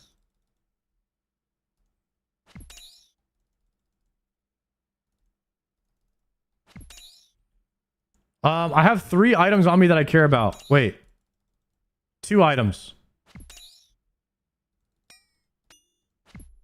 I only care about my zombie axe and defender. Everything else I can get back.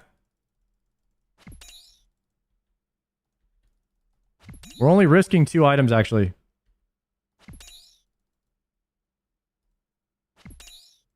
Even the zombie axe is not a big deal. The only thing I can't lose is the defender.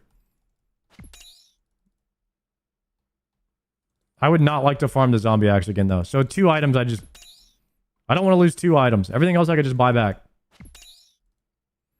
Has Sard expressed any interest in RuneScape 3 with the new world map? Yeah, I think RuneScape 3's been cooking, guys. I mean, you gotta give him some credit. they're doing all the things that people have been complaining about. They're getting rid of them. You gotta salute a company that's doing that. Everything that people have been complaining about, they're fixing it. So it's like, at what point are we gonna run out of things to say that they're not doing? And then at that point, I feel obligated to try the game, right? Like, just as a consumer, it's like, dude, this company is they're actually doing the thing that we complained about.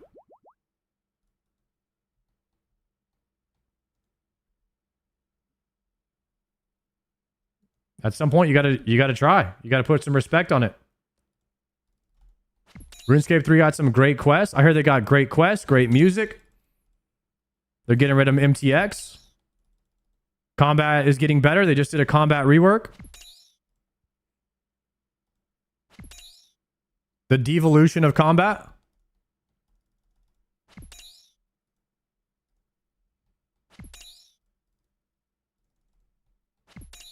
I mean, it might be time.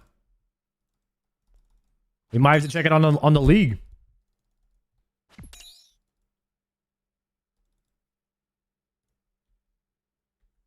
A league has got to be the best time to try it, right? If you were going to try RuneScape 3, would it be when there's a league?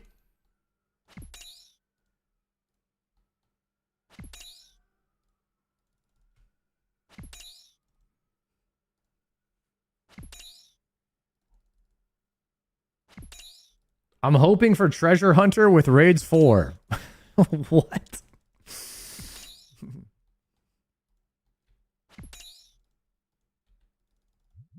What a sentence.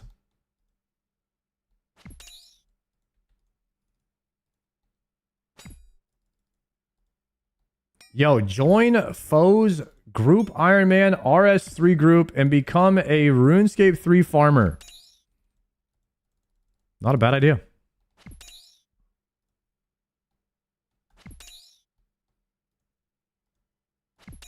I heard mixed reviews on the RS3 leagues. Nah, people told me the last RS3 league was not good, but I mean, Foe seemed like he was having a good time. No Monkey quit after a few days.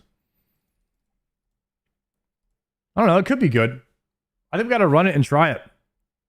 Got to give it a shot, dude. I think we all got to form our own opinion. You know what it is?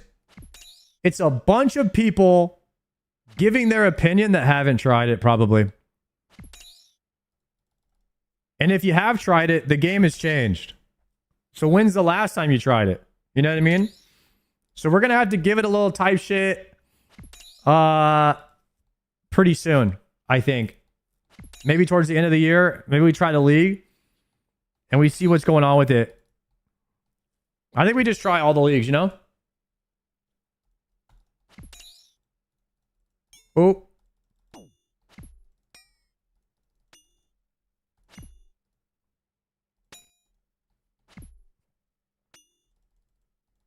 I love leagues. I've never done a league before. But I did like DMM, and DMM was kind of like a league, right? In a sense of like it's just the bosses weren't changed. They were all the same bosses. You were just stronger. Whereas League, you can get stronger bosses and cooler attack moves.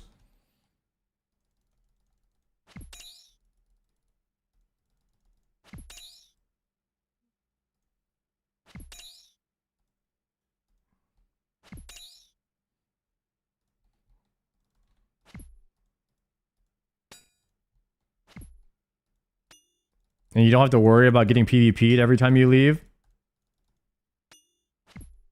Hey, the wilderness is still the same in League though, right? Like I could still lose everything I have on me in the wildy in a League. Yeah, you can PK? Okay. I'm gonna have to be careful then. Wine of Zam. I'm gonna pot up.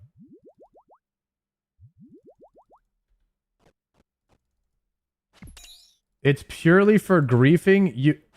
It's a PVM death in leagues. Wait, so Wait, why? You don't lose items? Do people still PK in League if they can't get anything from it?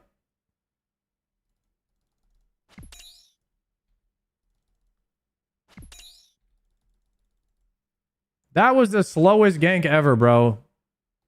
Dude, this guy came running in from like... Bro, he came running in from like so far away. He didn't even log in on the tile. I don't know who that was.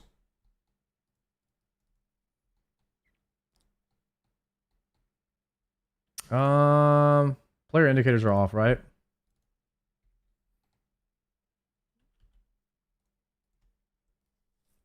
Wait, there's no GE in leagues.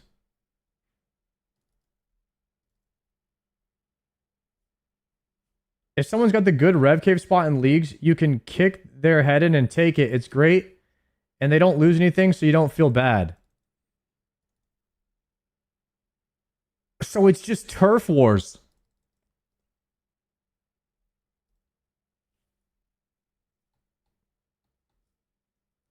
That's kind of cool.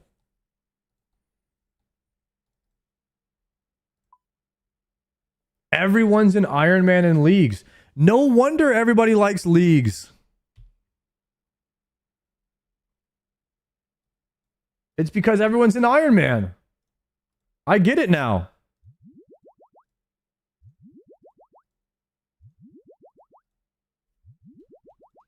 Iron Man best game mode confirmed.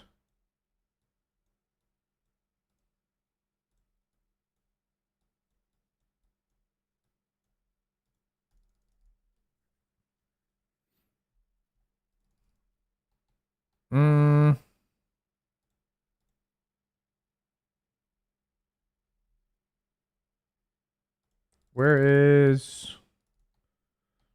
Did I hop on this guy yet? I can't remember.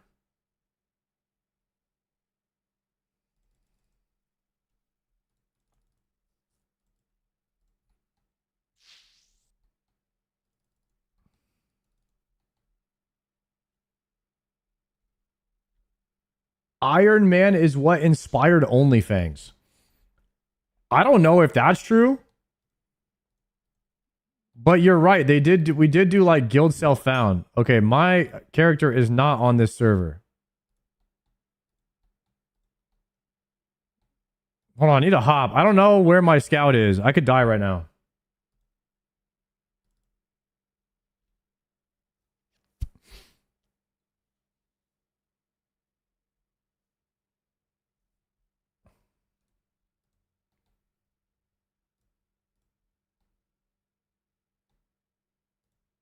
Dang it.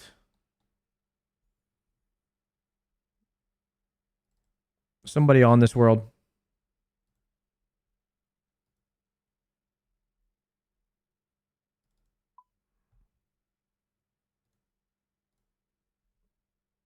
All right, I'm operating.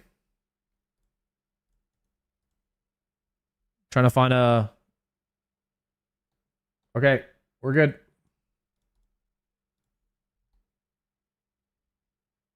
Oh, shit. I didn't realize I had my other screen up. I'm so dumb, bro. I gotta hop again.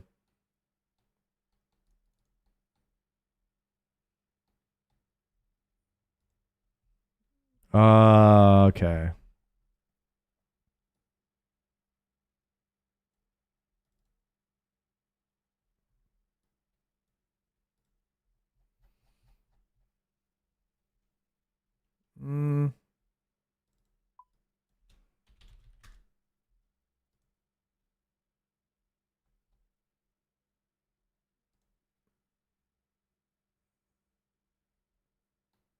Dang it. There's already a scout on this world.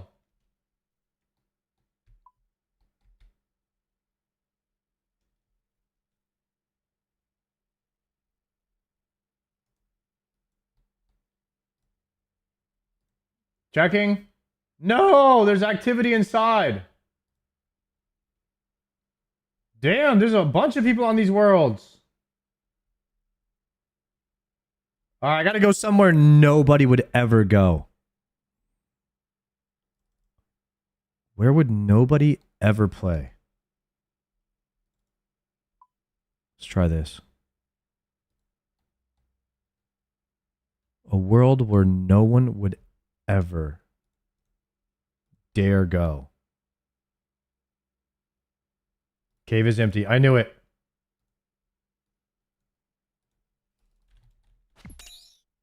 I knew it. Wait, I forgot potions. It's my life, guys. This is my life. Wait, he drops super combats. What if he drops a super combat right now?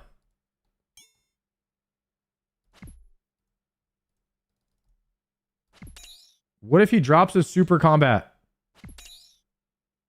Because I forgot.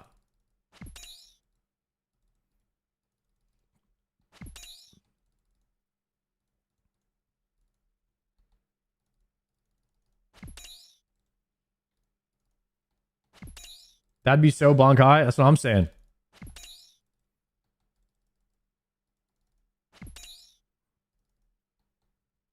Please. Oh.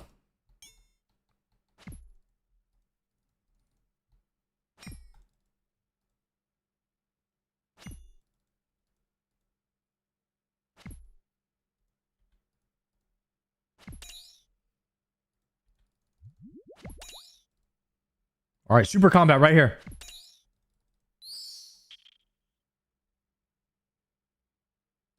$2,000 coins, blighted Karam ones. Dang. I only have 2 rings of dueling left. And how many numbers do we have? Okay, we only need 13 more kills today to complete our 50. Let me grab my supers. We're just going to run right back. Only 1 minute of downtime. Look at this. I'm already in. Enter. Speaking of Showback, is he still playing Hello Kitty Rainbow Island Adventure? No. He is playing TBC. He's trying to hit Gladiator.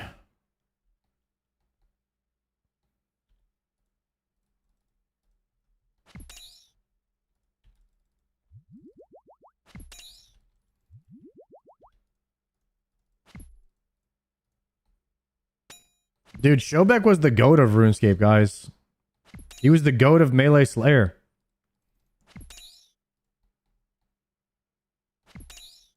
We had some good adventures with the Beck. Missed that guy.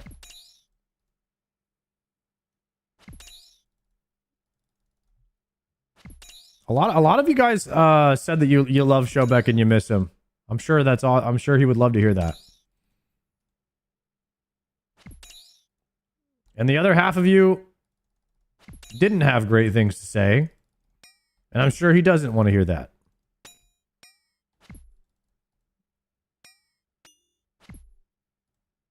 Matter of fact, you're probably saying some of those things right now, if I had to guess. You know why? Because you're predictable. Obvious. Unoriginal. Unlike my 60 radar weeds. Let's go. That might be a bank.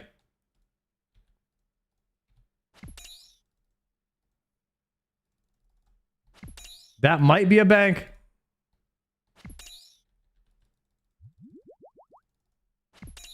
Is it always a bank? Even when you have no chance of death?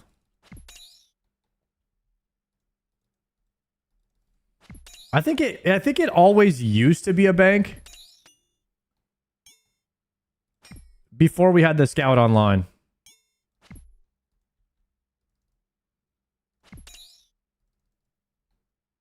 I think the scout's a bit too OP.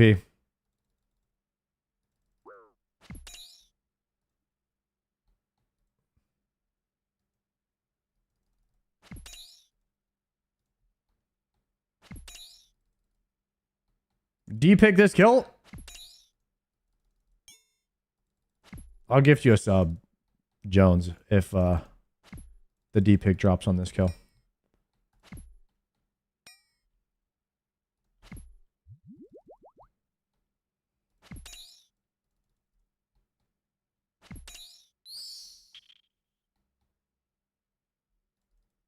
Damn. 291.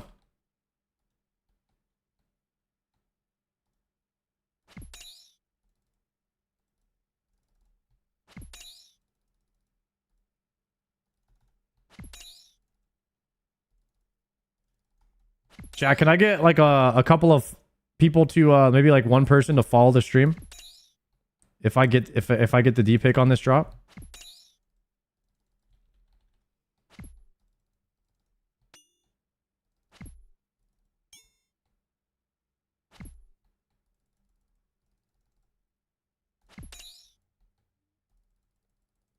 I'll sub if it drops on this one. Okay. I'll unfollow. What? Guys, come on. Don't do that.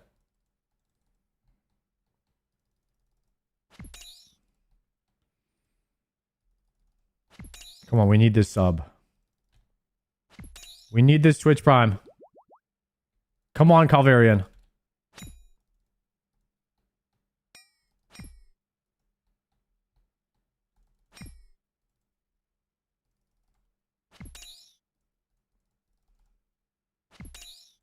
One more hit right here. He dies. Dead. I should be doing preserve. Dang it. Dang it. Yo, Sam, thank you for that gift sub. Appreciate that, Sam. Welcome.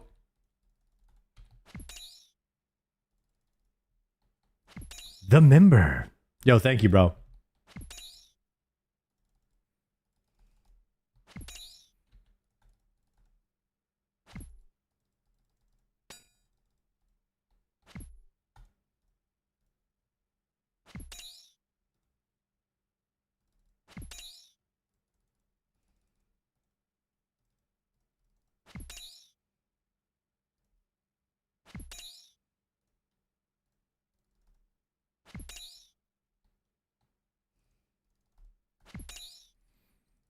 Come on. If you guys are just tuning in, I have killed this boss 292 times. He has dropped 0 dragon picks. The average drop rate for a dragon pick is 358. I've hit the drop table for the dragon pick twice. So it could be any time now. Unfortunately, it was not that one.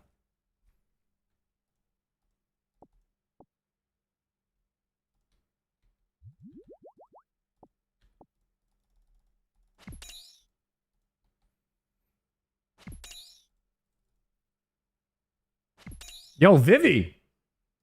Thank you very much for the prime as well.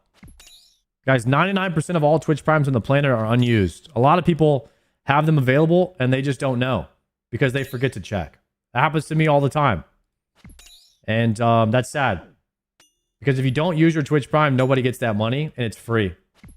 And so I encourage you right now, check if you have it available. Go give it to your favorite streamer. Doesn't have to be me, okay? Hashtag bankrupt Bezos. Hashtag one prime at a time.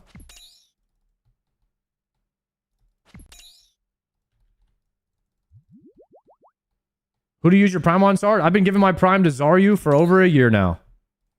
Actually over 2 years now. I was giving my prime to Zaryu before me and him became friends, before I became a streamer. I would watch Zaryu into Peekaboo pretty much every day.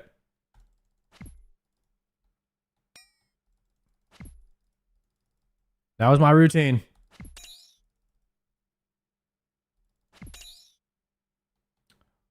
Yo, we just got a bunch of Twitch Primes right there. Thank you guys for using those. I really appreciate that. Whiskey, Bayako, Riso, rocked you. Legends, my friends. Thank you for using your Primes on the stream. And now you're one of the boys? Yes, sir.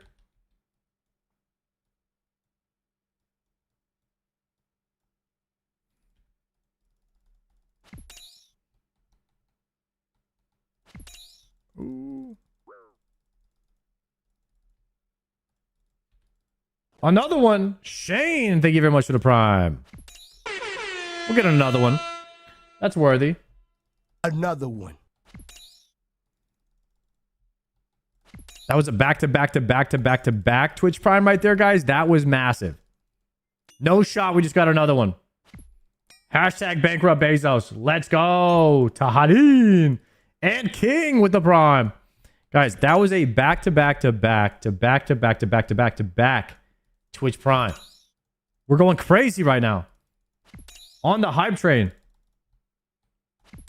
I also don't know how or why there's a discount off of gift subs today, but I guess there is.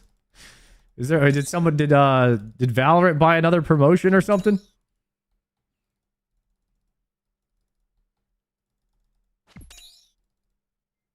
Kelwin, thank you for the prime.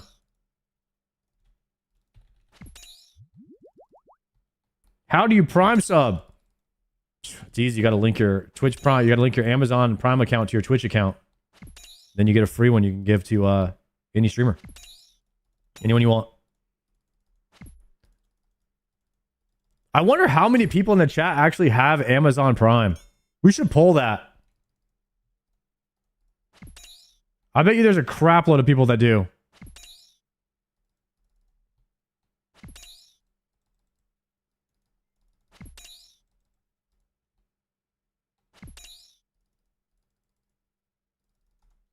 I don't know anyone who doesn't have Amazon Prime. Isn't that crazy how big Amazon is, man?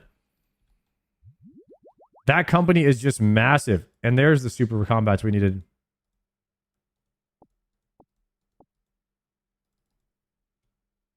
Papa Bear, dude. Thank you very much for the prime. And X Mega and Kelwin. Thank you guys for the primes. D-pick this kill. All right, crazy. If I get it on this, if I get D-pick this kill, I'll gift you a sub next month, okay? When yours runs out.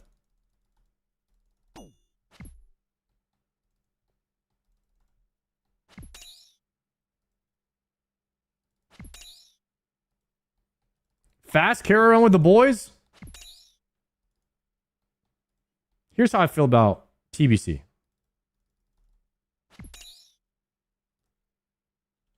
I'm down to play and do a run with the boys anytime. It doesn't matter if it's WoW. It's just that a lot of my friends, the boys, play WoW. If they want to do Kara, we can. If they want to do Chain together, we can do that. I'm always down if we get enough of the boys together to play a game. So, whenever. If somebody wants to do that, we can make that happen. But do I care about having gear in TBC? No. I don't.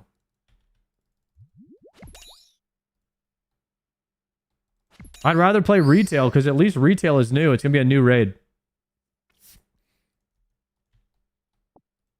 And retail is actually fun. I'm having a great time playing my Blood DK, doing massive pulls. Now, that being said, hardcore is a totally different ballgame. I am probably going to have a great time playing TBC hardcore as long as the hype is there for it, you know? Bruh. Limpy Octopus, man. You made me TP out.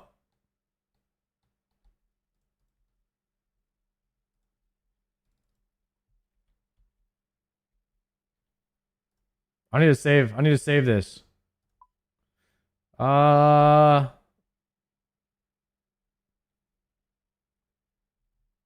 Clan Wars, teleport. I gotta find a new world now, man. I thought no one would ever come to this world.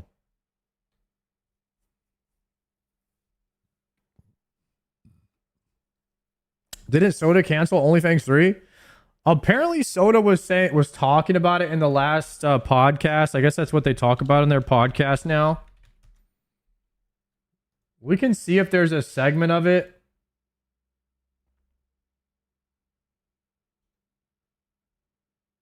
Is there a What up, OnlyFans Downers? section?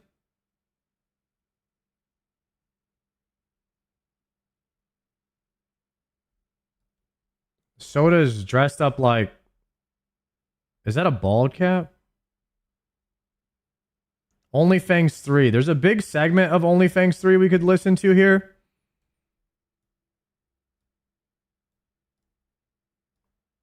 And see what they're saying.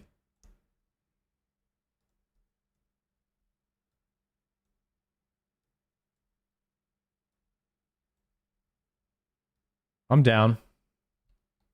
Why is there a toilet roll wrapped around his head? I don't know. This is probably his best wise old man impression. I guess that's what he's going for. No, I think it's... I don't know why he's dressed like that. I have no idea. Okay.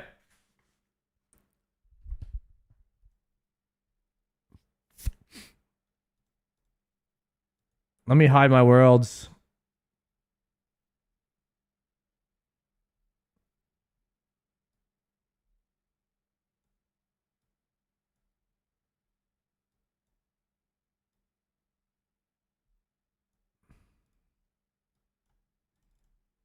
Okay. Make sure my UAV is online. We have not that many more kills to go. We'll put this down here. And let me see if I'm on the right world. I don't know if I'm on the right world right now. Oh, I need to dump my bag. Let me dump my bag first. And then we will listen to the OnlyFans 3 section. Nick is also dressed up here. I don't know what's going on with that.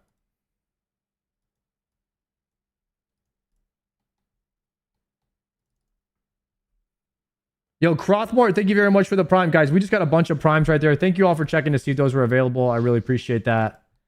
Those primes help the stream go another day, man. Thank you, guys. Okay. Pause the music. Let's hear what they're saying about OF3. That's great. And did you put any more, as a segue, did you put any more thoughts into my house idea that we had for OnlyFans? Yes. Because did you look at the comments? It was very well received. Yes. No, I genuinely am going to do something like that. We are... Man, I actually got messaged by Zaryu. He's like, so what are your thoughts? I don't know what everyone's vibe is with OnlyFans 3. Like, I don't know if people even want it. Of course, viewers do. No, I think we definitely want it. Hold on one second. While you're checking that out, can I just say the verdict is in? I would say 7 out of 8 comments were like, love the WoW content. 1 out of every 8, I fucking hate WoW. But I would say overall, overwhelming majority, the people have spoken, WoW's in. Not WoW's every in. episode, but it's in. Okay. No, I agree. WoW is there. So, really... That was you, Lauren? I'm not sure. Like, OnlyFans 3, You were the one that commented, I hate WoW. I think, is going to happen. Yes. Okay, it's going to I don't think happen. it's going to be as hype as the last one. I don't think it can be because it's TBC, and I think it's definitely iffy, but it's got some pros to it. And yeah, what you brought in, the houses or whatever, we're going to have probably 5 houses on each team. You can call them houses. You can call them, I'm going to call them just officers in general. So each team is going to have an officer because it's Karazhan. It's 10-man. Yeah, but houses, like, think of it, why, instead of calling it an officer, calling it houses, like, it's House Baratheon, it's House Targaryen. Okay, the problem with that... Think about all like the memes and stuff you can make. I understand. You're right. But the problem with that is... So you need a leader for each Karazhan, right? Yeah. Maybe one person can overall be leading 2 to an extent. You can have them do 2. You can have them do like 4. I don't know about that. I think 4. you could. No, Well, it's- last time we had... I like where Soda's at. I like where Soda's at with that. 120 people. I do think this time around we will have more. Yeah. No, I think we're going to have about 150 plus people that are going to be raiding. Okay? So we have about 100 people dying to Prince Malcolm. Absolutely. People are going to be dying left and right. Point is... Chat, what if I was leading a Karazhan with all like 9 other RuneScape streamers in it? And we got to clear Karazhan without dying. That could be fun, man.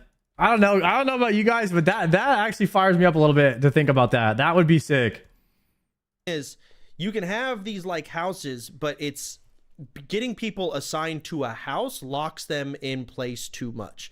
Really, it just needs to be Nick's raid. You're gonna be leading a raid, and you'll have your assigned people, and if they die, other people will get brought in, of course. And yeah, it's gonna be like, and every single week, let's say, what's different than just calling it a house, though? I think it causes issues. I guess, sure. It's just something that, like, you can make T-shirts with your house on it. You can make logos. Allegiances change all the time, so that's guild not a problem. tabards. Yeah. You know? Yeah, you're right. A bunch of different we stuff. could do a house direction. Point is, you have to think about how things actually play out. You have to think about the tanks and how many are needed here and there. You have to think about the healers and the different comp variations, a lot of different things.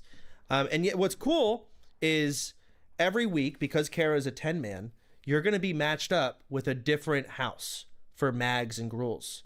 Bro, what if each house was a different game on Twitch?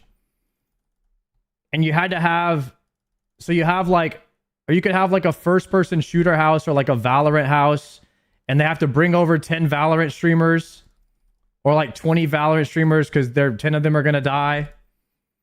And they could have like a RuneScape house. That would be kind of sick. That might work. But now you need 5 extra people. Yeah. Because it's 25. You're going from 10-man to 25. Yeah, 2 houses combined, that's 20 people. Who are the extra 5? Other people from the houses? No, you don't want to split them that hard. Like, it's going to suck to be in Nick's house and, like, I have to go fucking... To be fair, I think Gruels and Mags is better with 20 people. I think the Shatter is better when people are dead. Oh, you think it's actually safer with less? I do, 100%. You know?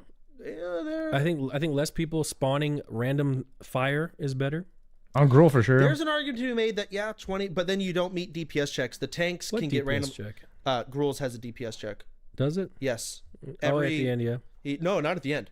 The whole fight is a DPS check. Oh. He literally ramps up and gains 30% damage every single, like, 20 seconds. True. So there's a DPS check there. And there's DPS check just in general on tanks randomly getting one-shot. Because that does I'm not happen. sure where the other 5 come from, but there have to be floaters. Exactly. There's going to be some floaters here and there. And So maybe the people who don't get to go to Kara will come to Gruels and Mags. Exactly.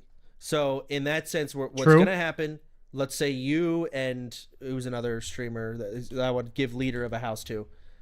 Fucking... Ampy. Zaryu. Let's do Zaryu. Okay, so you and Zaryu, you guys are going to Karazhan. You're overseeing. You have some noobs in your group that you've been trying to teach. They've gone to heroics, whatever. You go to Karazhan. You clear it. That week, your group, or house, as you really want to call it, is now paired with Zaryu's group. So you're going to meet up and like, hey, we're raiding with Zaryu's group. You are both going to probably be like, I bet our house does more damage than yours. You're going to be parsing against each other. Because that's just how it's going to go. It's gonna be whoever survives, what? Yeah, at the end of the day. And then the extra 5 people, I mean, we're going to have to wing it from there. And yeah, they'll be brought in. But yeah, it's going to be So houses. how about the extra 5 people from both sides? They do a Kara group together. What? Oh, yeah, they can form their own Kara group. Yeah. They can call it like the fucking bastards. Yeah. Yeah, the bastard children do their own Karazhan. Sometimes houses march together, you know? So well, what mainly was important about your whole talking point, Nick, is it made me think about the fact that 10 people is not 40-man raids. Karazhan is the main content. It is. And I can't just have Tyler versus Soda Poppin'. You can't do that.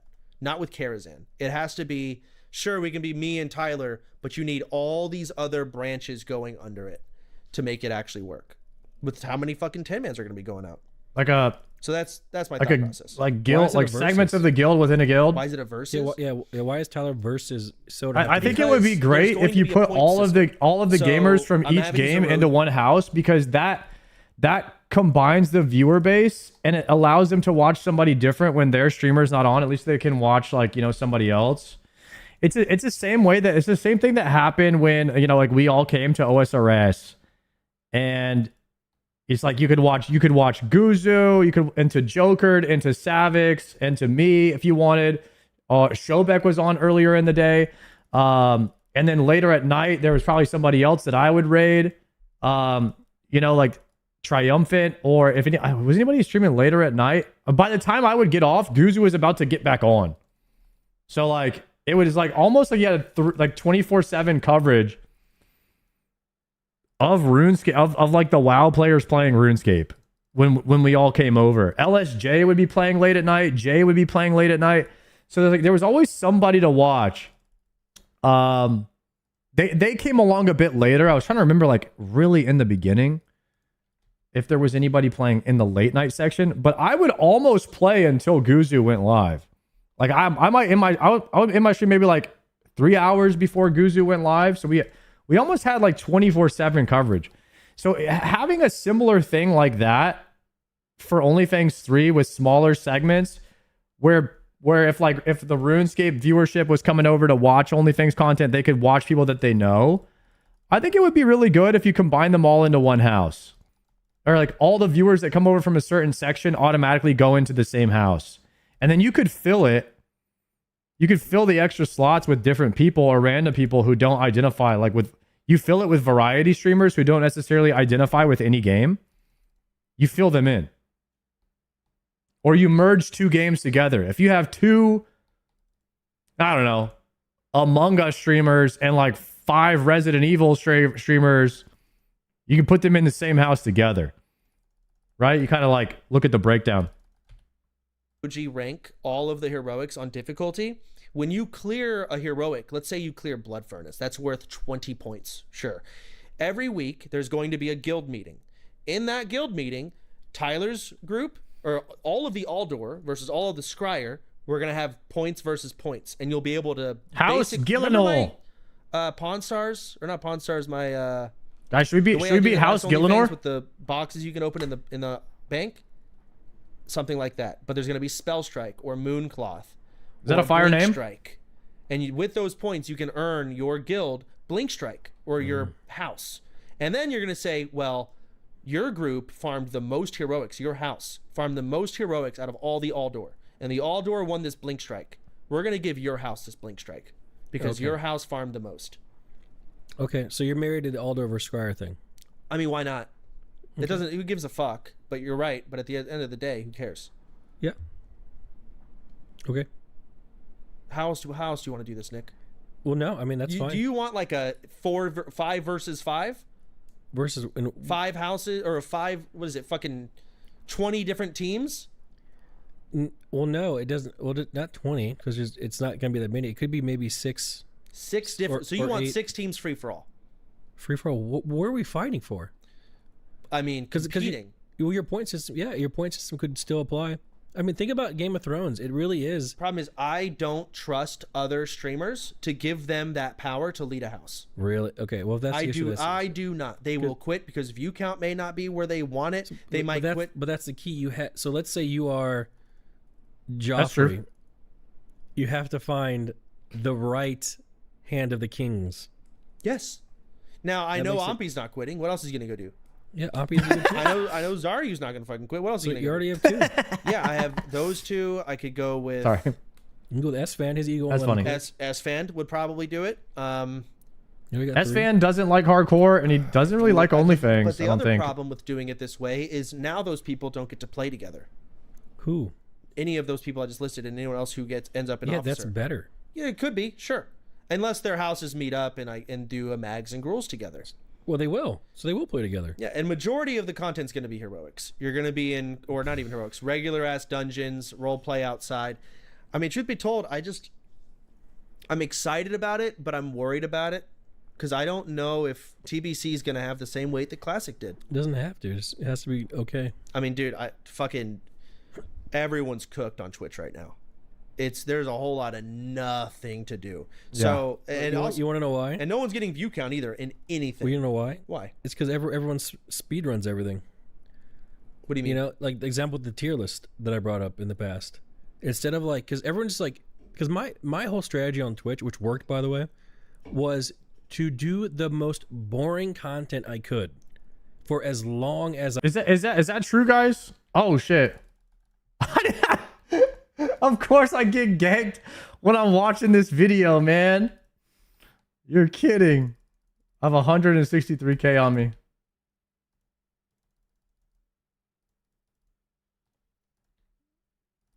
And I'm getting wrecked by the boss too.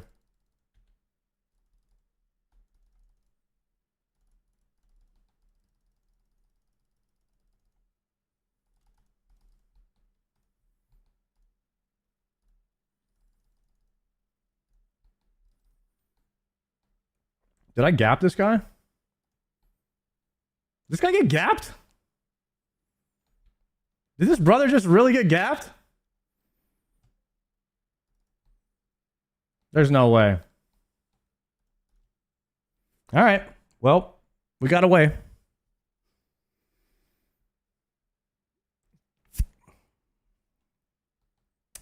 Well, that's why I don't really like doing reacts or like listening to stuff when I'm in the wilderness, but if they're going to get juked, then it doesn't matter. All right, let's finish this. As I could. Okay. With people watching. Sure. Okay. So I would have like one interesting thing a week, maybe, you know, and the rest of it would be boring to kind of spread it out. Sure. But nowadays, this is a kind of off topic, but what people do nowadays is, hey, I'm in New York, now I'm in Hawaii, now I'm in Australia, now I'm in this. And that just raises the motherfucking bar. No, the bar is very high. And it burns everyone out because people are, this is kind of what Ice did early on. Like his content has to keep moving the bar. But there's they're all young, man. But you're talking about the young people. We're talking about, even our friend group kind of travels a lot too, you know? Okay. But there's only so much stuff. So he's talking about like IRL. The IRL section is just like doing crazier and crazier and crazier stuff, and like the bar is being raised so high that it's hard to do anything anymore. And then the viewer's expectation of content is like, oh, you know, did you hear what Kai Cenat's doing? He's streaming with LeBron. And now it's like, oh shit, now unless someone's streaming with a celebrity, they're not going to watch it anymore. So they're getting like this burnout fatigue. And so that's why the viewership is going down. Is he cooking with that? Stuff you can do. Yeah. You know, and Twitch, and the OG Twitch was more about actual like relationships, like Soda and Reckful's relationship, you know, building genuine stuff. That kind of why it kind of works so well. Parasocial, call it what do you want, whatever. Sure. But now I do think there is a lot of burnout.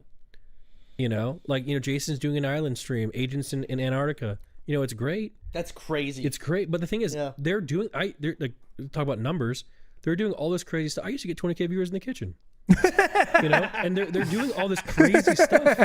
And it's just so, and now it's like, okay, well, you were just on an island. Well, now I don't want to watch you do a normal cooking stream. So that's why it feels like it's so burnt out, because it is, because everything's been done like, dude, so Nick is kind of cooking right now, huh? Well, that's the just chatting world. I'm talking, honestly, no one's getting views anywhere. And but games is kind of the same way, because games are bad. What do you mean? The games are like just not, besides like Arc Raiders. Isn't Marathon big right now? Why are you laughing? Is it not? It's guys, like, is the viewers the down? projections are it's okay. Are the viewers down on Twitch across the board, or is that what Soda's saying right now? Is it everywhere?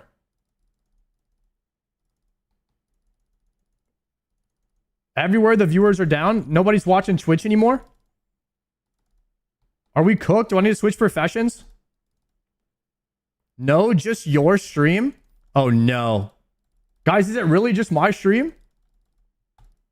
Oh no. Are they comparing it to the quarantine era? Guys, there hasn't been a quarantine era. You guys know how long ago that was? 2019. COVID was 7 years ago. Are we still comparing the numbers to that? Surely not, right?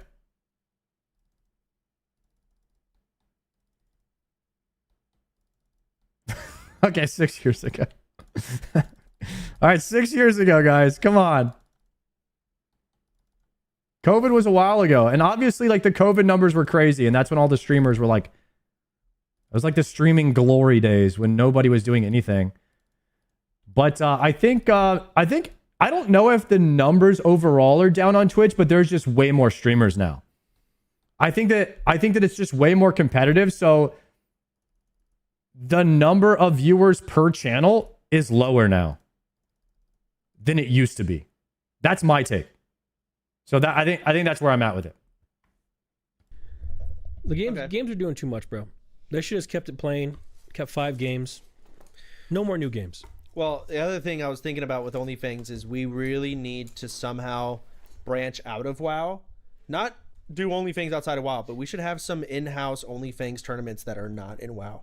And that's the Rainbow Six Siege tournament I did. I'm like, you know what? What if we did an in-house of this? Yeah. And again, it goes towards these Aldor and Squire points. You do understand what actually made OnlyFans successful, right? Role play and the collabing with everyone. Yes, the second part. Drama. Yeah, the collabing with everyone. Yeah, like the drama. And again, that's also in the just chatting. Oh my god. How do you get drama? Emily's talking to agent for the first time. This is crazy. And it goes hard, you know? But then all of a sudden now it's like Emily with Mr. Beast, this guy, that guy, this guy. It's overloading.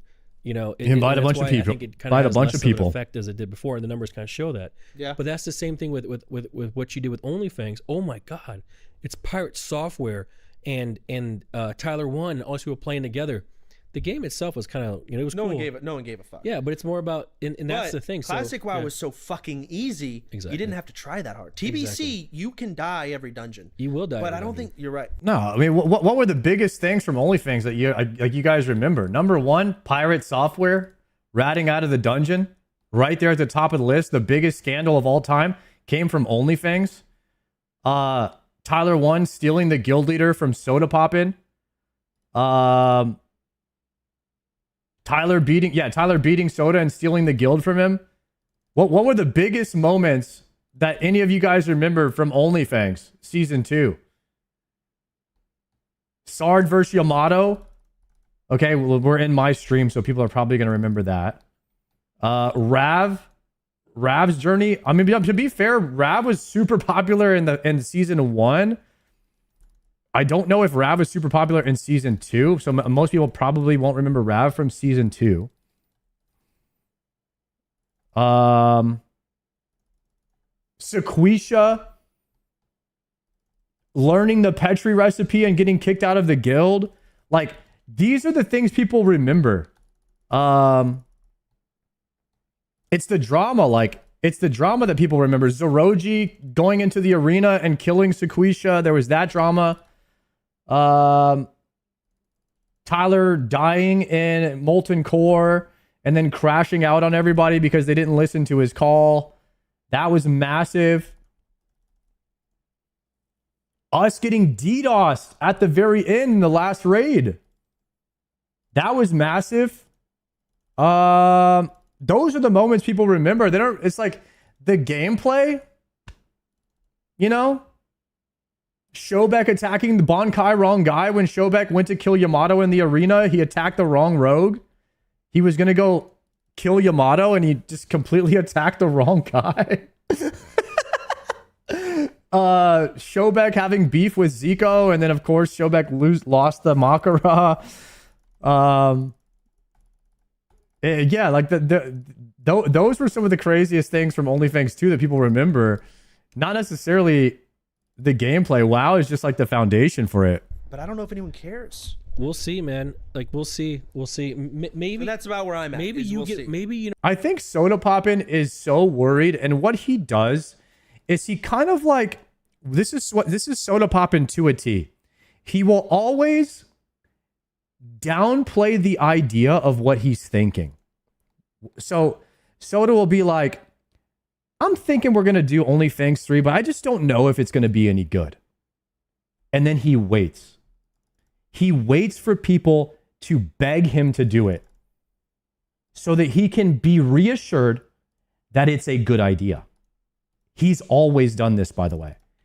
Even on his stream.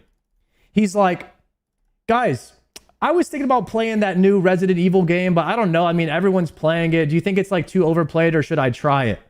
And then he'll wait. He'll wait to see his chat. And his whole chat will be like, play. Oh my God, I'll give you 20 subs if you play or whatever. Like, just making shit up. But if he sees, he wants people to like beg him to do the content.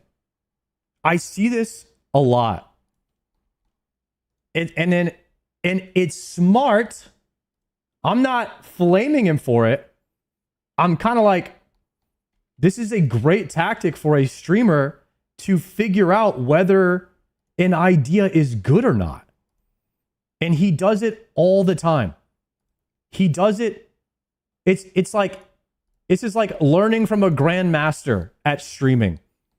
I'm kind of like appreciating this in a way.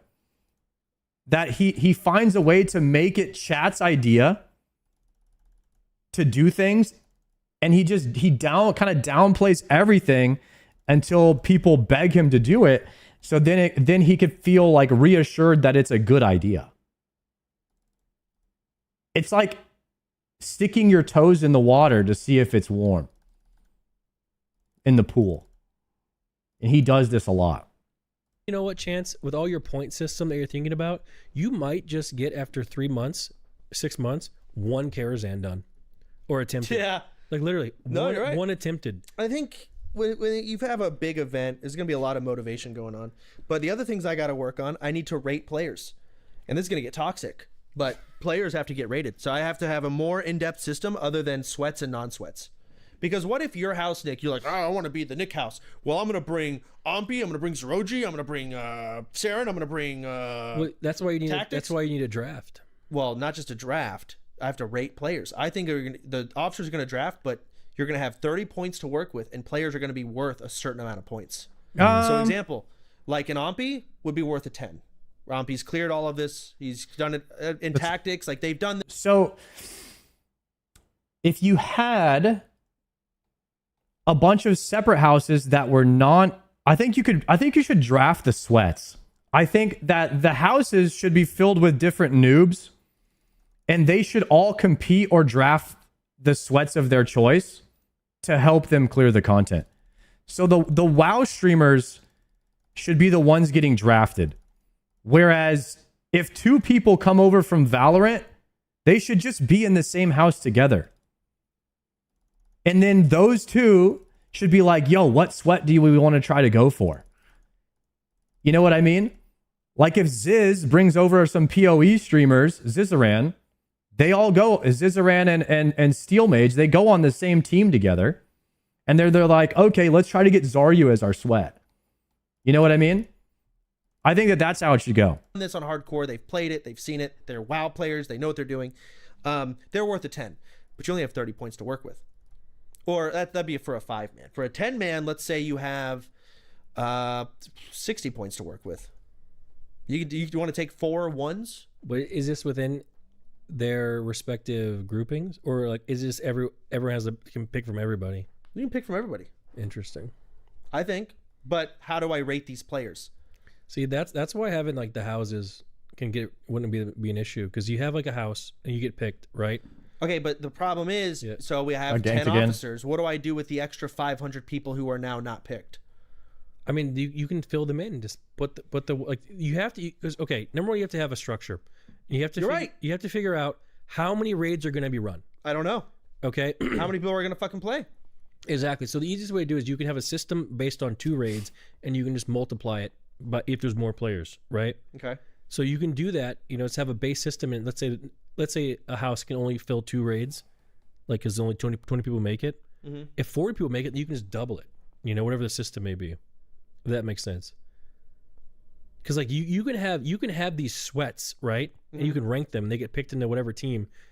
Like let's say you rank me a sweat, bro. I might not even make it to 70 without dying. It's true. So like it's all about really who's there in the end. You know, we have no idea who's going to be able to make it to these raids. That's true. And I think a lot of the point system that you will be awarded, like it's more like you have points, and if you die, you lose points. You know, like dude, people are going to get fucking clobbered. Man. I know.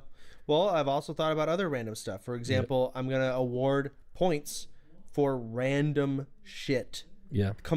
First person to sit in a chair.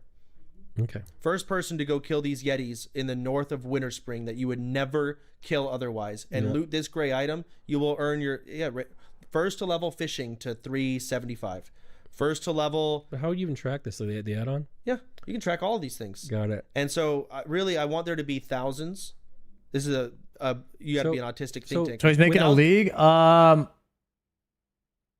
It does kind of work this similar to DMM, if DMM is similar to a league, where you get credit for doing something the first time, like an achievement. And you can make achievements for just about anything.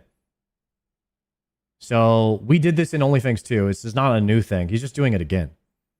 Like the first person to die lost a shitload of points.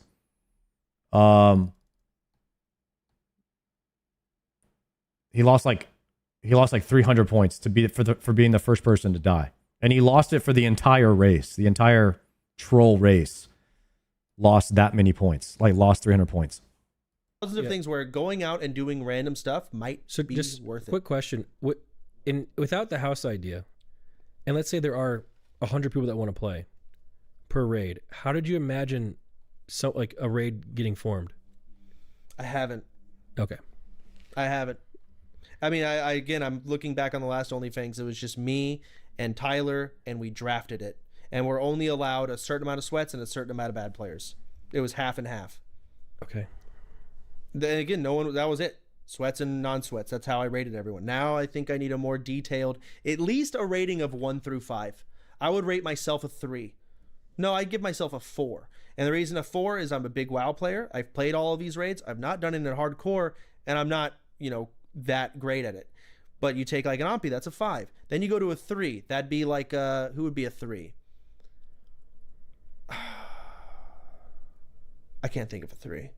Maybe I'd be a 3.5. That's why I need a 10 ratings. I'd give myself like a fucking 7 if I could, right? I'd give you a 7 too. Would I get a 7? You would get a 3 at best. So we're 7s. Finn. Yeah, we've not. Everyone's have you willing to rated? die. Have you rated SSC? Why would I have played tier 5? Exactly. You have not. No. Now, the OnlyFans will end when we get to that. We're all dead. That's a wipe. A full guild, best geared players wipe. That is probably going to be like only one guild is going to go in. We're going to take our biggest hitters. It's a full content raid. We're going to try and do it. Merging of the houses. I know we will fail. And that will be OnlyFans. That's how it will end. And then we're just going to wait for Classic Plus whenever the fuck that happens. Okay. And we're not going to do OnlyFans in Classic Plus because people want to play it normally. I don't know. I just think that maybe I'm high on my own gas, but I do think the only way you can possibly fill raids the right way is finding houses, and finding the leaders of the houses is the hardest part. And then you can apply because this is just like it's like a way of sorting people. That's all it is, by the way. It's just a way of sorting people. I just don't, dude. I think people prefer just 2 teams. Really? I think. And you want a big draft? No, I don't really want a big draft. I just think it's hard to keep track of 5 teams. I didn't know who the fuck any of the Targaryens are. The only ones I know. Baratheons. I barely knew only Lannisters, Starks. Tyrells. Sure, I guess I know the names, but I think Martells. your average viewer, that for how much they'll actually pay attention, two teams. Is it. I think going past that is expecting too much of people that are half-ass watching, which makes up majority of viewers. The Tullies. What do you think about that? I think that's the strongest case because I've been really aligned with what Nick thinks. Sorry, would you be a 5? What would my rating be in OnlyFans, TBC?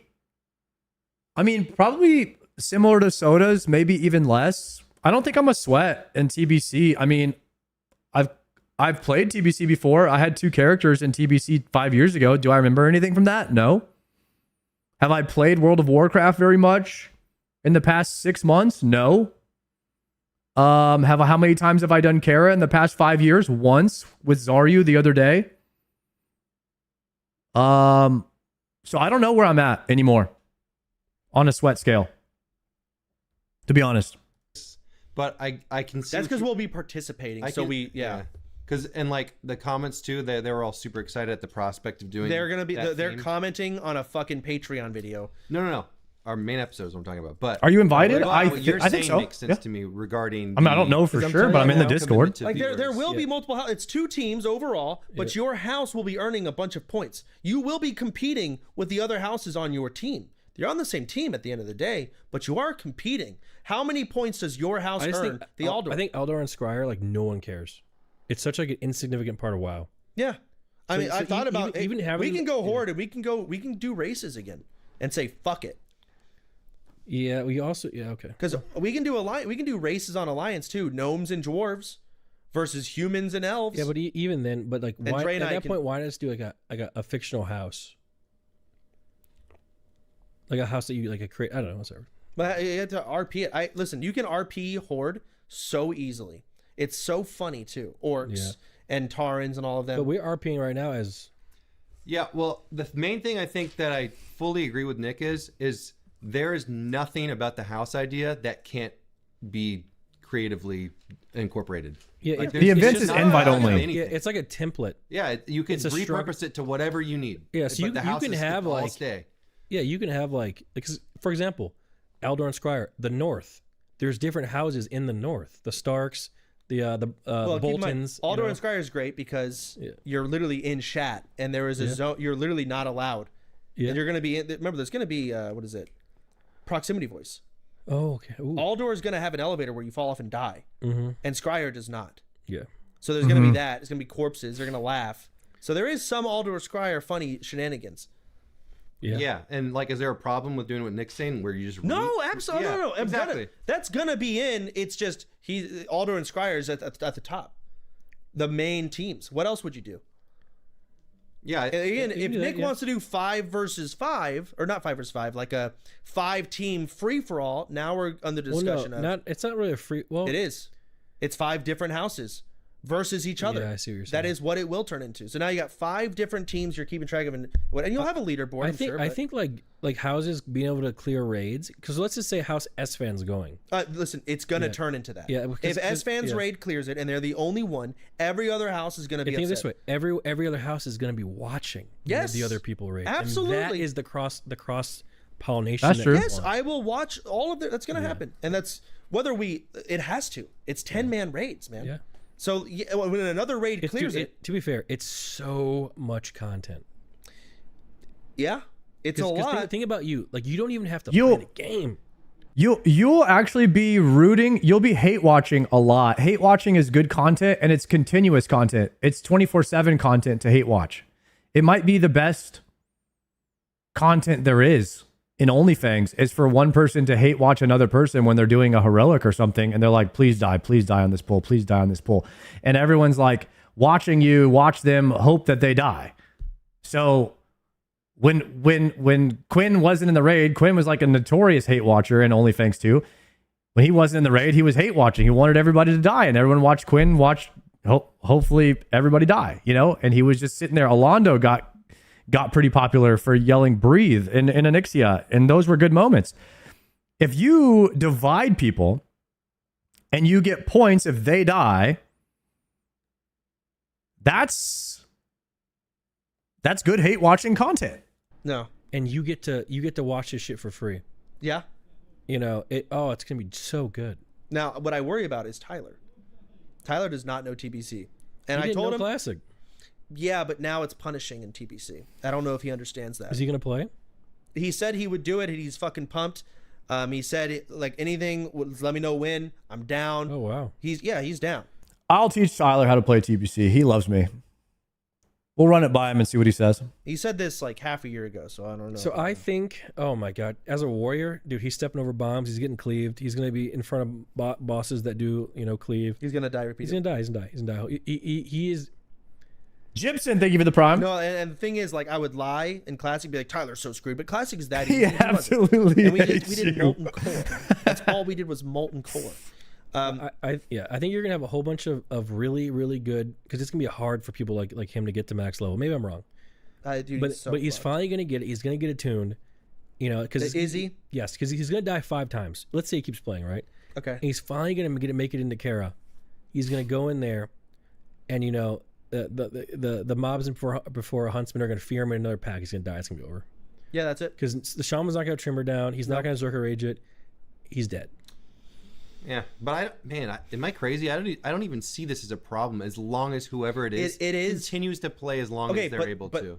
You're right. It just takes so long to level. But they won't. Yes. Keep playing. So that's the only thing. I don't really blame them either, because like leveling is such a slog. It's bad not content. fun. Once everyone's max level, leveling is bad content. It's bad for your stream. It doesn't matter who you are. That's why Soda did a subathon when he died, because he knew it was bad content, and that was the only way he could keep the viewership, is to do a subathon through it where they tortured him the entire time, and that was the content. That's just how it goes. Yeah. It's Classic. pain. Even if you boost, so like let's say the first time you can't boost, of course, and then from there on, every single time you die, you can boost. Why not? And the reality is, like, Tyler probably didn't mind leveling much, and he may not, a lot of people may not admit this, but the truth is, because I can admit it, if I died and I had to re-level and my view count was horrible while leveling, It's pain. it hurts. Yeah. Because you're sitting there like this, I'm not having fun, but my stream's not, like, why am I doing this? This is awful. So if we do TBC only things and the view count is just fucking not there, I know streamers are going to be unmotivated and want to go do something else. Listen, man. I can view bot everyone. Yeah. Just view bot everyone. Didn't the fucking CEO, or not CEO, some manager talk about view it? bot I'm so everyone. glad it's in the open. I'm Yeah. so glad. You know what's so funny? Multimillionaire caring about view count. Let me tell you something. Soda doesn't care necessarily about his own view count. He just doesn't want to put the amount of effort that it takes to run this thing if people are not going to play because the view count isn't there. It's a legitimate concern to try and put this much effort into anything that people are going to just not attend. And so he's worried about that, but I think he's too worried about it in a way. I think that OnlyFans will always be successful. The number of people that show up, people love watching this. Matter of fact, there is nothing else to really watch right now. There's nothing crazy going on right now. GTA 6 is not coming out. Both versions of WoW are about to be dead in a matter of 3 weeks from now. After Race to World First, there is going to be nothing going on. It's a great time to do OnlyFans here in the next few months. So I think he's being a bit too concerned with it. I don't mind this person. He just at wants all, it to be good, yeah. But the tweet they made was really dumb. They were like, because again, I'm big against view buying. I'm gonna make that clear, obviously. Yeah. But they were like, "Oh, this is such a stupid take. It's like saying if you play against someone in FPS and they're aimbotting, you're at a disadvantage. But you are. You are. And I'm thinking to myself, how can you tweet this as an adult and not understand? Yeah, even though it's wrong, the person you are playing against who's aimbotting has an advantage over you. Yes, they do. And I saw his tweet. I'm just like, God, No, you're 30 and you know? The past 4 or 5 years on Twitch, the honest streamers are being punished. Yeah. We're out of time, everyone. I want y'all to think for a second. So someone who has not watched Game of Thrones or the new show is going to come in. They're going to be like, we're going to talk about, the spoilers. And they're going to be like, oh, all right, I guess I can't watch this segment. They're going to look down at the fucking video and they're going to see the fucking Night of the Saving Kingdom segment is 3/4 of the video. No, beginning to the end. They have 5 minutes of WoW. But maybe people will like watch it and be like, oh, what Nick and Chant said, I get it now. About what? Maybe they'll watch this pod and then go watch the show and be like, okay. Yeah, that's what you're supposed to do. Oh. And like, honestly, I'm curious. Like, if nobody watches this because nobody watched the show, but they also don't want the spoil. To me, we're in the sweet spot. People either don't care at all, or they've already watched it, or this is the call to now watch the show and then watch the podcast. How about you watch the pod, or then go watch the show, then leave a comment and see if we're dumb or not. They come in here, they see spoilers. I don't have time to watch that right now. They close the video and they forget. Oh, is that the end of it? I don't know. They were talking about I guess that's what they were dressed up as. They're dressed up as some show, and they're talking about not spoiling it. Okay, they cooked a lot right there on OnlyFans 3. That was a great conversation. I think Nick is cooking with the house thing, but Soda Poppin is kind of married to the Aldor Scryer thing, and they're trying to figure it out. But I think that no matter what, that people, they should try to keep the people that come over from whatever games that they're coming from together, because that's more interaction. And then you could like pin Valorant players versus Counter-Strike and Fortnite players or whatever. You can like make them hate watch each other, and that creates the same type of rivalry that the racism did, which is just the races or the tribalism that Zarya was calling it in OnlyFans 2. It keeps kind of like some of that hate watching in there, which is actually good content because it's just drama. So I think that those ideas are really good. Someone tell me when they're done. I just started the show. I don't want any spoilers. I don't even know the name of the show. I have no idea what you're talking about.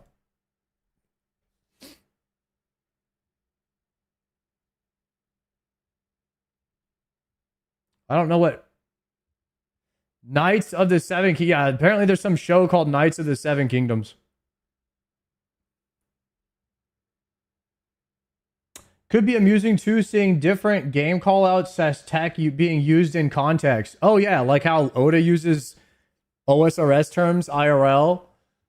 Yeah, and the house would they could do Counter-Strike callouts or whatever, or we could do OSRS callouts for House Gillinor.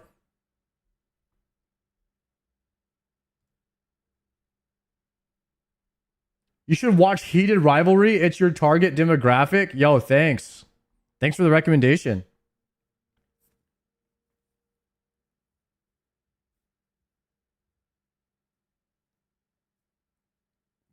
All right, boys. Let's do a poll. What next?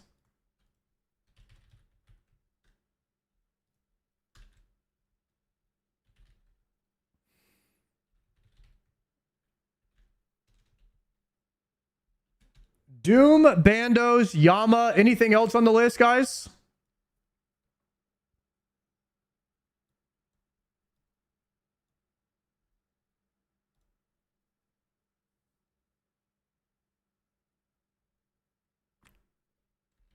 Cox?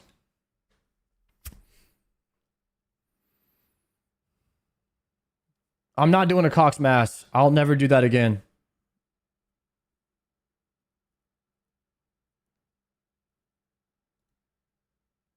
Other than that, we would have to grind. I don't know how you grind clue scrolls, but I could use medium clue scrolls. I do have one I could do right now. Why don't we do one medium clue scroll while this poll is going? How about that? Mass wilderness agility. Maybe another day.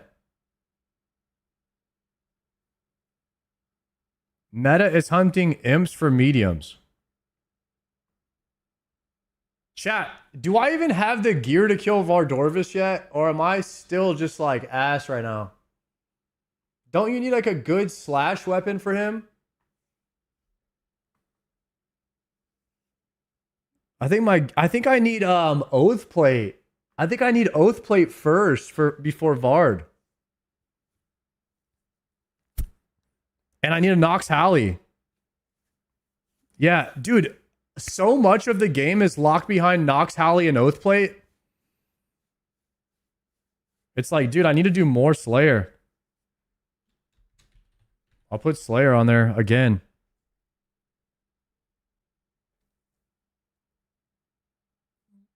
All right.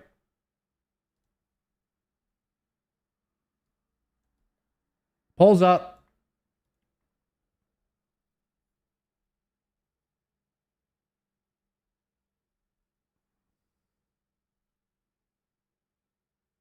Do you feel like doing Duke for Magus Ring? No, but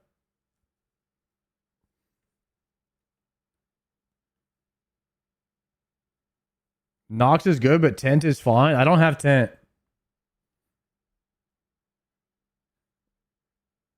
Bandos and Slayer is the best option.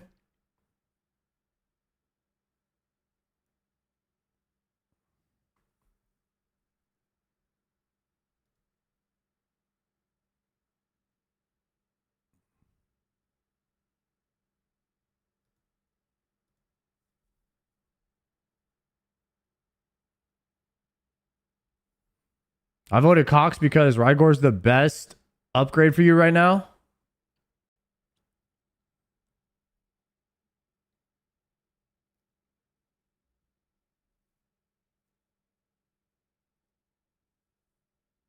Combat Elite Diary. Gosh, I'm so out of the loop for combat tasks. Volcano. Can I get a D pick from Volcano? No, right? All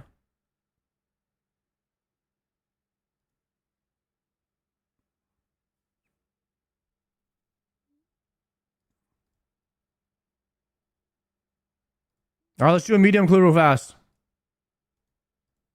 I had to get some more dueling rings going. That's why I was AFK doing those, enchanting those.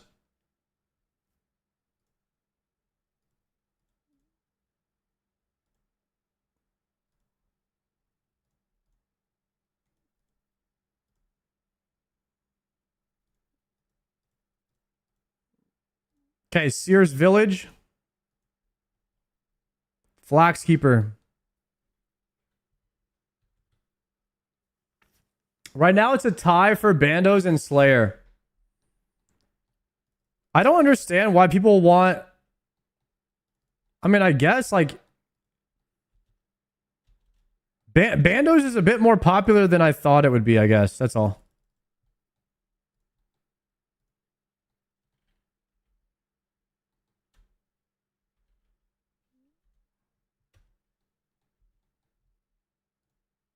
I need a spade.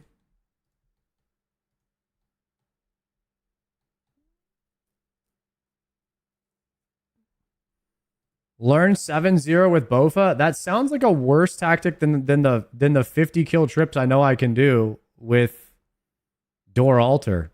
I'm already doing Door Altar perfectly. I mean, I died after like 15 kills. But if I lock in, I can probably do 50 kill trips on Bandos now.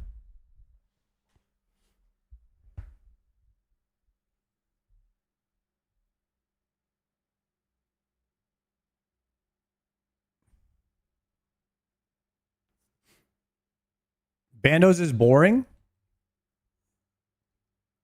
Right now, Bandos is in the lead. Is Door Altar tick perfect? Yeah, it is. You cannot miss a tick. It's tough. I mean, it's not tough, but it is at the same time because it could get out of hand pretty quickly if you have to reset and you get unlucky with RNG on your hits.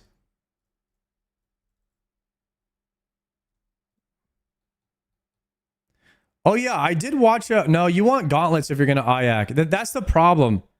Is there's a lot of stuff you can just use IAC for, but it's not great without gauntlets, which is why I was thinking Doom. Maybe we get the cloth. There really isn't anything bad we can do because we need everything right now. Like everything is good to do. Slayer, Cox, Doom, Bandos. It's all good to do. There isn't anything that we can do wrong.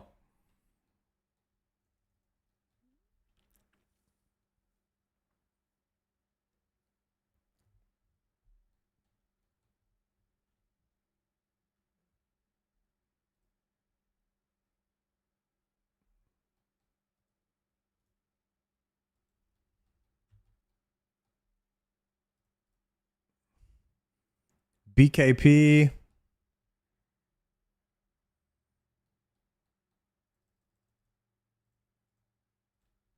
I'm gonna be AFKing sailing when OnlyFans happens. I need a skill to AFK when we play WoW whenever OnlyFans happens. So I think we'll save sailing for that.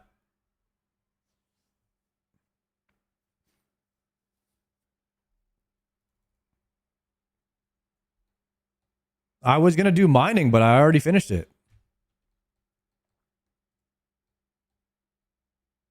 Camp Doob until Greenlog. All right, we get Ranger boots right here. 3, 2, 1. Ooh, the Clogger. Sarah Dolman, page 3. Hosidius Banner. I'm gonna leave that right there.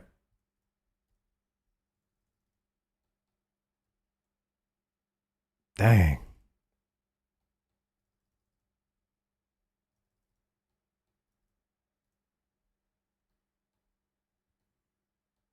Okay. Bandos won, so I guess we should do a trip of Bandos. We don't want to... If we're going to poll it, we got to do it. Let me rejoin society real quick. Show standard. Show all.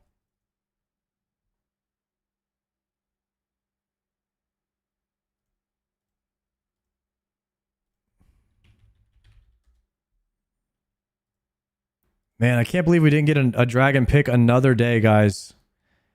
We went another day with no dragon pick.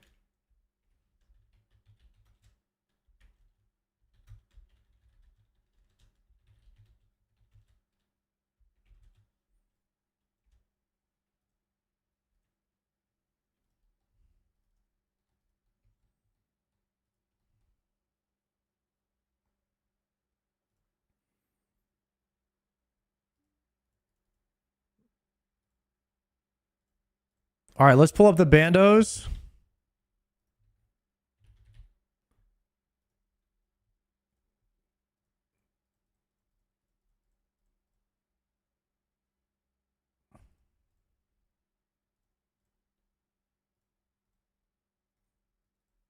Oh, wait.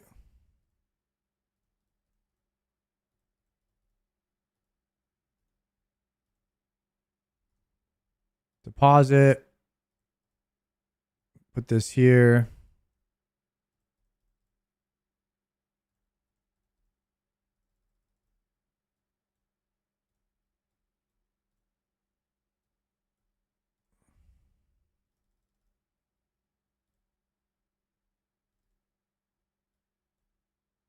I think this is the bag that I brought last time.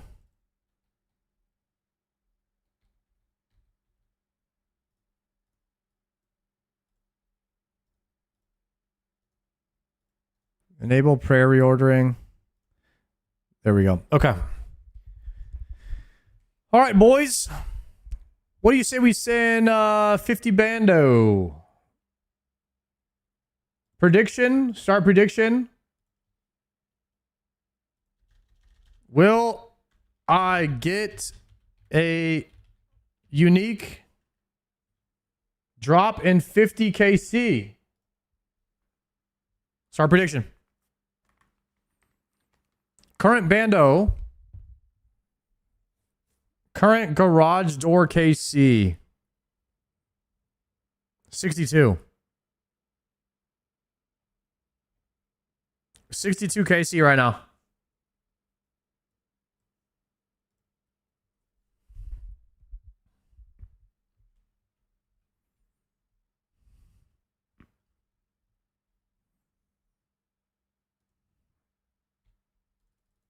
Okay, here we go.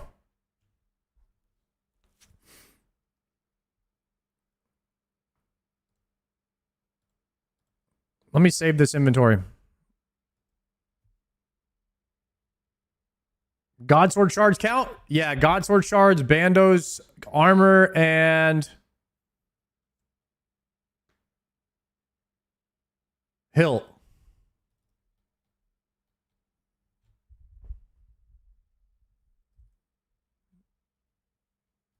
Okay, we also have to change books. I need to be on Ancients.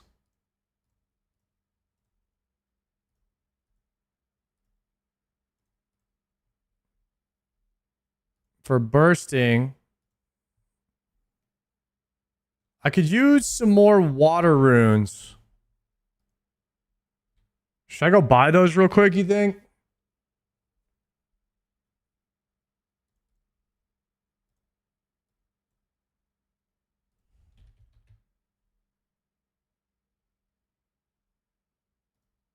I need to fix my Blue Moon chest piece too. All right, couple of errands.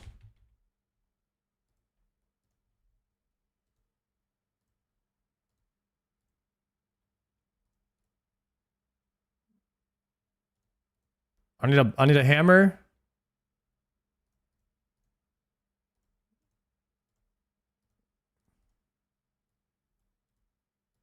We'll go to the house really fast.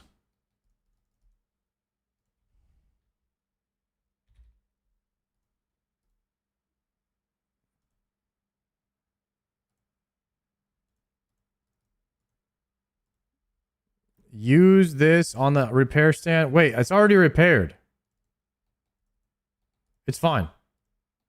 I just didn't update. It just didn't update it last time I repaired it. Now we need to go to the magic shop and buy some water runes. Gear on the right side. What plugin is that? It's called Inventory Setups.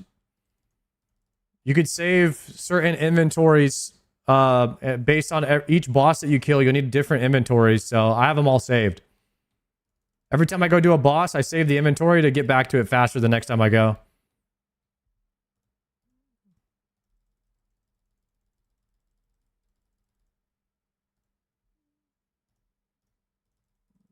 All right, we'll buy like 10k water runes.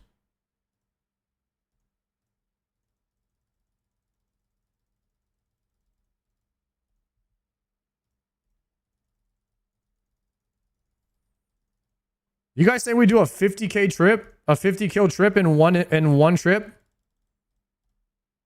That would be insane if we did.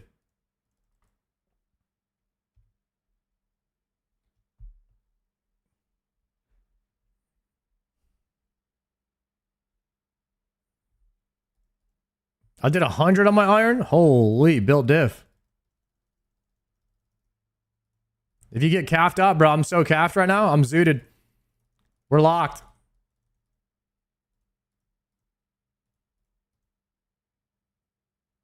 All right, it's 1400 waters. One more.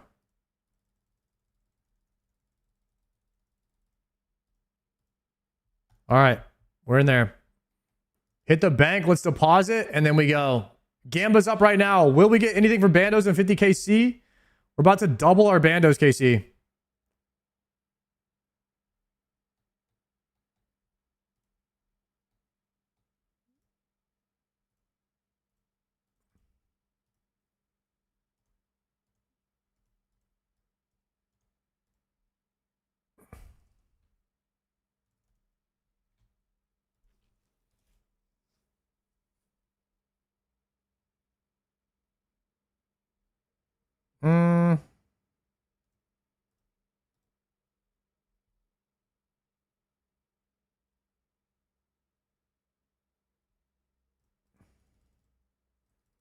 All right, let's do this.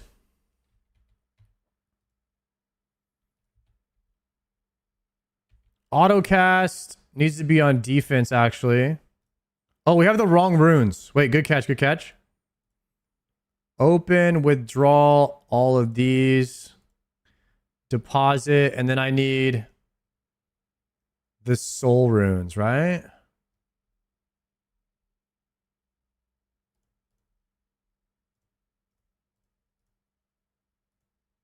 Yeah.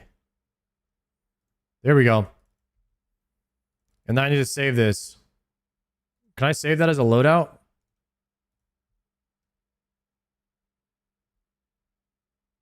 Venge, reanimate, slayer. I have no more.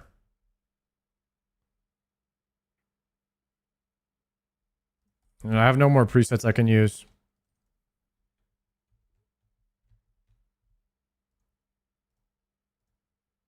All right, get your prediction in. You have 4 minutes on the prediction.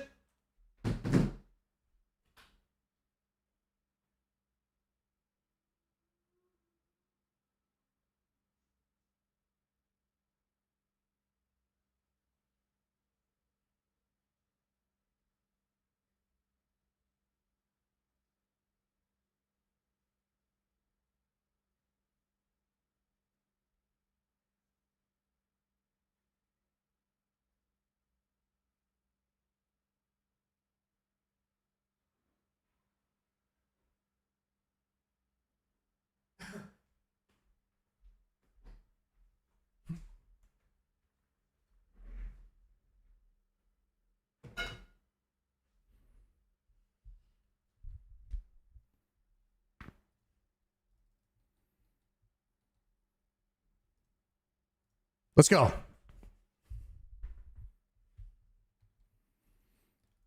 You are now watching Tick Perfect gameplay.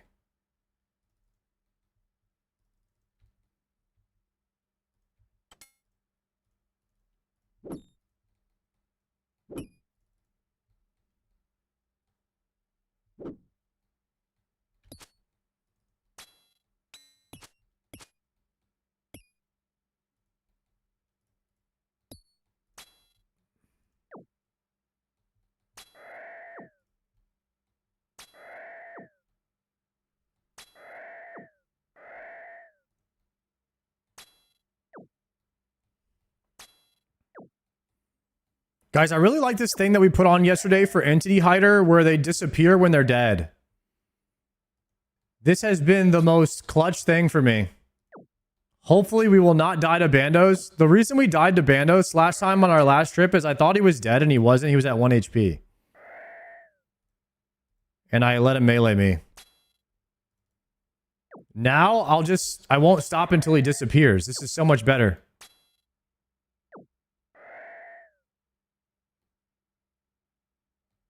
Did you not use that in Inferno? No. I had them all the death animations on in the Inferno. This would have been way more helpful.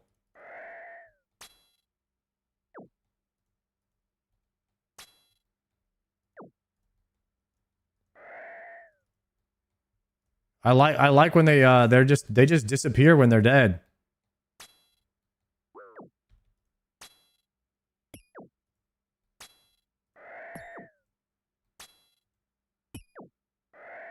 Am I in a good world? Nice. Attack goblin.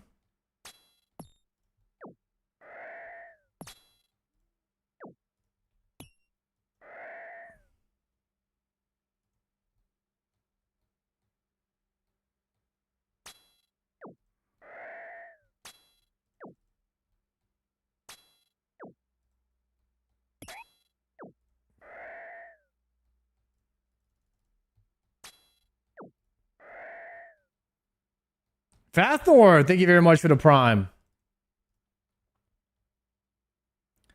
You use AI music here? No. We used to have a... I tried out the... What is it called? The AI hype train thing for a bit. It was good.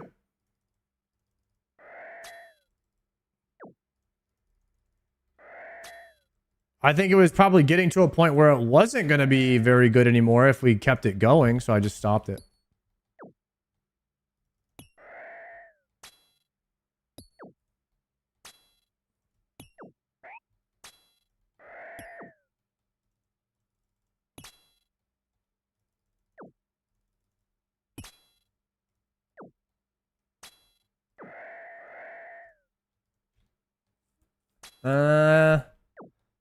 One more and then we're ready. There's a hammer right there. Let's get it.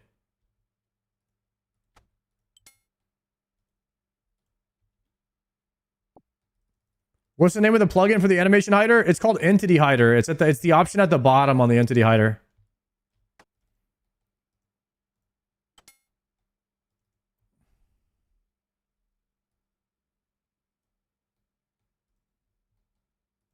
Okay, boys. Triumphant learns from the best.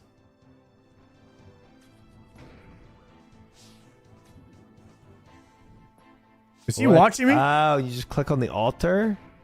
So... What the heck? What? Guys, why did y'all show him the one of me dying? Why can't you show him the 40 trips that I did perfectly? Why do you guys link him the one clip where I died? That's crazy.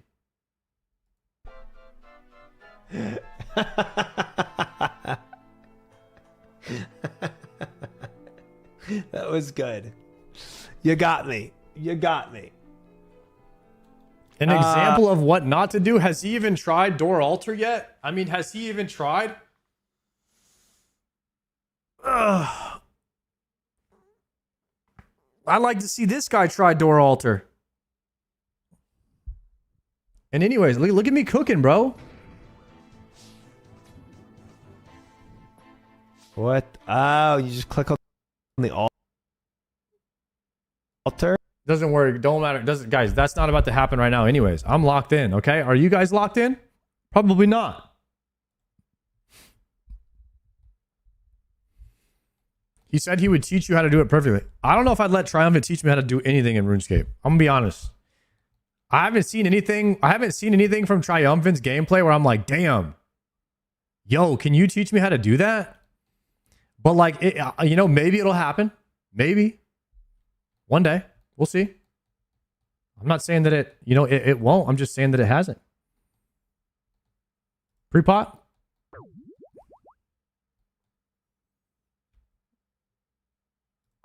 Nice.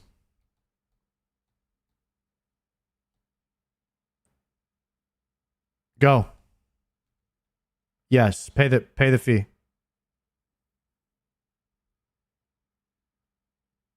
Go.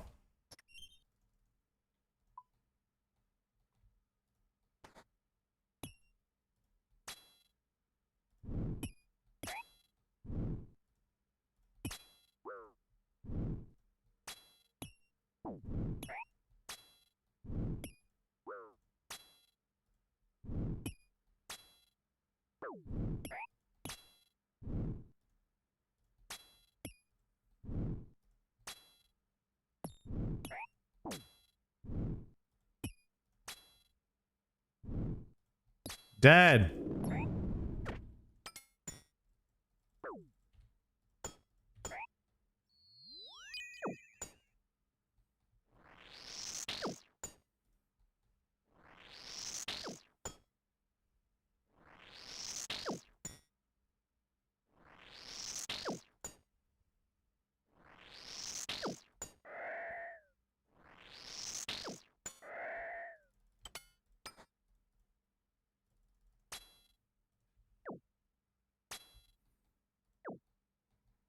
We're going to heal up at the altar for this first one. So we can camp. We can camp offense. I'll put the loot over here so people can see it. Steel darts, coins, coins. Okay, back to full. Oh, we got restores in the first drop. That's a trip extender. Guys, we're already getting extended on the first trip. If that doesn't get you excited, I don't know what does. JPC, what's good, bro?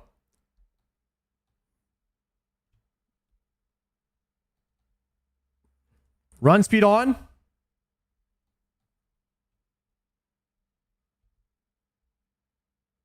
Run speed on, QP.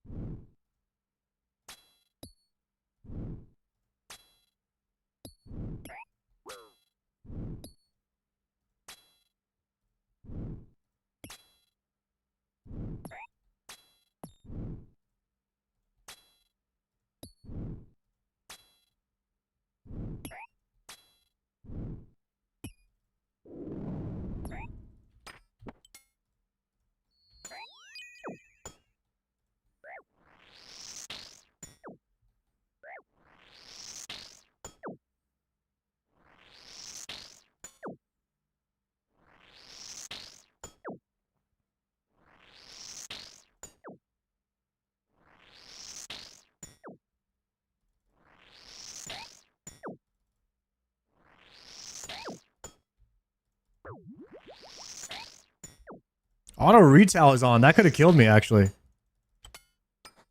What is that doing on?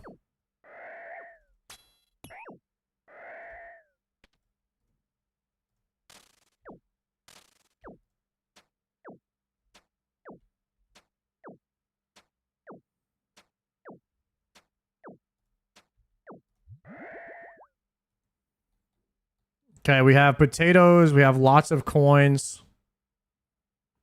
I think what we are do is we're going to pot and grab a potato. So I'm going to drop my hilt.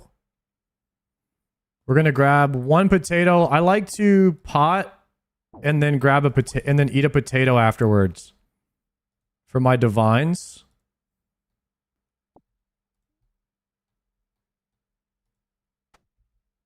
Okay. We're locked.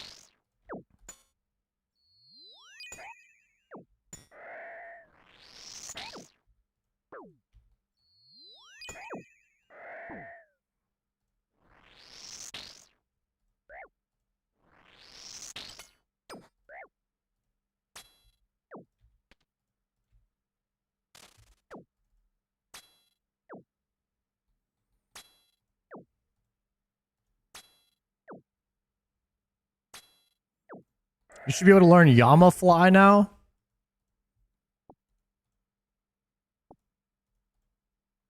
Is that a faster way of killing him?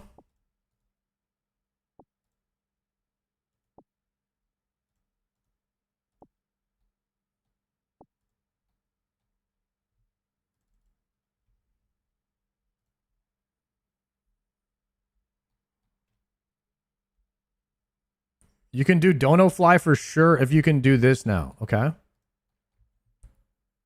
Might have to look into it.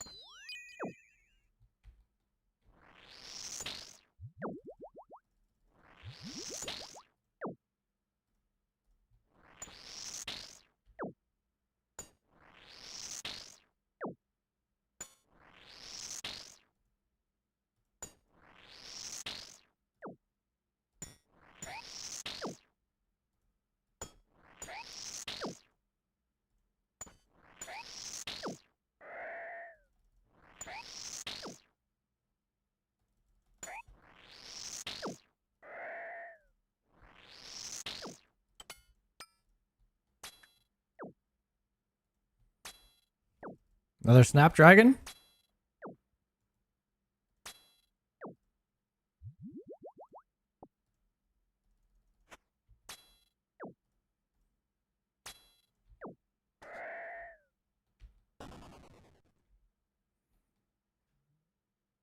Okay, we're gonna pot and use another potato here.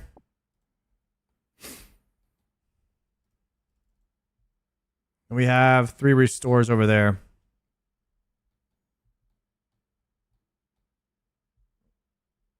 No D pick today, guys. Another day of striking out after 55 kills.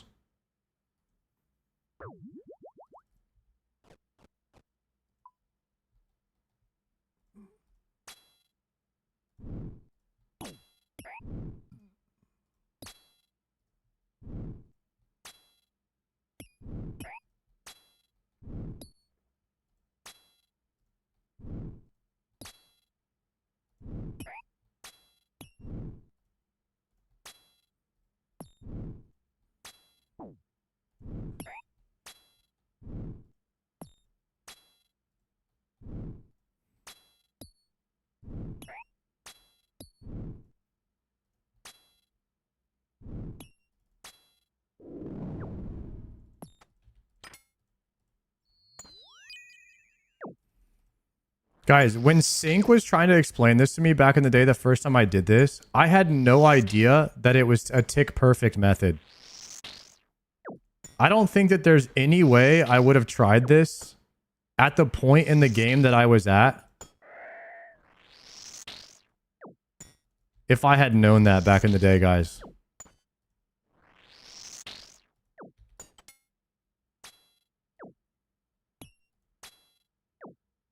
I don't think I understood the term tick perfect when Sync was trying to teach me when I was first learning this.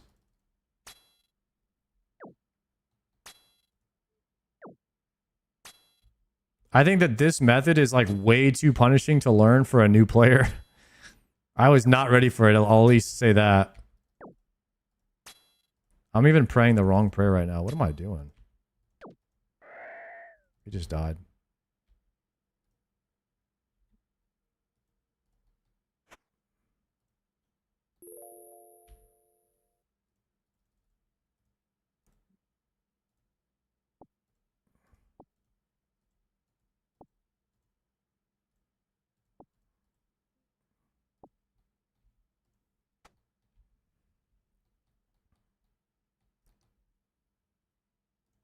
I seen Shobek kill this guy, yeah. Shobek's method is just goated. I don't know a lot of people that can do that method. He's just ahead of his time.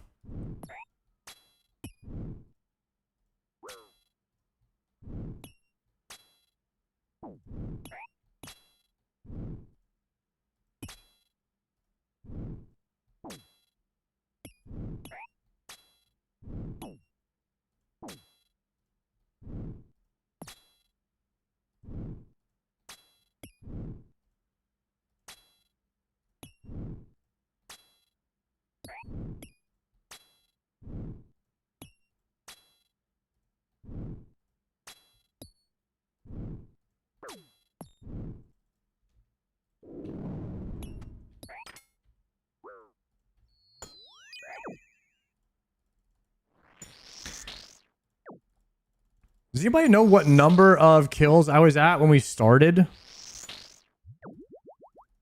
I've already forgotten.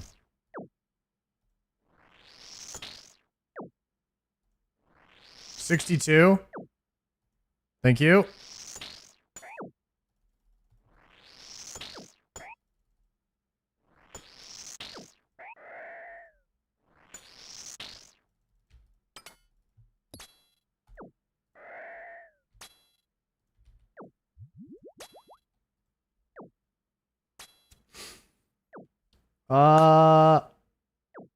We're at 68 right now.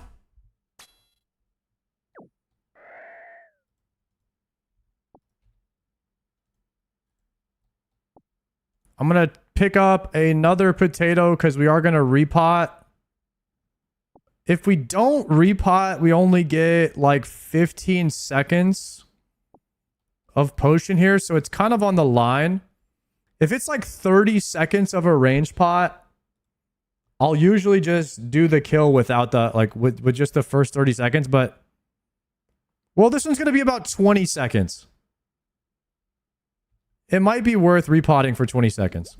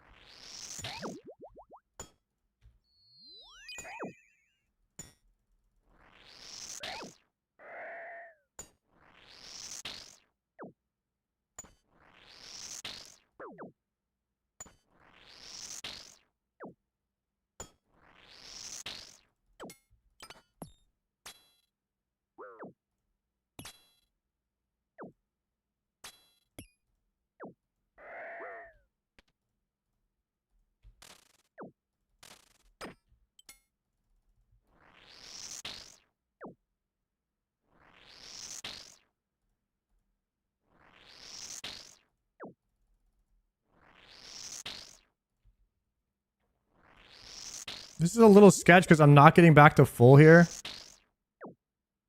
And he's about to spawn. So I think what's best if I just kill him. Move into position.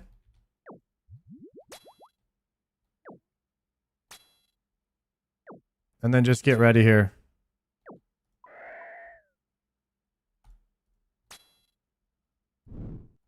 We just go without the full HP.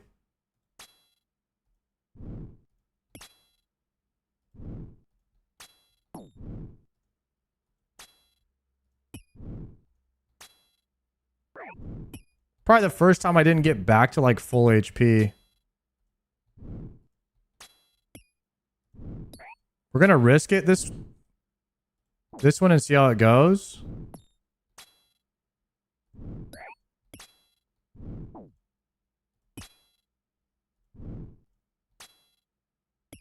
Okay, he died.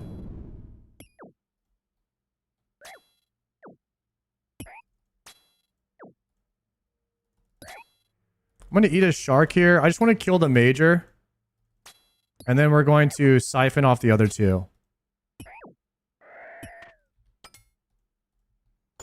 So we're going to freeze these two now. And then we're going to camp.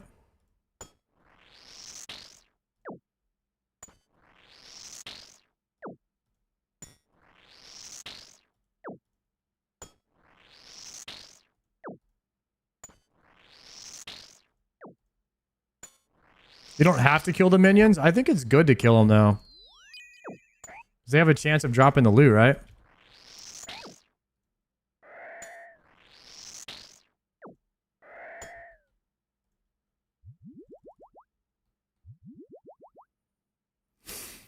Okay, I think we can do another kill here.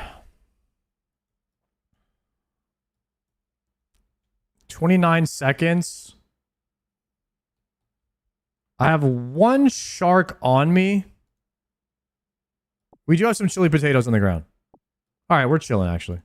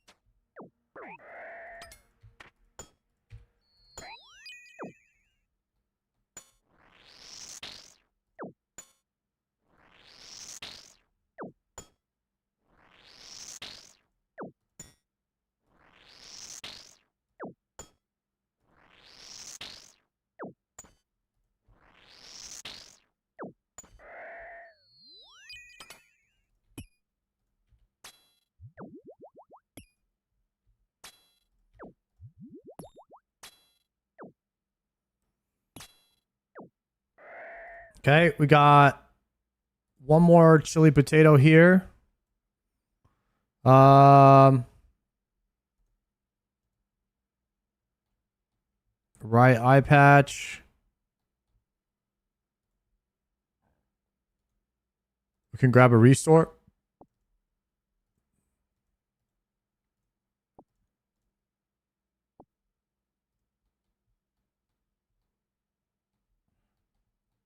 Nice. All right, we're looking clean so far.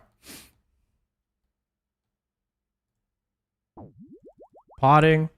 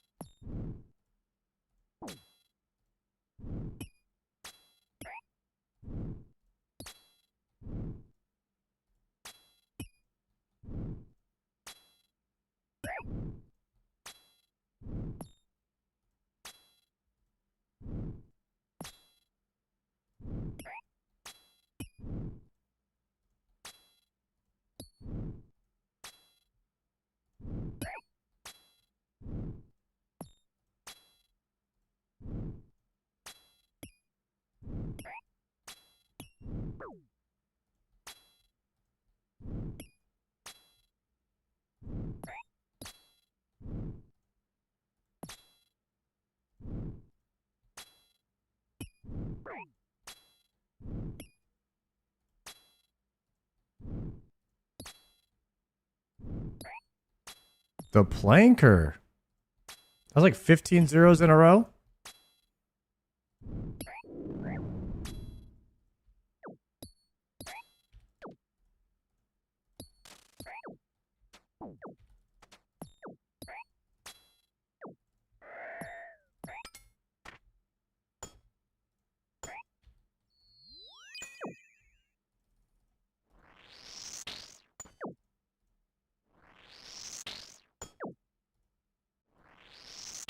Okay, we have a free prayer up after this one.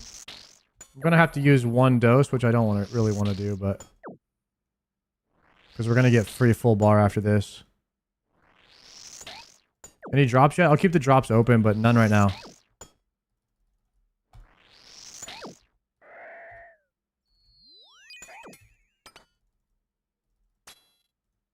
Okay, coins, coins. And pray to full. Walk. Strength pot, limpwort, addy ors.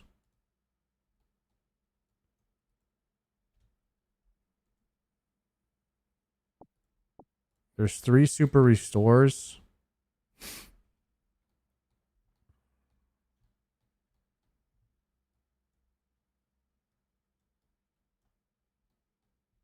Okay. Run speed on. Pots are good. Locked.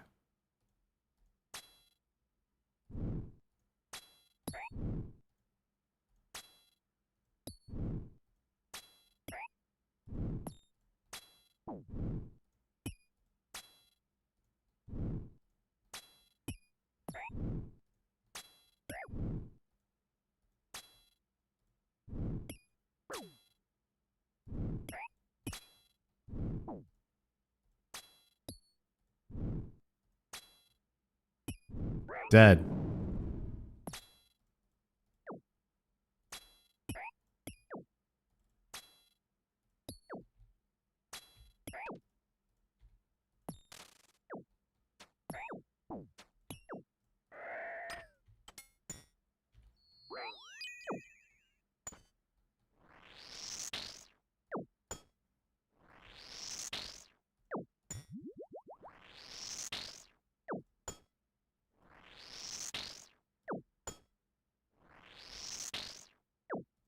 We hide beer in the hilt. That way I don't see him.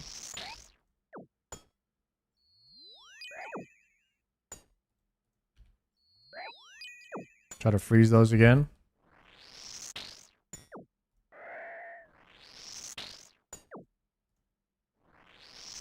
Okay, back to full health. Combat potion, hide that drop. Take the coins. All right, we're looking so much cleaner, you guys. We're looking so much cleaner now. That is a 73. That is 11 kills. That is an 11 kill trip right now. Supplies looking D's. Range pot, potato. Maja Vegeta, thank you very much for the gift sub. Run speed, prayer, locked.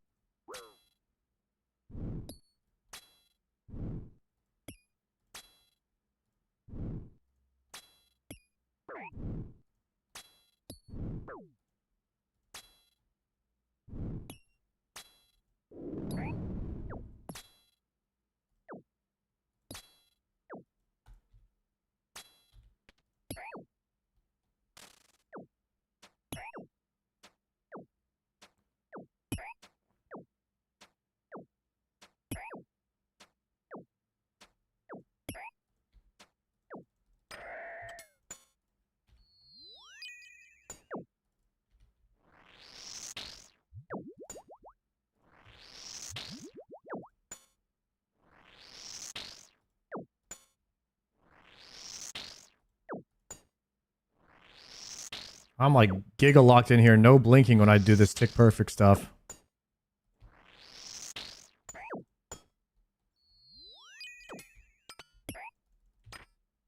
I'm back.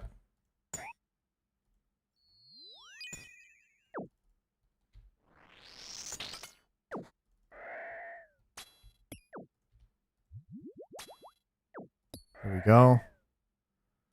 Take the coins. Have we gotten any more chili potatoes yet? Hopefully we get some soon.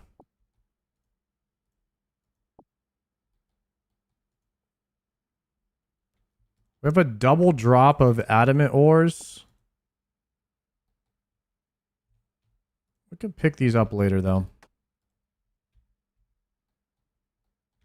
Okay, lock in. Right now.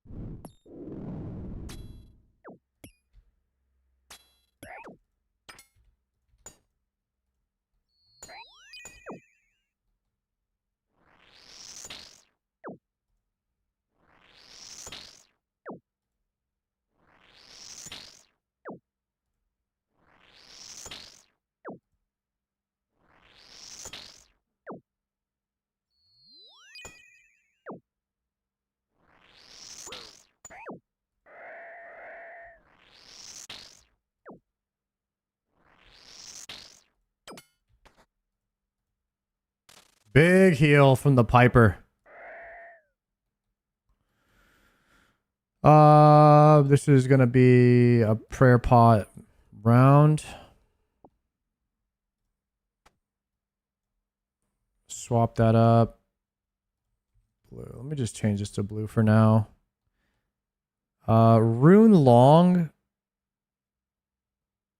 We can DE that.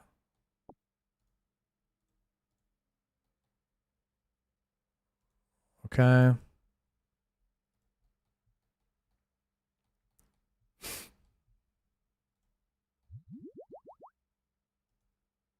Oh, there's a kebab over there if we needed. Are we gonna only have 20 seconds of divine range pot for this kill? Hopefully that's not a misplay.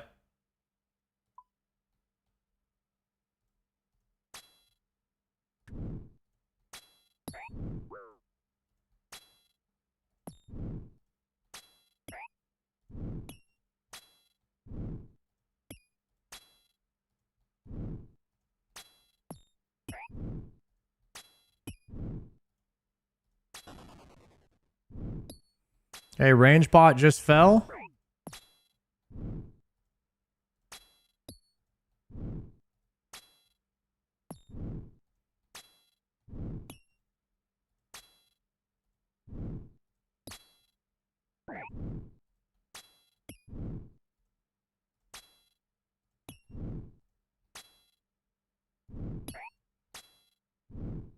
Smoked him anyways, guys.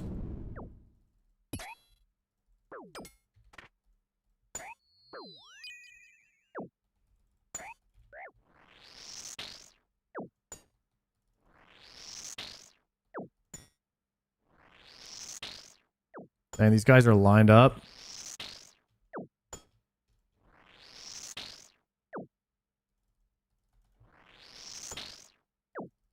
I tried to step under him. Can I step under him?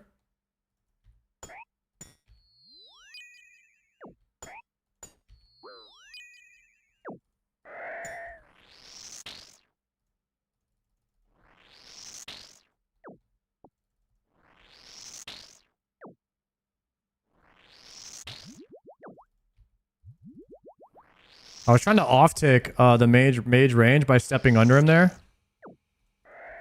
I don't think I got it.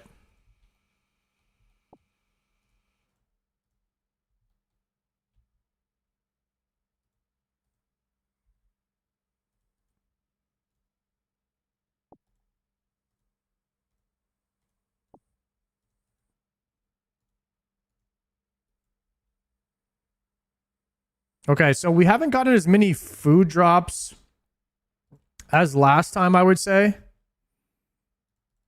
It's been a bit more dry on the food drops. We're going to pot and shark here.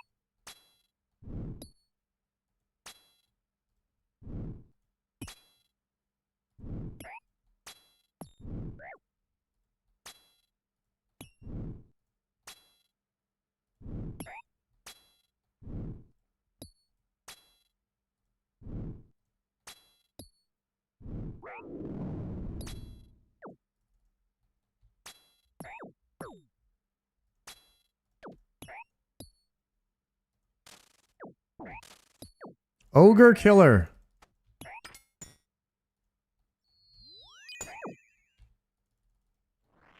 Grandmaster Combat Task. Org Killer.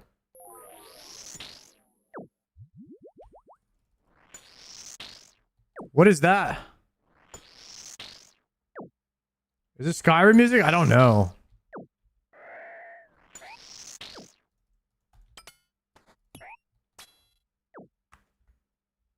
$15 kills in a trip. Oh, nice. Easy work. Perfect. We got 2 sharks. We're chilling. We are chilling, guys.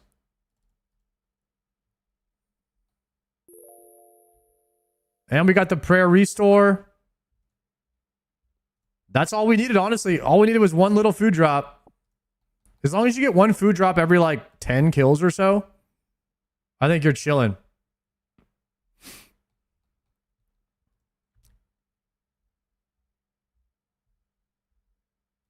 It's just for the fact, like, if you just for some reason don't heal back to full off of the ads.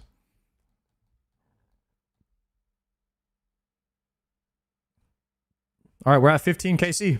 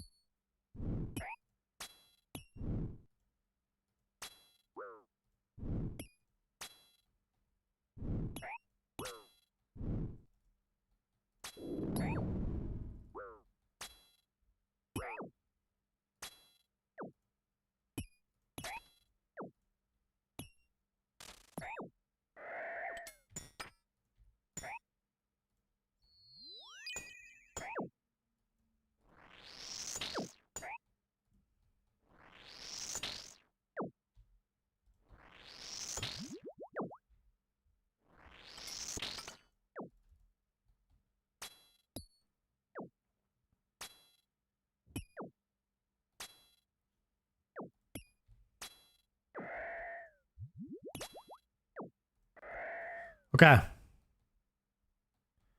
Combat potion, coins. I think picking up the coins is good because they add up to a lot over time. Supplies are looking decent. We do need to pot here again, so it's going to be a pot potato. I could start taking the noted stuff, maybe?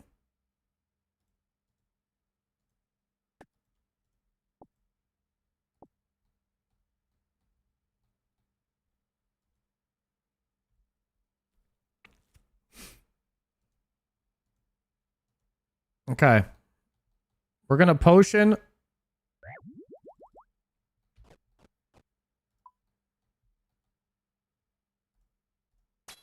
Lock in.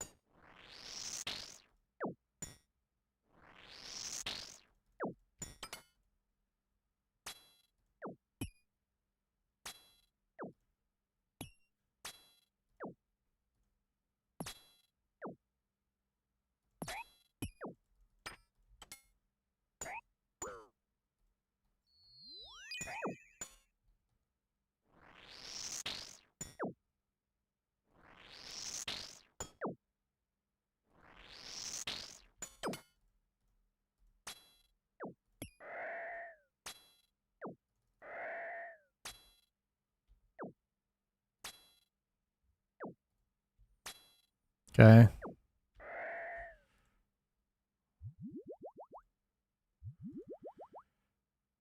Limpwort. Coin. Coin. I want to get this nature rune off of this square that I click.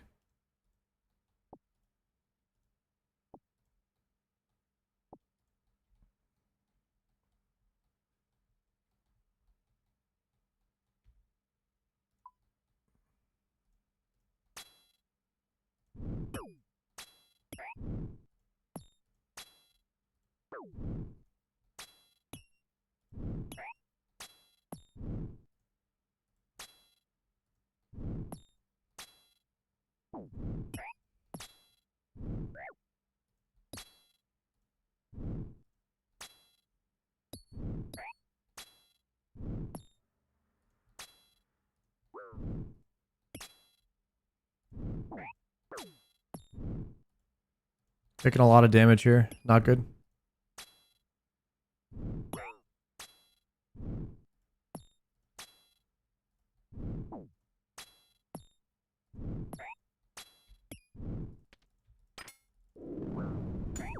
I'm gonna eat a shark here.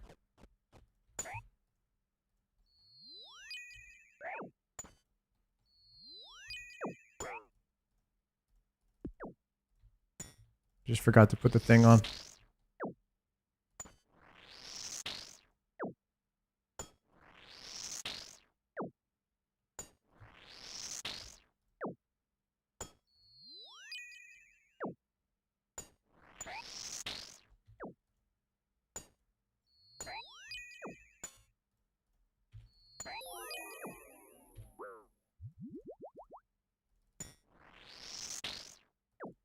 Didn't get the freeze on him here.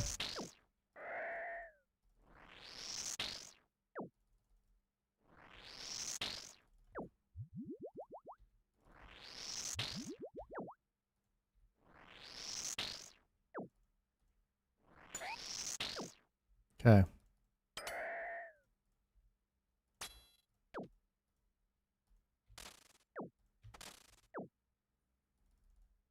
We got the shark drop. That's good. I want to go ahead and kill this guy. We have double shard. God sword shard. Nice.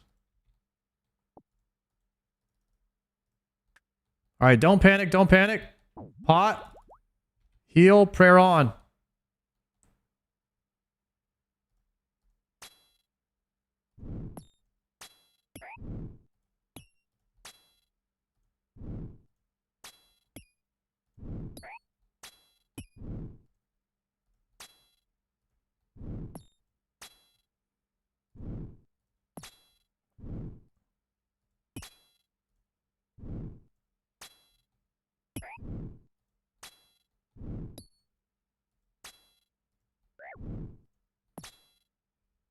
I don't even have my freaking quiver on.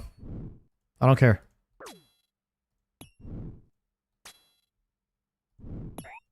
We're locked in right now.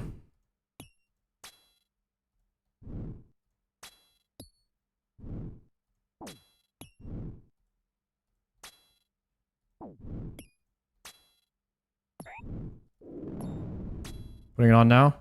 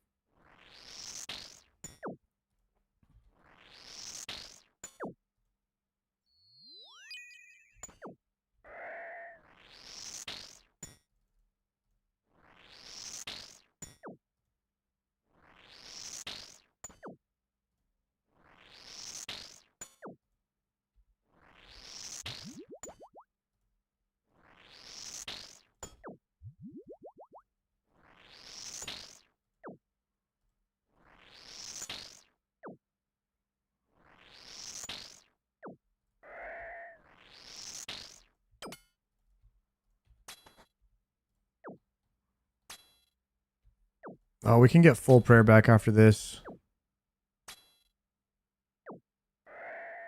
Maybe I should save it for the next one. We got 2 sharks again.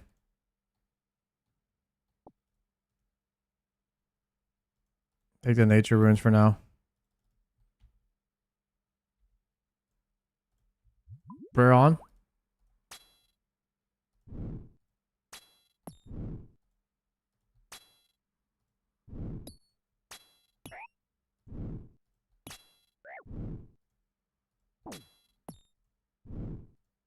I clicked my shark, but it didn't go off. That's not good.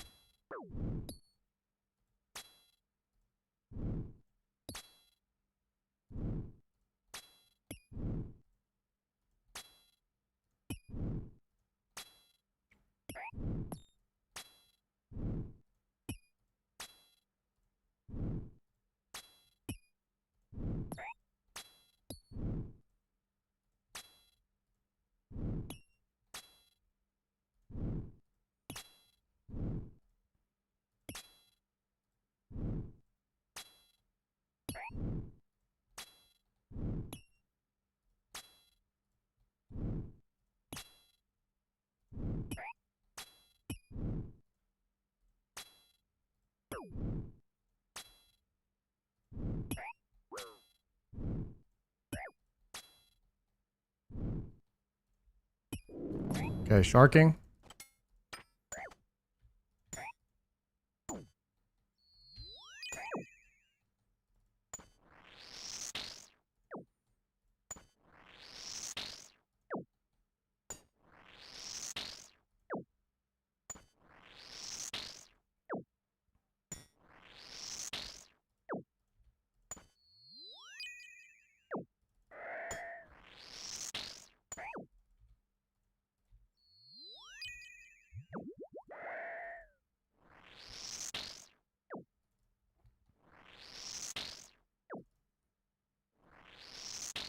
Okay, we're gonna heal up off this thing here in a sec. We're gonna pray to full. I can do a double spec if I swap right now. We'll do one more siphon and we'll do a double spec.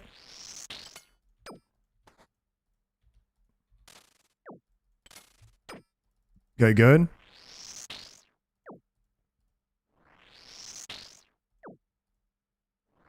Back to full.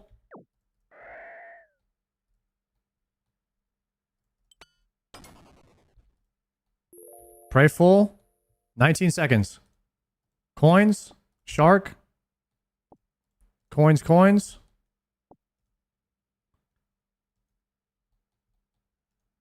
Eight seconds.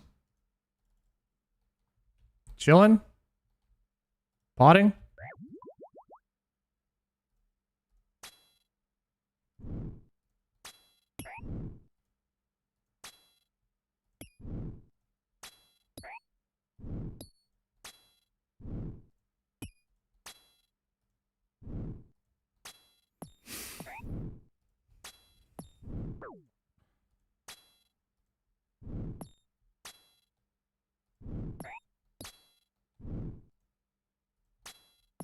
Okay,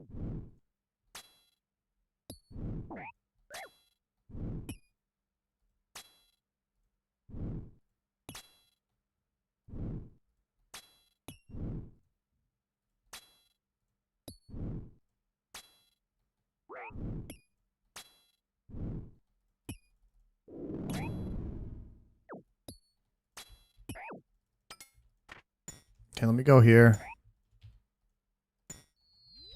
Stack these up.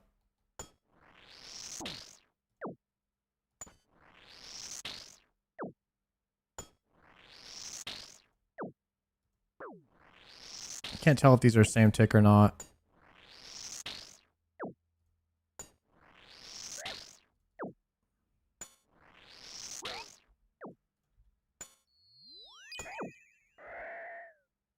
They're one tick off. I can flick.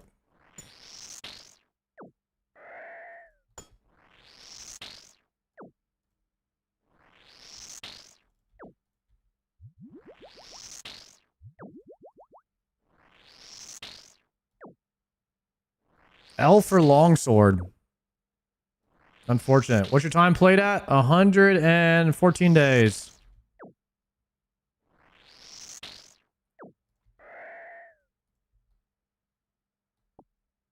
All right, I got God Shard 3 and God Shard 1 now. And we just got 2 more sharks.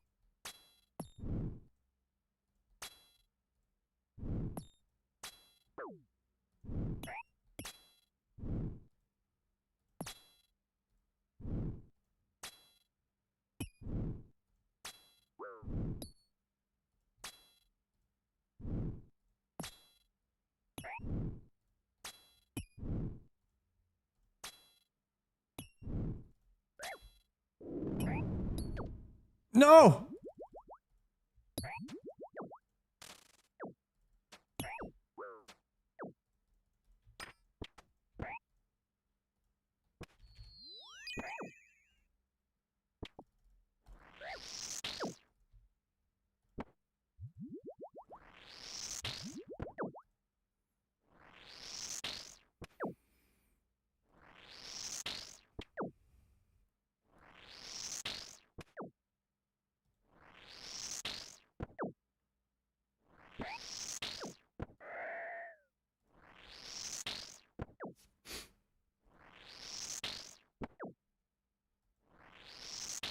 Hey, Sard Homeless, Savix Enjoyer here. Want to say you're a real one for joining the OSRS family, bro. Happy to be here, man. Thank you.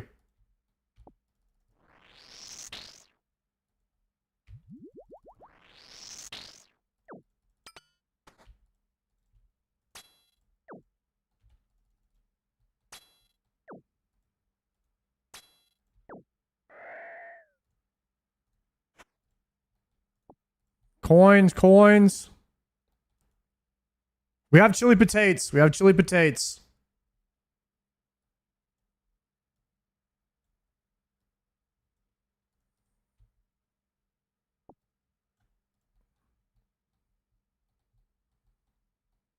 That means we're chilling, guys. I'd like to see another restore drop soon.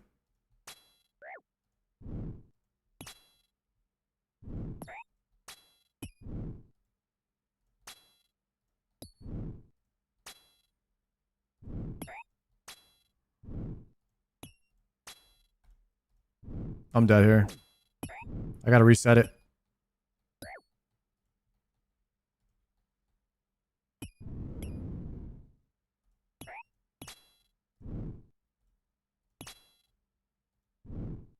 As of my first misclick of the trip.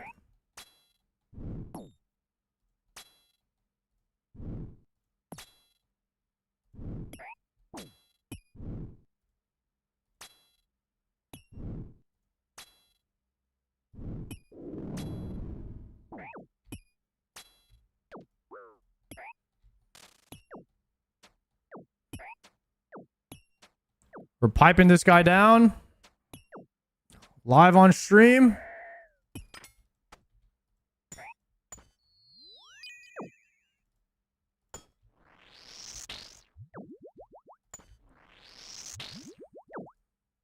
Any luck today? Yeah, we got a God Sword Shard number 1.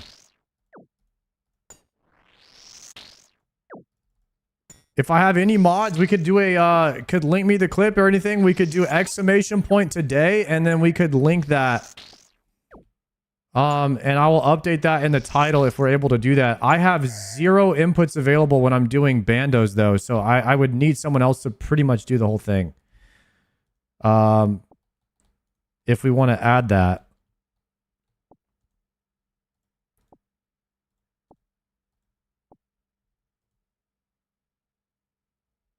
Normally I would do it, but this is I don't have any free inputs here at the Bando.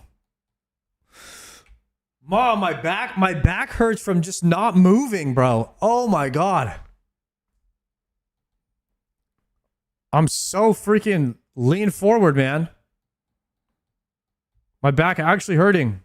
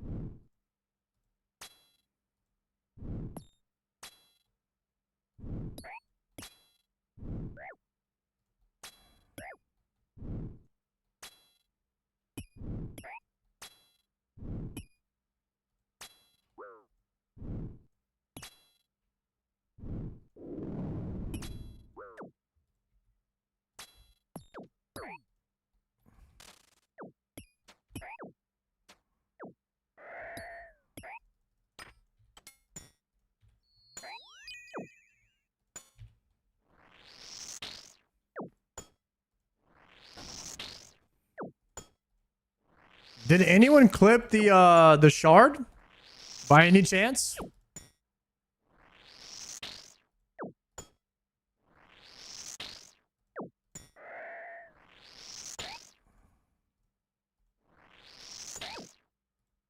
You don't clip a shard, Sard? Oh. Never mind.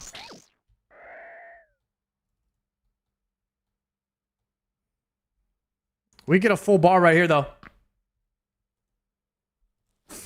Adamantite ore.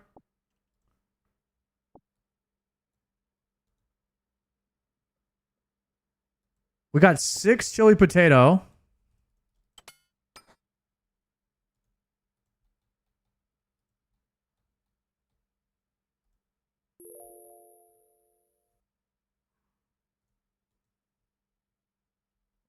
Okay, we're gonna repot. I think I might repot and then kebab. Will kebab heal me to full? Yeah, it kind of does actually.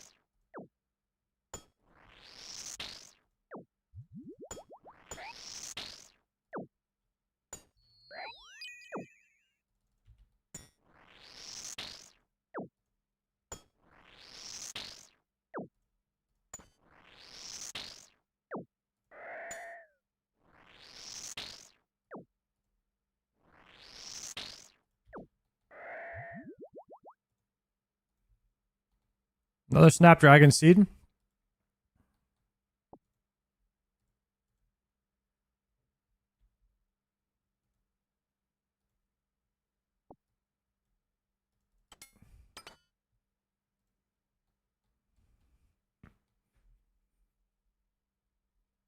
All right, we are at 87 kills right now.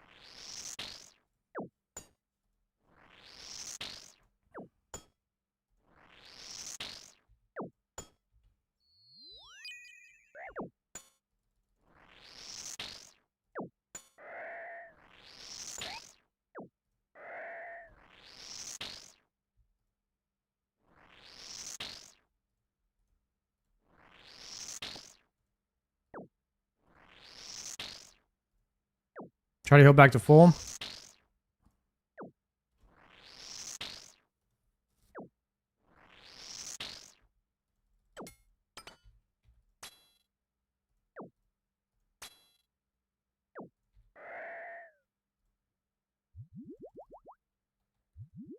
Only have 3 prayer pots left. Food looks good though. Very good.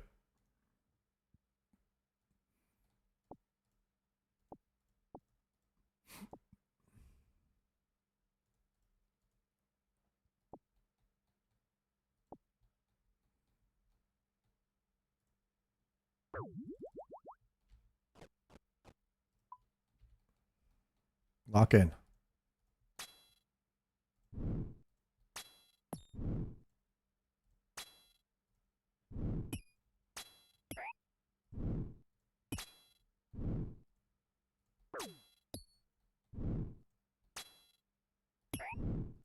Okay, I'm off track. I'm going to have to reset it.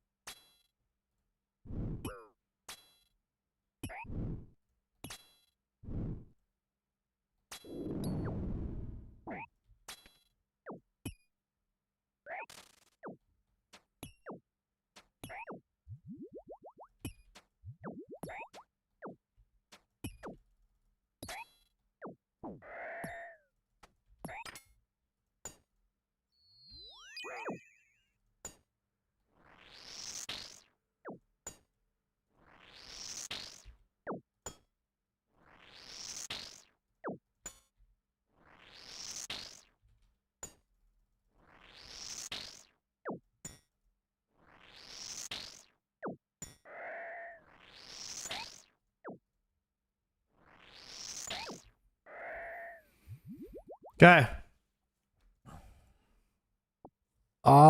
We are at 89. 89 kills.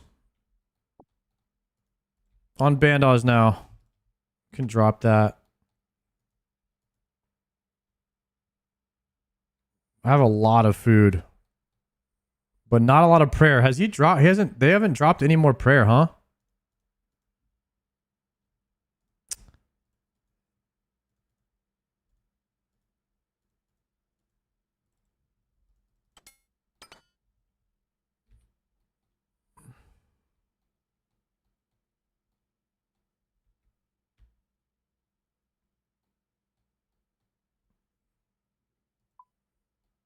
Okay, we could really use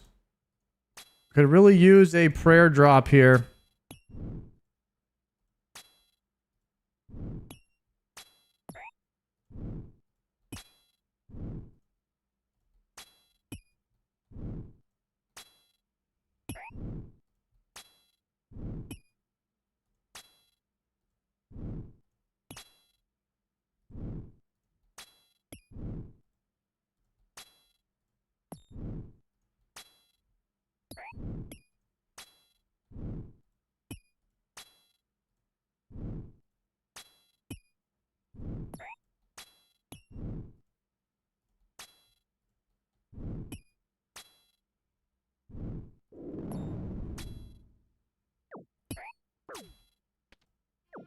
Got it!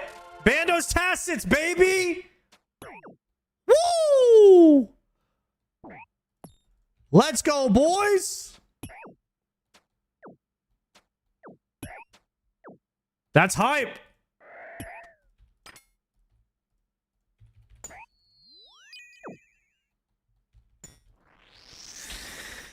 Damn, we got a Godsword Shard and Tassets on one trip. That's thick.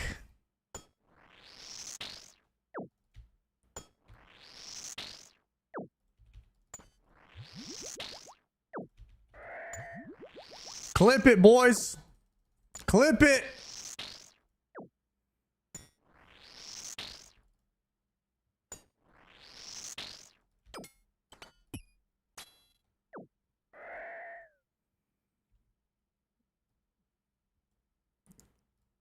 It's already marked red too, I guess, from some other game mode. Nice. I like that. Bis legs.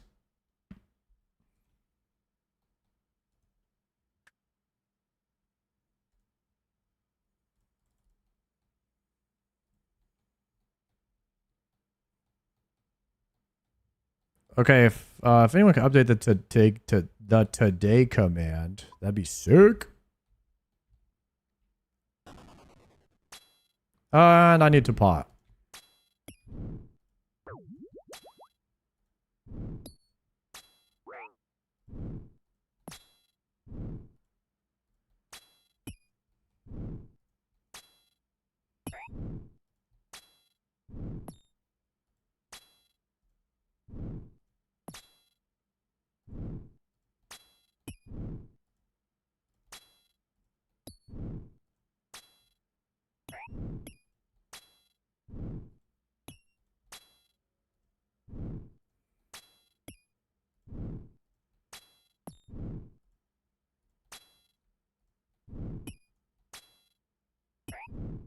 There's no way we get it back to back, right, guys?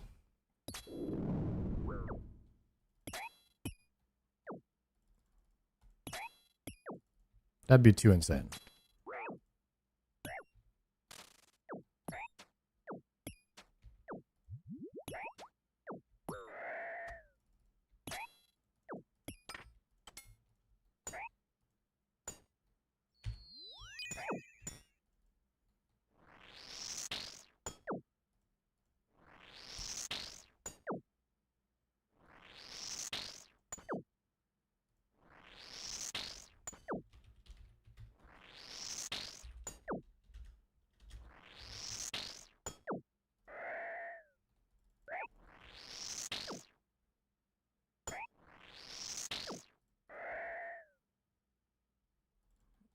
Okay, this is gonna be a full restore here.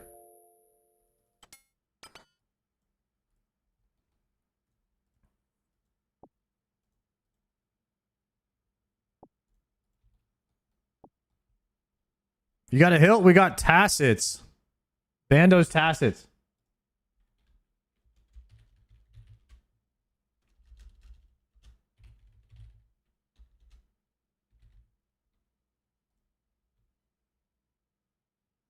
And we got a shard.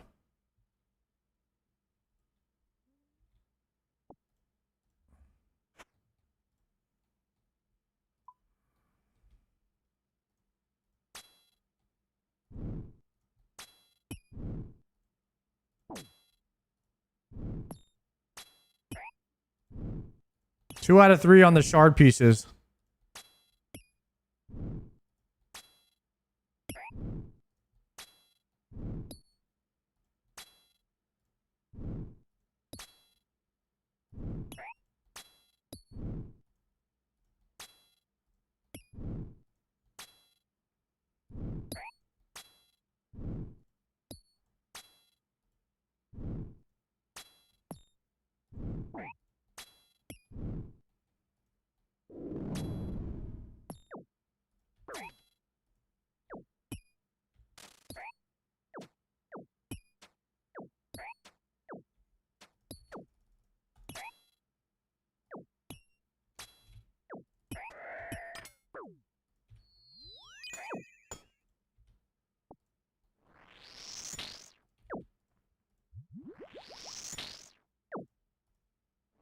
Come on, give me some pink pots.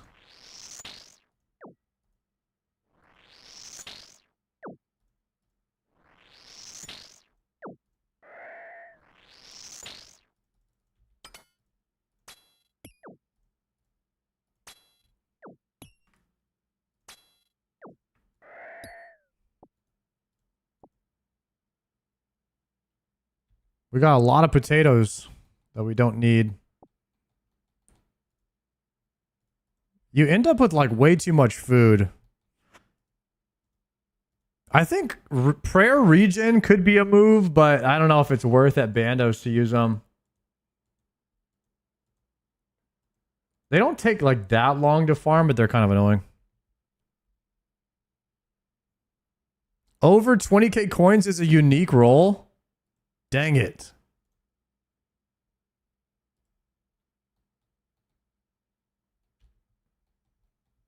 All right, we'll do 20 seconds of pot on this kill.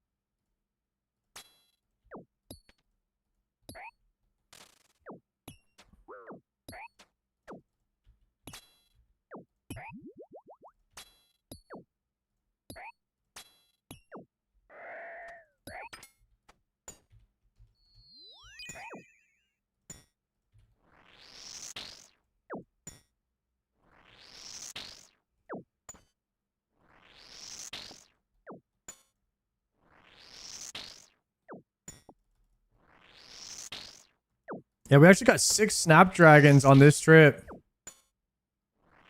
That's not bad at all.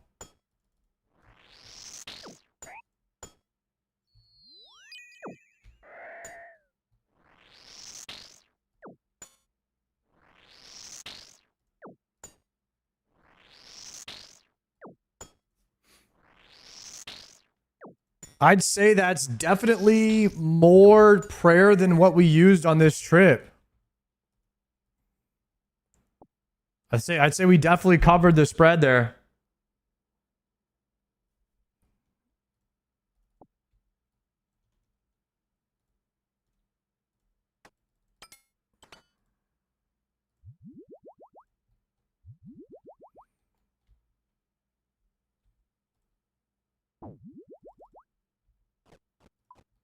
Might be my last kill here.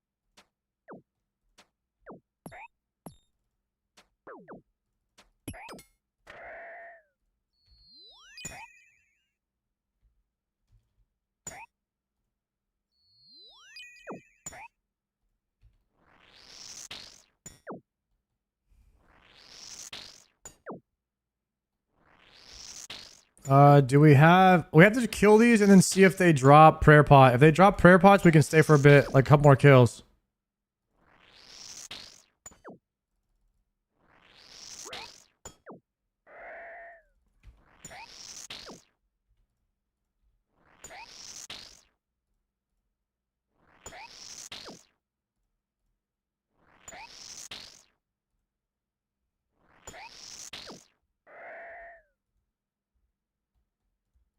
Coins.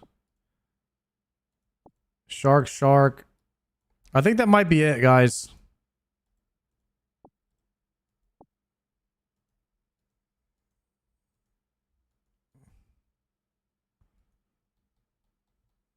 Should we try one more?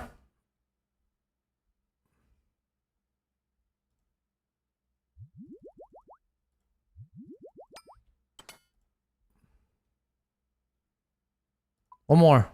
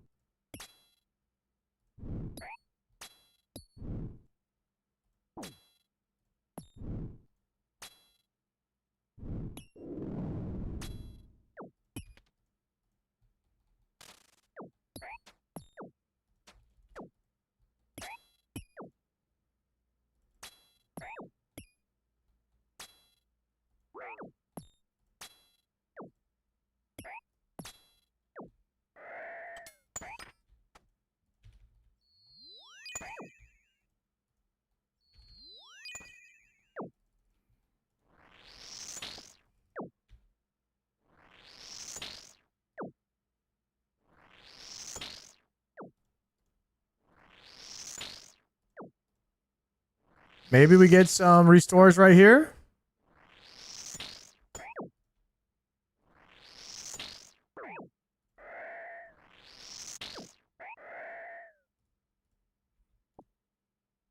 Dang.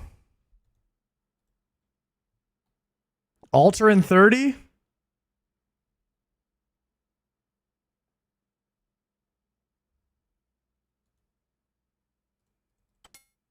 That's pushing it.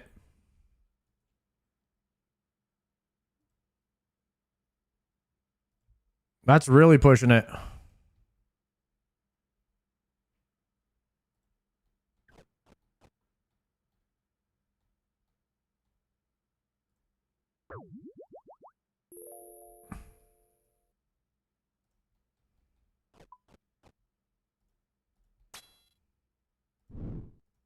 All right, one more.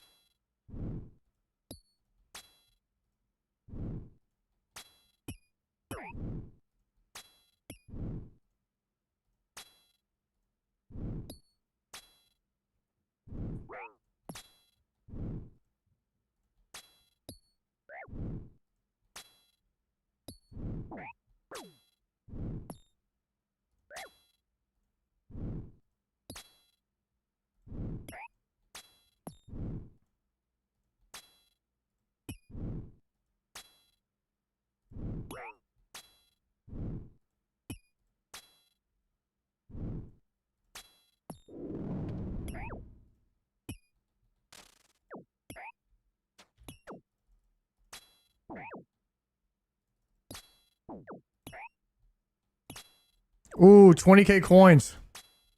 19k something.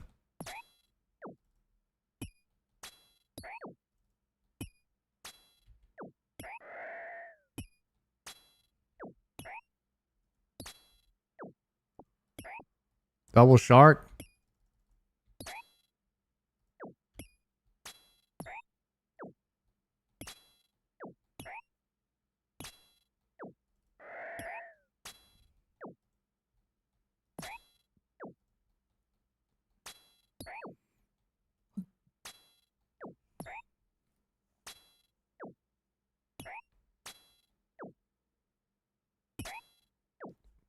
Some resource? Dang. All right, boys. We really milked this trip as far as we possibly could. That was 96. I think the starting kill was 62. I don't know what the starting number was, something like that.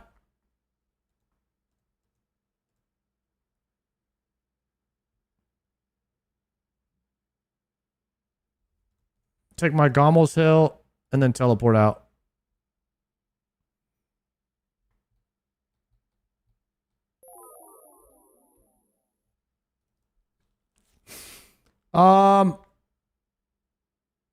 Restores aren't on the minion drop table, only Garador. Oh, okay. I didn't know that. The shards are, though, so you always want to kill the minions for the shards. Compare that trip to your first trip. My first trip was ass. I don't know what the heck I was doing. Bro, guys, check it. We got Bandos Tass. I'm skirting on them. Got the high socks with it too. Y'all ain't messing with me.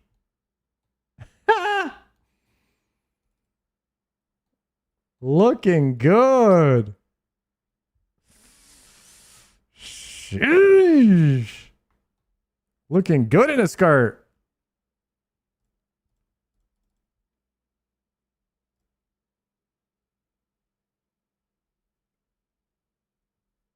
Torso and Tassets are OG. Those are the only two items he drops, right? Because you always wear Nezi Helm with Bandos, Tassets, and Torse.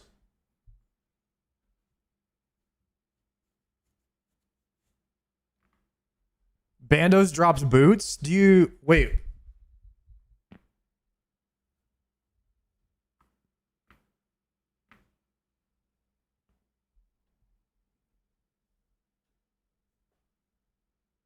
BCP is better defense than Torso. The boots are Monka, but they exist. Okay, they're a stash item. They make Guardian boots, which make Echo boots. Okay, those are like the prayer boots or whatever. Damn, boys, we got new Bis pants. We no longer have to use Blood Moon pants. That's hype. They're max tank. Okay. Echo boots are for max tank for like, that's good for PvP too then. All right, we got the God Sword Shard and the Bandos Tassets. 07 to the Blood Moon, guys. 07.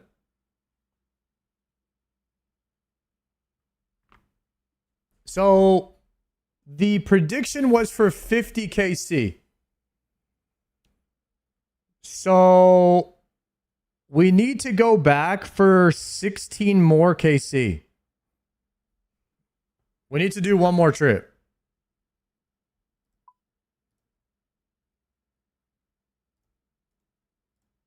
But that was a 500, that was over a 500 GP trip. And just coins,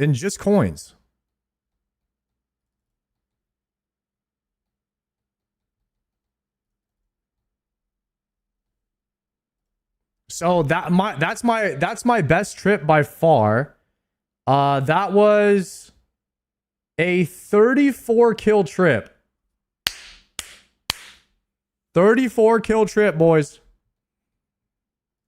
Not bad. It would have been longer if we could have got any restores.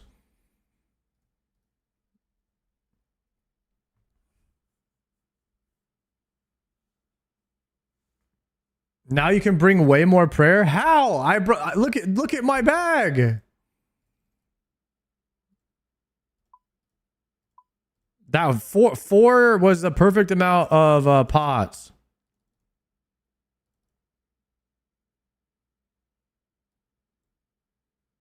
Oh, we actually profited with the snaps too.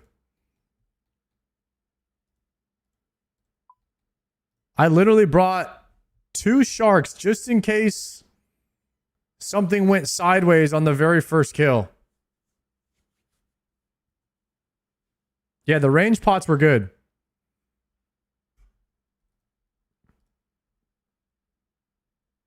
I think the inventory was perf. It worked for me. The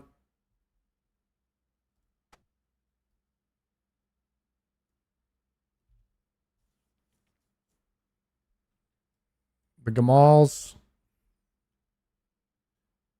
Bring brew and drop sharks. No. Brews are a waste. You never want to brew. I mean, the defense is okay, but nah. It's not worth.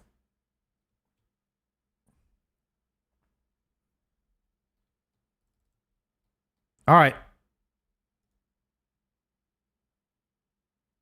We could bring 2 more prayer pots, but literally the first shark or first 2 sharks is really just in case the first one goes a bit sideways, or like the second shark did help me get to my first batch of potatoes.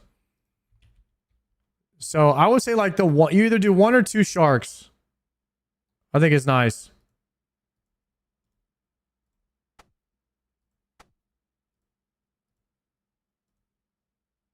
Okay.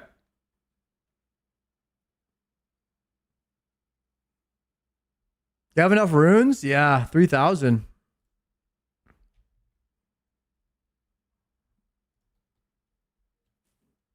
Is wrench worth it? I don't think so. Oh, you know what I wanted? Was a bone. I wanted to bring a bone crusher. That might not be worth, but like I don't want the bones on the ground and I don't want to pick them up and bury them. And I don't want them in the way. I kind of want a bone crusher.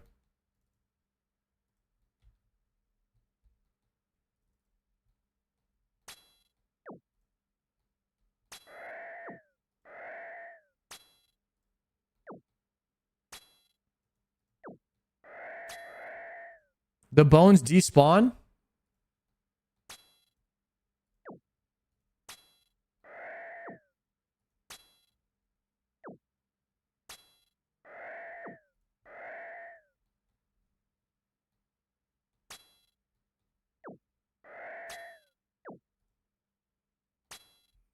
Guys, I really like this thing where the mobs disappear when they're dead. It lets me know instantly when they're dead. I love it.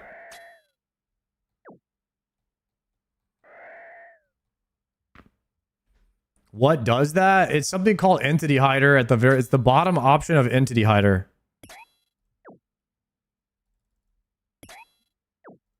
I didn't know Entity Hider could do this. But it makes the mob disappear as soon as it's dead. And then that way you know you can move on to the next target.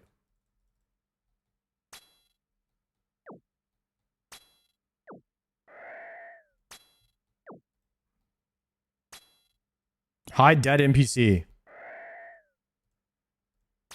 Bis setting.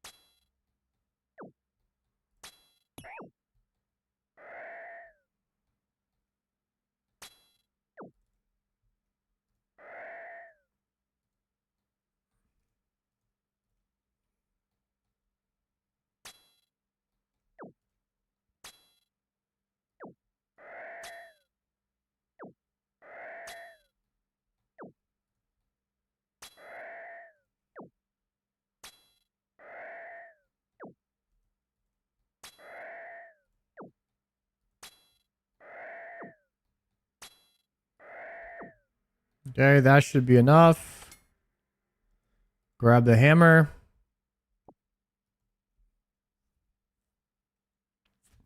Finish the Bandos CAs. I should look at those and see which ones I have left.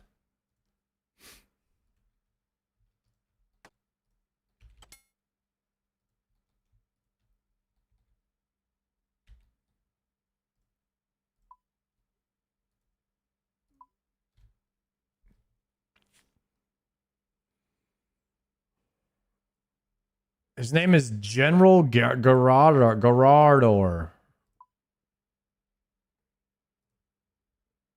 Kill him while he's immobilized. Okay, I could freeze him on this first kill. I have freezes.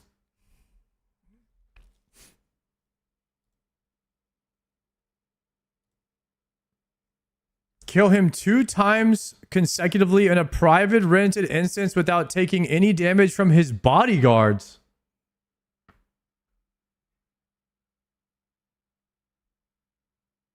How the heck do you do that? Luck? You just full tank here and get lucky? Or prayer flick him the whole time?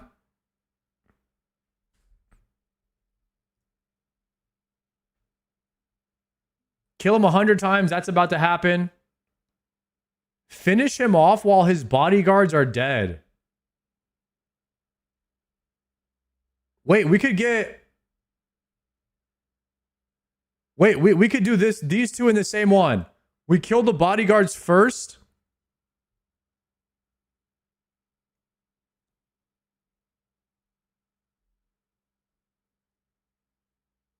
Get them low on the kill before. Oh, you're saying on the first kill, kill Garador, then get all of the minions to low HP, then let the next one spawn, then kill all of them in one hit?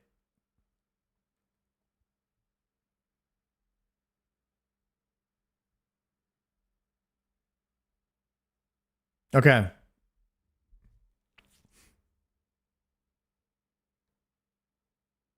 And then we freeze them on that one.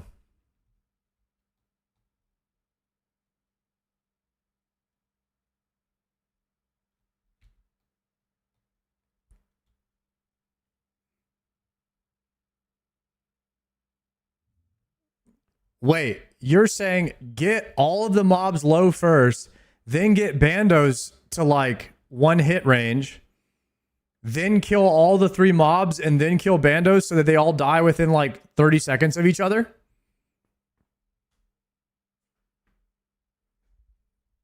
I might want to wait to do that till I have more food. That seems like it would be really easy if we just brought a bunch of food in. I could just do that in one try. Because then I could just survive with those other guys hitting me for a bit. Yeah. I don't think we're going to do that for now. If I'm really healthy at the end of this first trip, I'll freeze Garador and kill him and I'll get that achieved. I don't think I'm going to do the low health one. I could probably do the defense one when I have to come back with defense gear and all that later on. All right, for now, we're just going to chill. Okay, potting.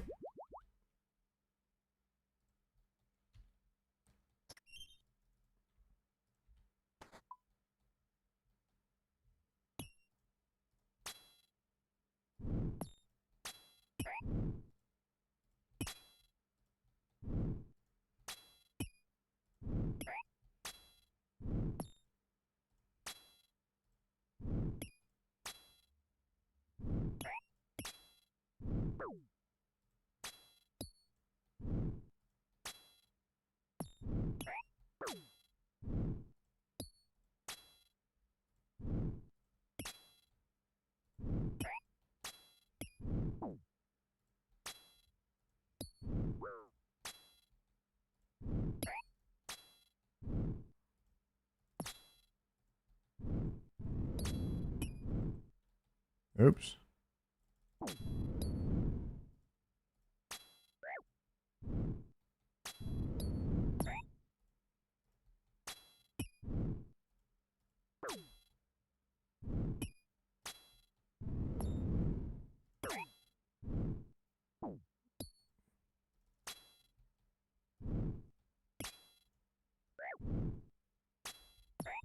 So I bring the sharks for the first kill.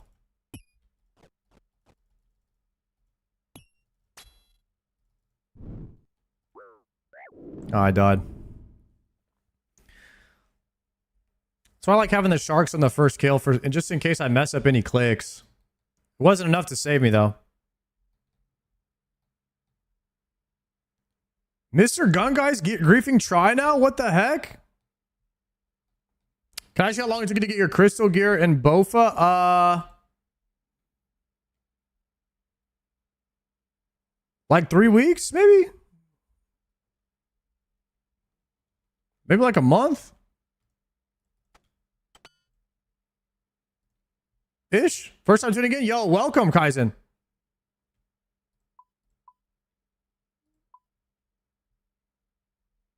Okay, so my mind was a bit occupied there because I was thinking about like what switches I was gonna do to freeze him when he got low, and I just messed up a click. I think I don't go for CAs when I'm doing door altar. I don't think I'm gonna worry about them. I think I'm just gonna lock in and just do door altar. I think we will do CAs later.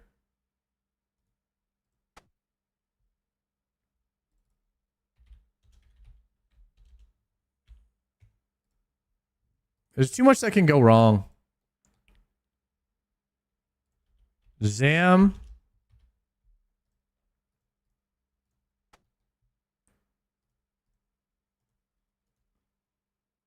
Okay. Trollheim.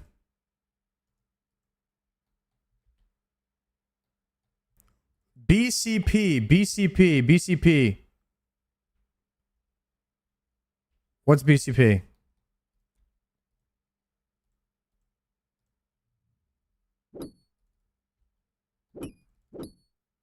Bandos chestplate? Nice. Everybody's doing some Bandos today, huh? Drop so far. God Sword Shard 1 and Bandos Tassets. It's in CC, but it's hidden. Oh.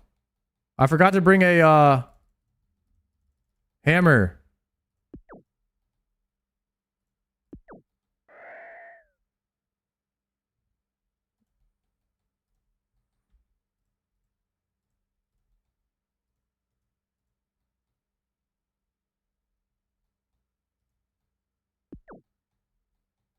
For hull? You said mark the hull?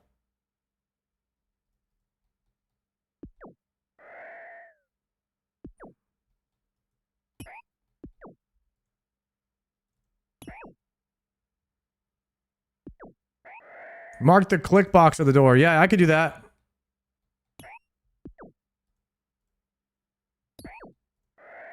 I don't even remember what thing I misclicked there. It's not in my memory at all. I don't remember where the trip went wrong or like what I clicked wrong either. I don't remember any of it.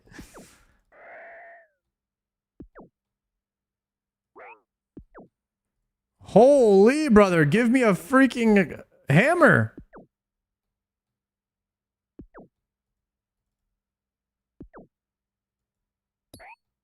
Guys, what if I go dry on the hammer and I can't get my stuff?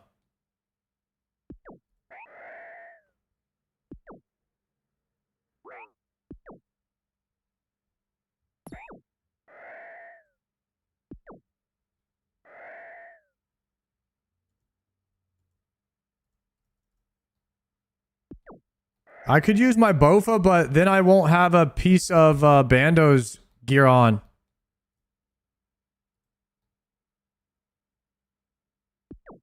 Does that matter?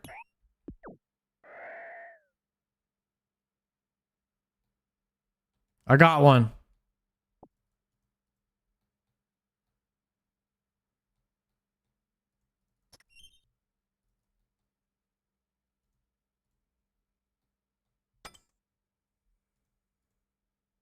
Loot. Okay. Drop this. Wield this. Wear that.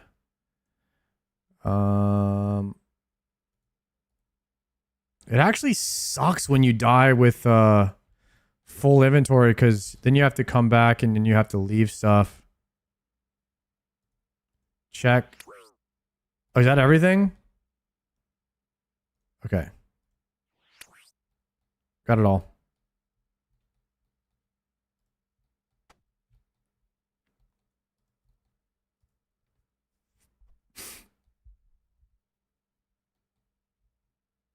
$171K for the death and $150K for the entrance fee. So it is $320K if I die at Bandos per trip.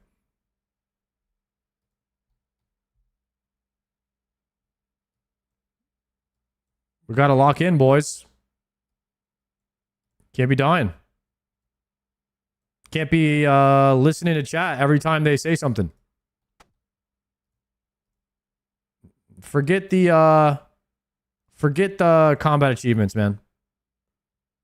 Frick those combat achievements. That's what Triumphant would say. Frick that.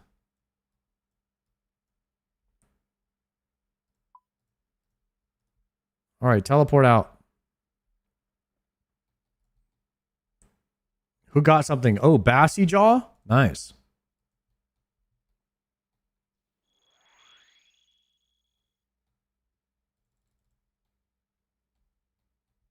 All right, back to back, boys. We need to get that chest plate.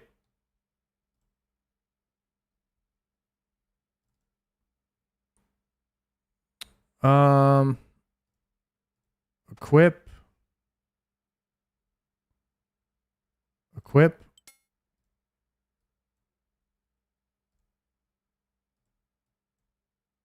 Put that there.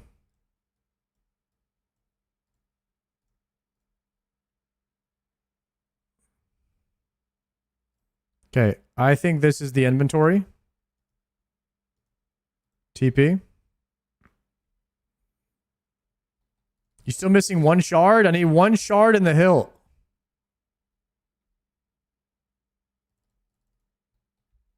We're very close.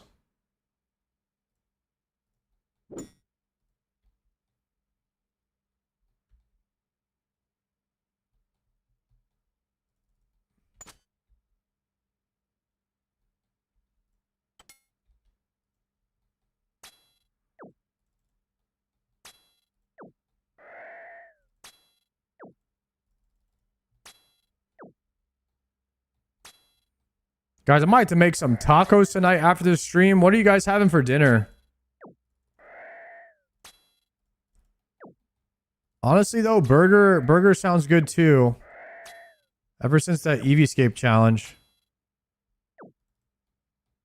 Had taco 2 minutes ago. Beef and broccoli. Nice.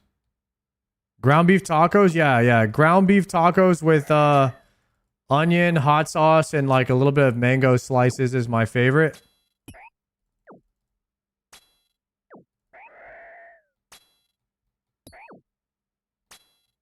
Carne asada over the fire. Made tacos. Nice. I haven't made carne asada in a long time. But dude, when you make it yourself, marinate the meat overnight, it's really good on the grill. It's my favorite, probably one of my favorite meals.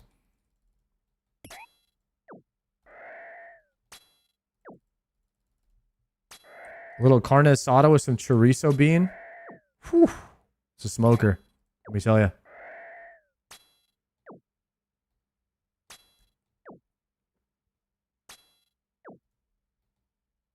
Who just got some? Oh, Bassy Jaw.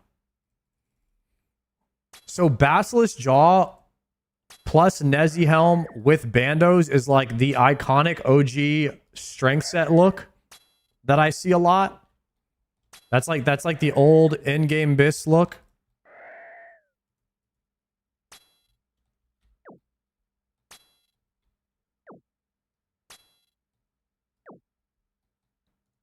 Oh, the jaw isn't even that old?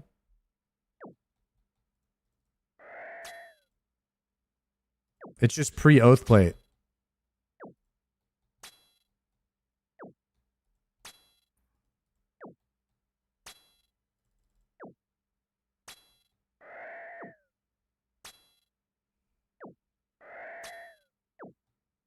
Jaw is new. It used to be Serp Helm. Oh, okay. I'm guessing Serpent Helm has strength on it.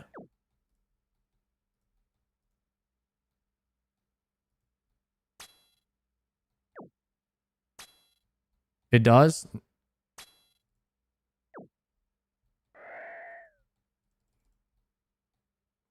Jaw came out 7 years ago. What about Serpent Helm? That's been around since Zora, I guess.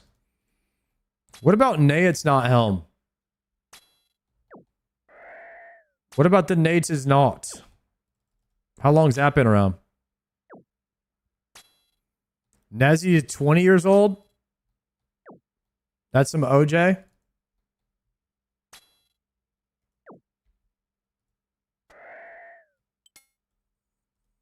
Pick up this ham. Okay, guys. Ooh, God Sword Shard 2. Nice. We got people farming Bandos now. Dude, the whole clan. We got the whole clan farming Bandos over here or what? That's what I like to see. Oops. Drop that. Wield this. All the bosses drop shards. Got you. It's just the hilt that matters.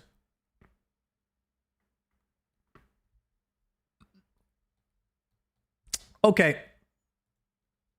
Pull up the loot. Let me bio real quick before we lock in, because you cannot bathroom once it starts. It's critical.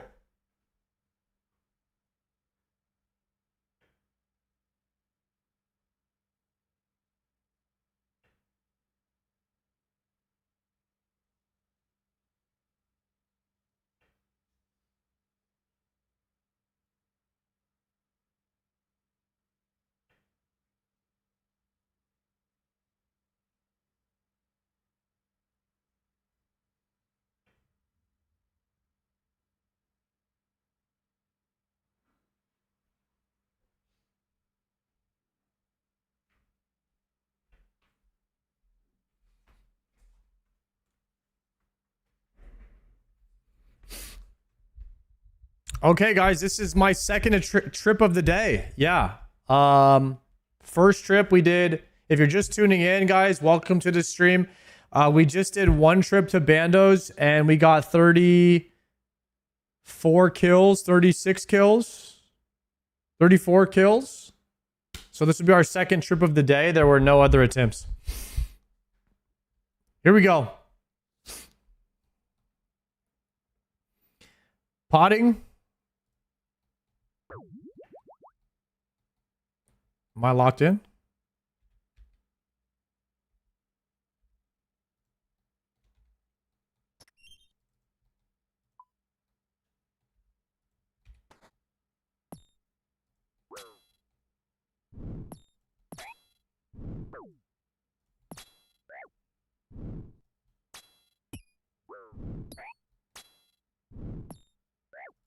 What was that?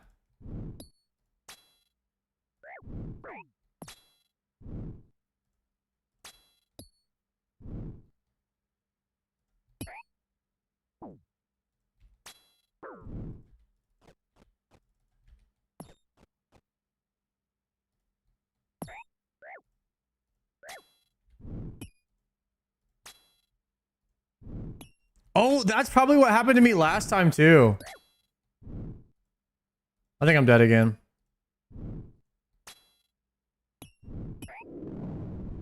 Yeah.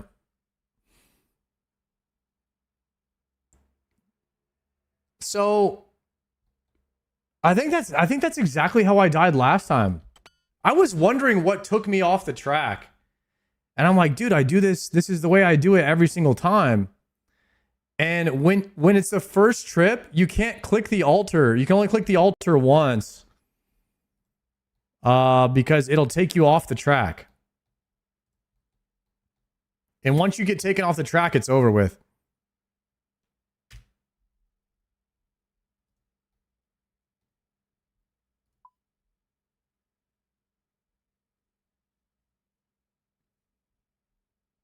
Okay, book.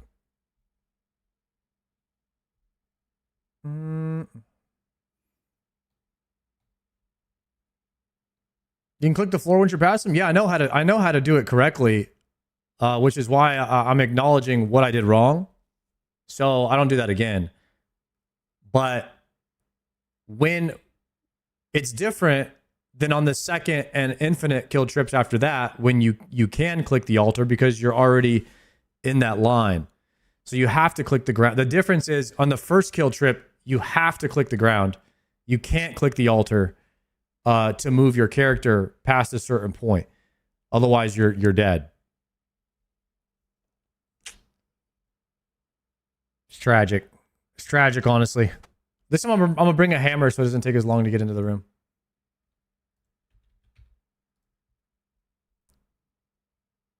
What's the song? I can't name it. It's Paint It Black.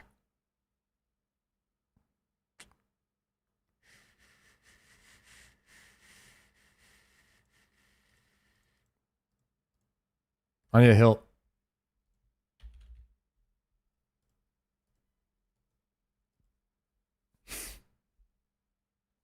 Died again? What happened? You gotta go back and watch the stream, bro. Just wind it back 5 minutes. I died the exact same way, though, if you want the short answer. But I figured out what was going on. So I won't die again. I'm pretty sure that's literally the exact same thing that took me off the track last time, too. Oh.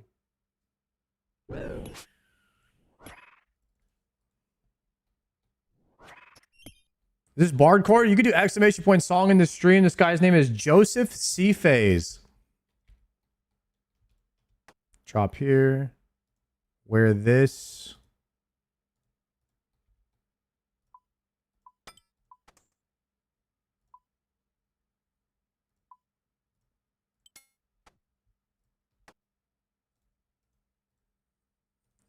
Wield this. Claim that.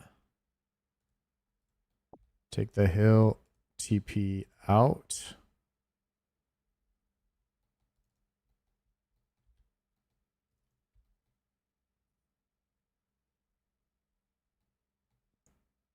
Technically, I could have stayed, but I'm going to rearrange my inventory really fast. 1, 2, 3, 4.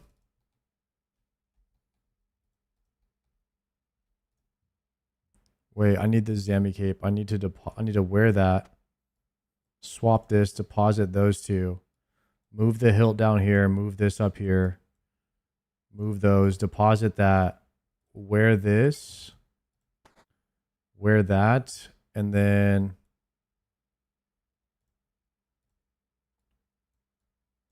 just because I'm so bad at the first kill, I'm going to bring 3 sharks on this one.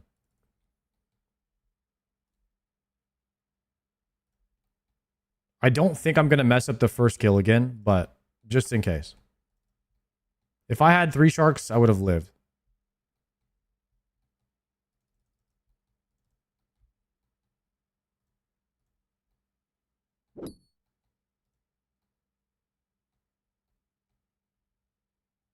I don't need an extra inventory slot. That's fine.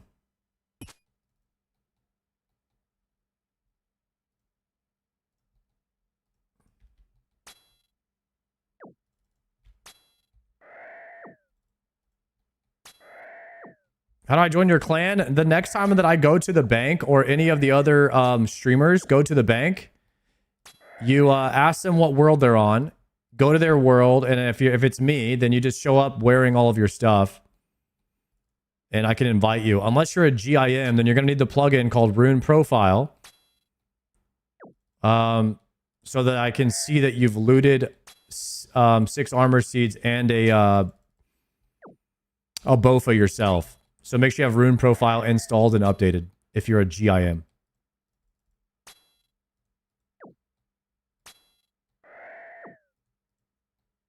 Rise on Tassets? Yo, thank you.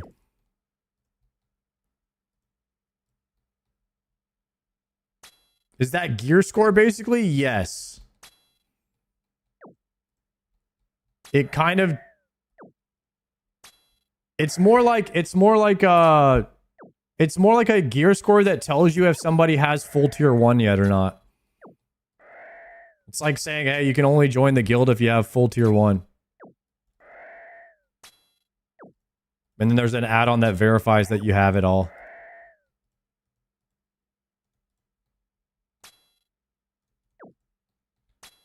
It's Iron only. Iron Man only clan called Time Served.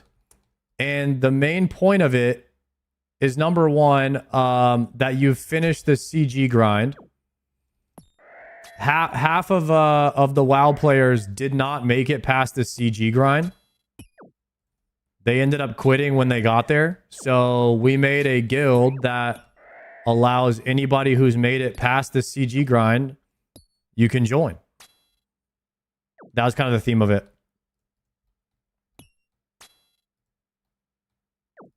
Maybe to inspire some people that were thinking about quitting to keep going. Give them an extra incentive, like, hey, you can join the guild if you make it through it. It's a mental battle at the end of the day. You got to trick yourself, you know? Having those things can kind of help you get you through it.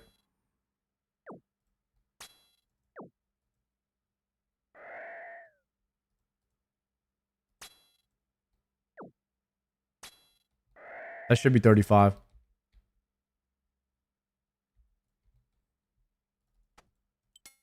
Take the hammer. Did Shobek loot and enhance? He did, but he didn't get all of his armor seeds. So he didn't actually finish.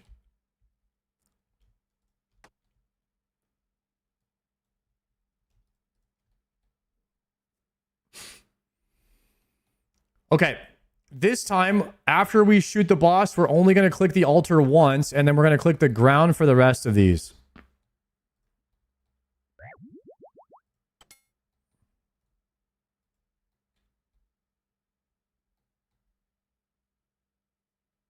My run speed's a little bit low. We're just going to restore energy so it doesn't throw me off. Okay. Going now.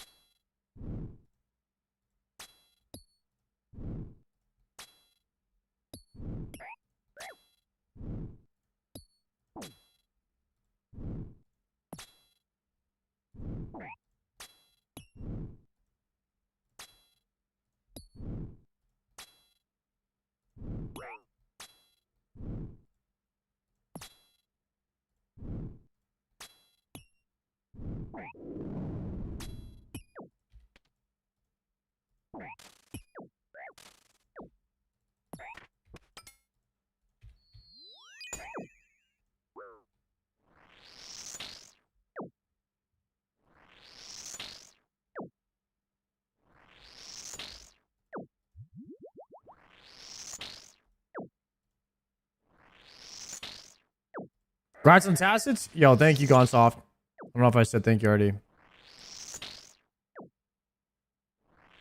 Thoughts on the Bandos as a boss? Dude, I freaking love this boss now, and I hated it at first. I actually really like the tick perfectness of it. It feels very rewarding, like, once you get it down. And I was not liking it at first. I was like, I don't like these kind of bosses. I was like, I think it's kind of dumb that, like, you know, you have to be, if you have to do this method, then I'm not sure it's worth, like, all the, how much you have to focus in to do it. But the thing is, like, when you're at the bottom of a mountain and you start climbing, and then you realize you've been climbing for a few hours, and you look up and you're like, dude, we haven't gone anywhere. It's different than how you feel about it after you reach the top, because you're like, man, this is stupid. Why am I doing this? Same kind of metaphor. Like, you never want to listen to yourself at the bottom of the mountain. You want to listen to yourself after you've hit the top. Because then you realize, okay, maybe this was worth it. This was worth pushing through it, you know?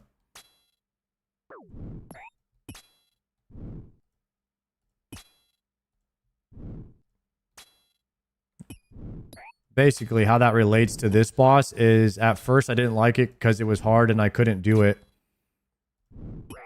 But now that I pushed through it, I really like it and it's getting easier each time that I do it.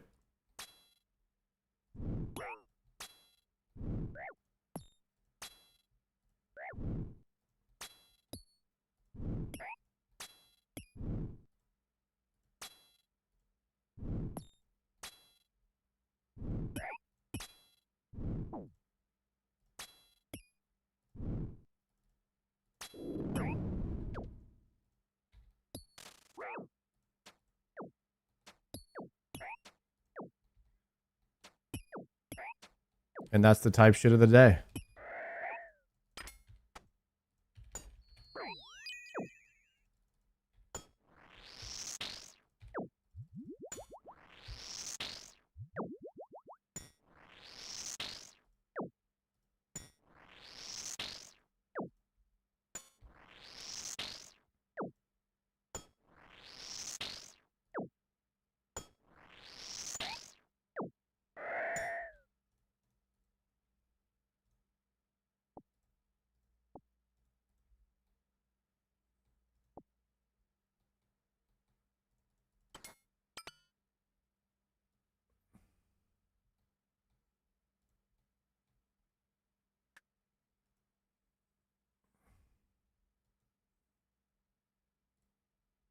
Okay, we're gonna have to pot. I'll probably eat a shark. Since we have a bunch on the ground, there's no potato seed. I like to eat. I like to pot and then eat a potato, but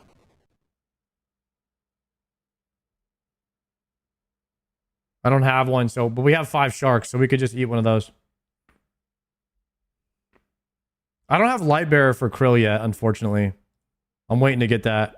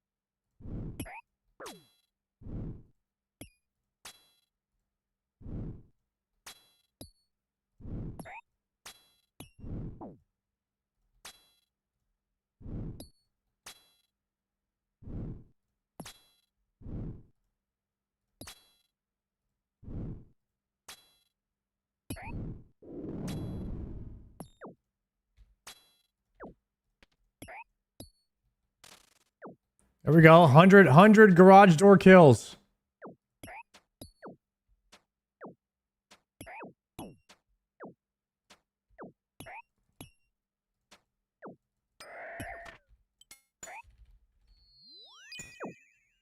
Nice.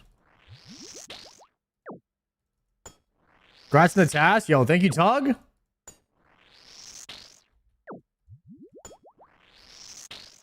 Oh, we need to do the payout. Wait. The Gamba was if we get a unique and 50 kills, and I got a unique. Wait, I didn't need to finish the rest of these 50.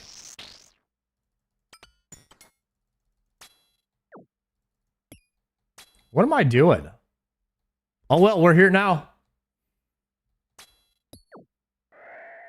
I guess I'm just so used to not getting the drop that I always feel like I need to commit and finish the Gamba.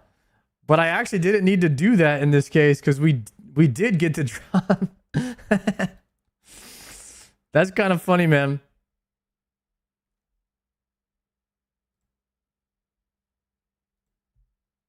You can do iron or GIMs in the guild.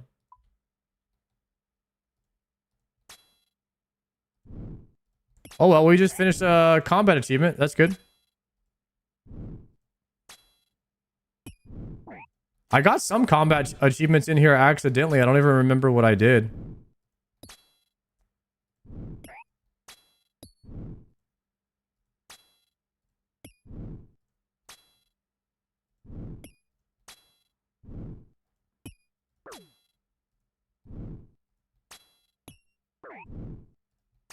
We have a good bit of food. I could freeze him right here. Oh, he's just dead, I think.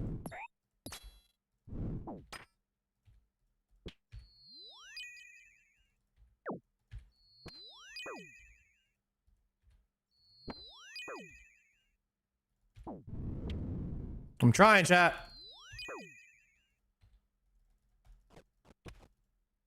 I'm trying my hardest right now.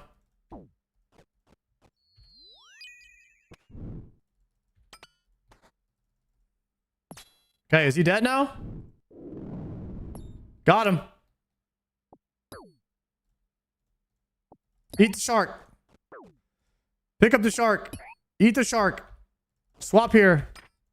Freeze. All right, got the combat achievement. Okay, I got it. That was sketchy, but we got it done.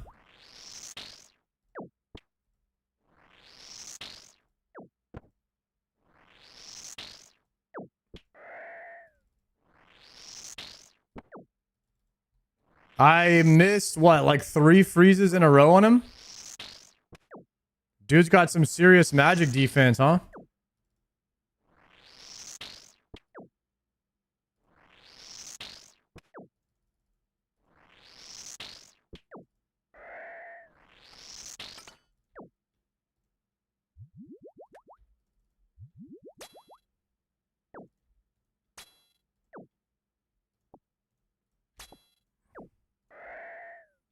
Okay, we got 2 more sharks. We're chilling now.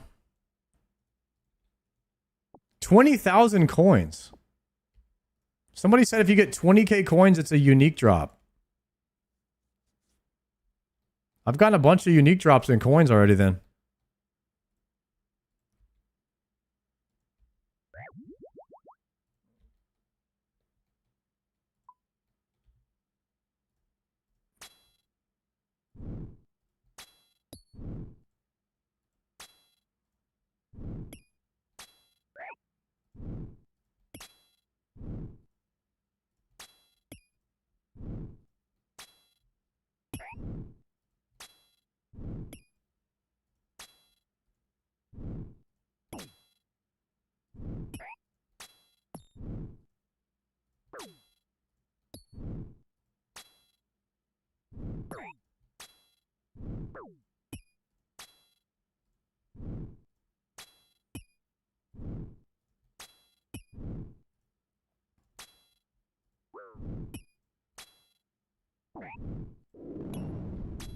Might have to eat a shark here.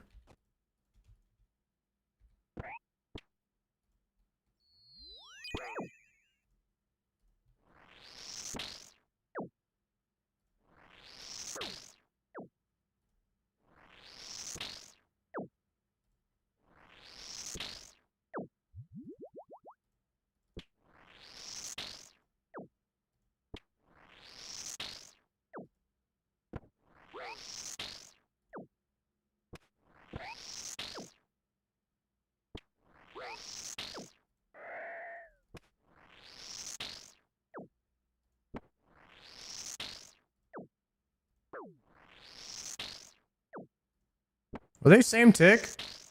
They might be same tick, actually.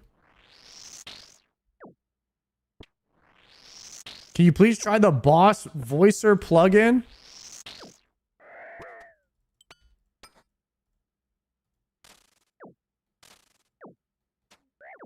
I definitely can't do anything while I'm at Bandos, unfortunately. Because I don't have enough inputs, bro. I'm already maxed. I'm already maxed out.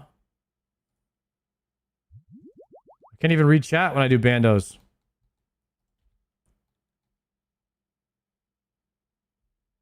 Okay.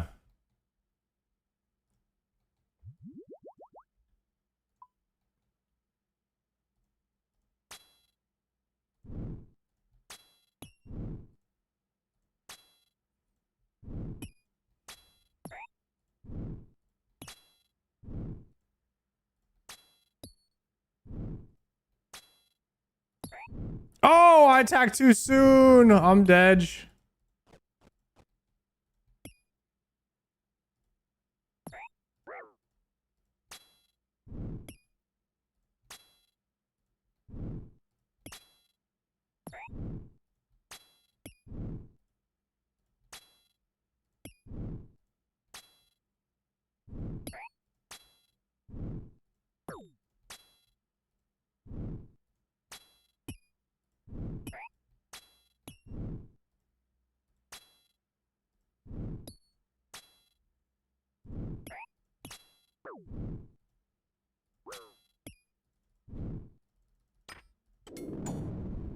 Dead.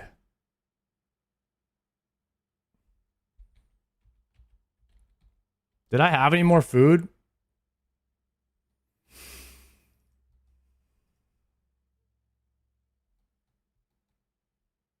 It was close.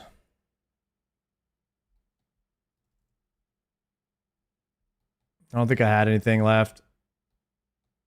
Well, at least we don't have to go back. Man, that actually happened to me twice. That happened to me twice where I attacked before my true tile got to a square and then it took me off the track. So I got to make sure I don't do that going forward. That's the only bad thing about, you know, doing the tick perfect stuff is you have to be tick perfect. Otherwise it's rip trip.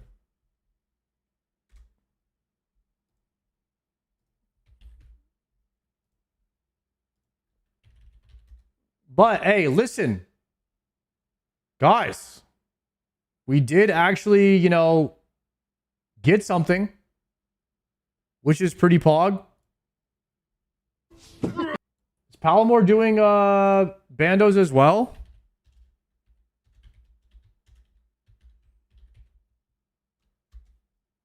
All right, then. I guess we'll call it there, boys. Since I died, I was going to finish out that trip, but since I died, I'm going to call it right there. Guys, 07's in the chat if you had a good time in the stream today. 07's if you didn't. 07 if you are drifting through the universe on this rock that we call planet Earth right now at the speed of light. Expanding, ever expanding in this empty world that we call forever. Think about that, huh, guys?